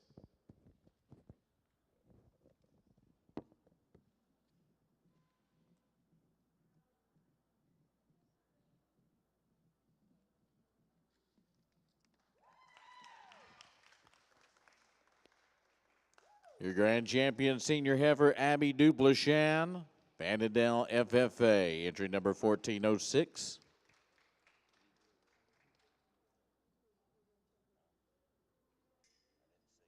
We're now going to be judging for your overall Grand Champion Bromby heifers. We'll have the champions of each division and the reserves from each respective division.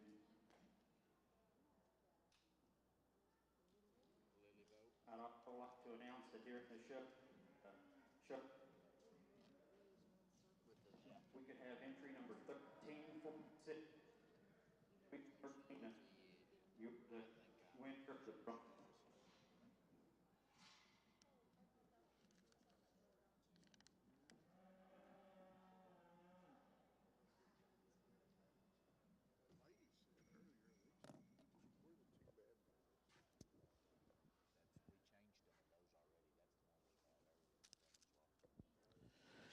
Your reserve champion in your season division is Lily Vogt.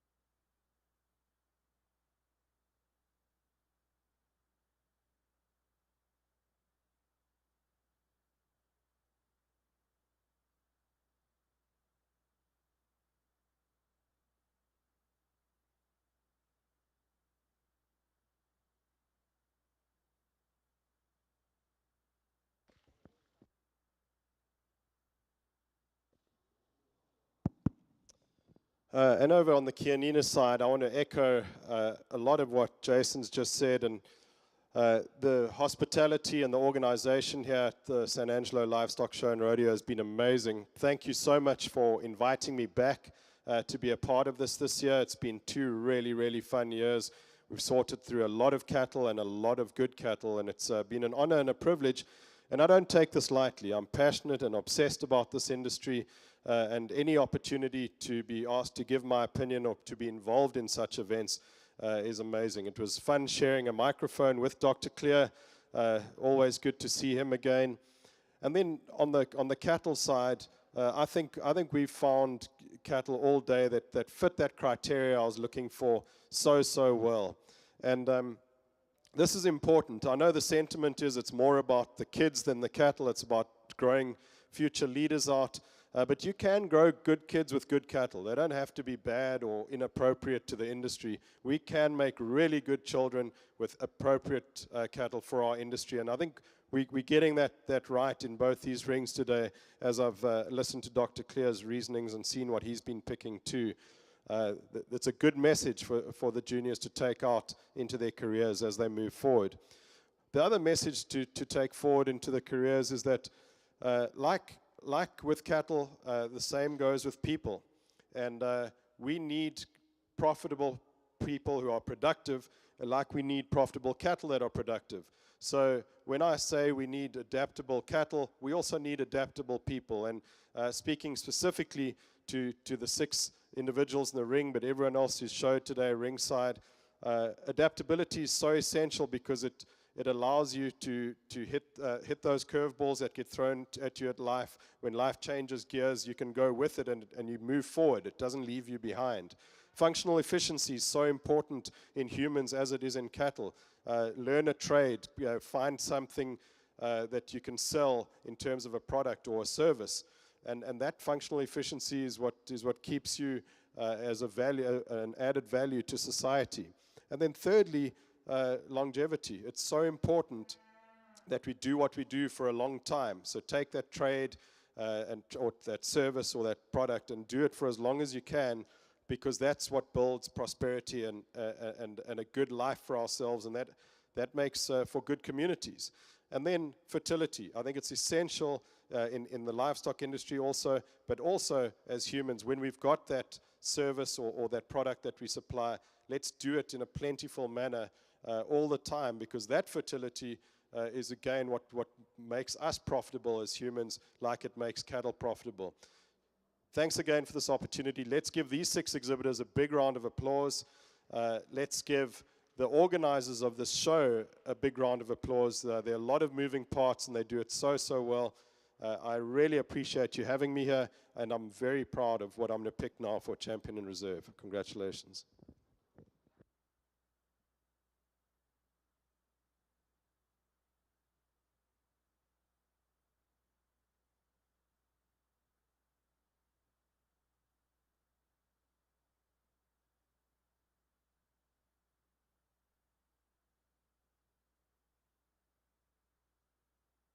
Pittman come out of Class 3 from Hemphill County 4-H. And your reserve, Bromby Heifer, went to entry number 1421, Andy Basinger from Class 7, Garza County 4-H.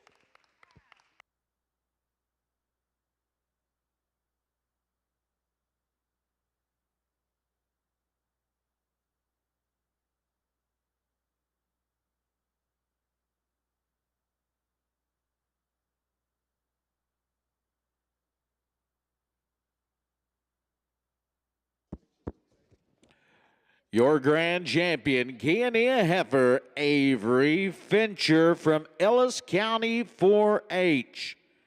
And your reserve champion 2023 Kiania heifer, Abby Duplain from Vanadale FFA.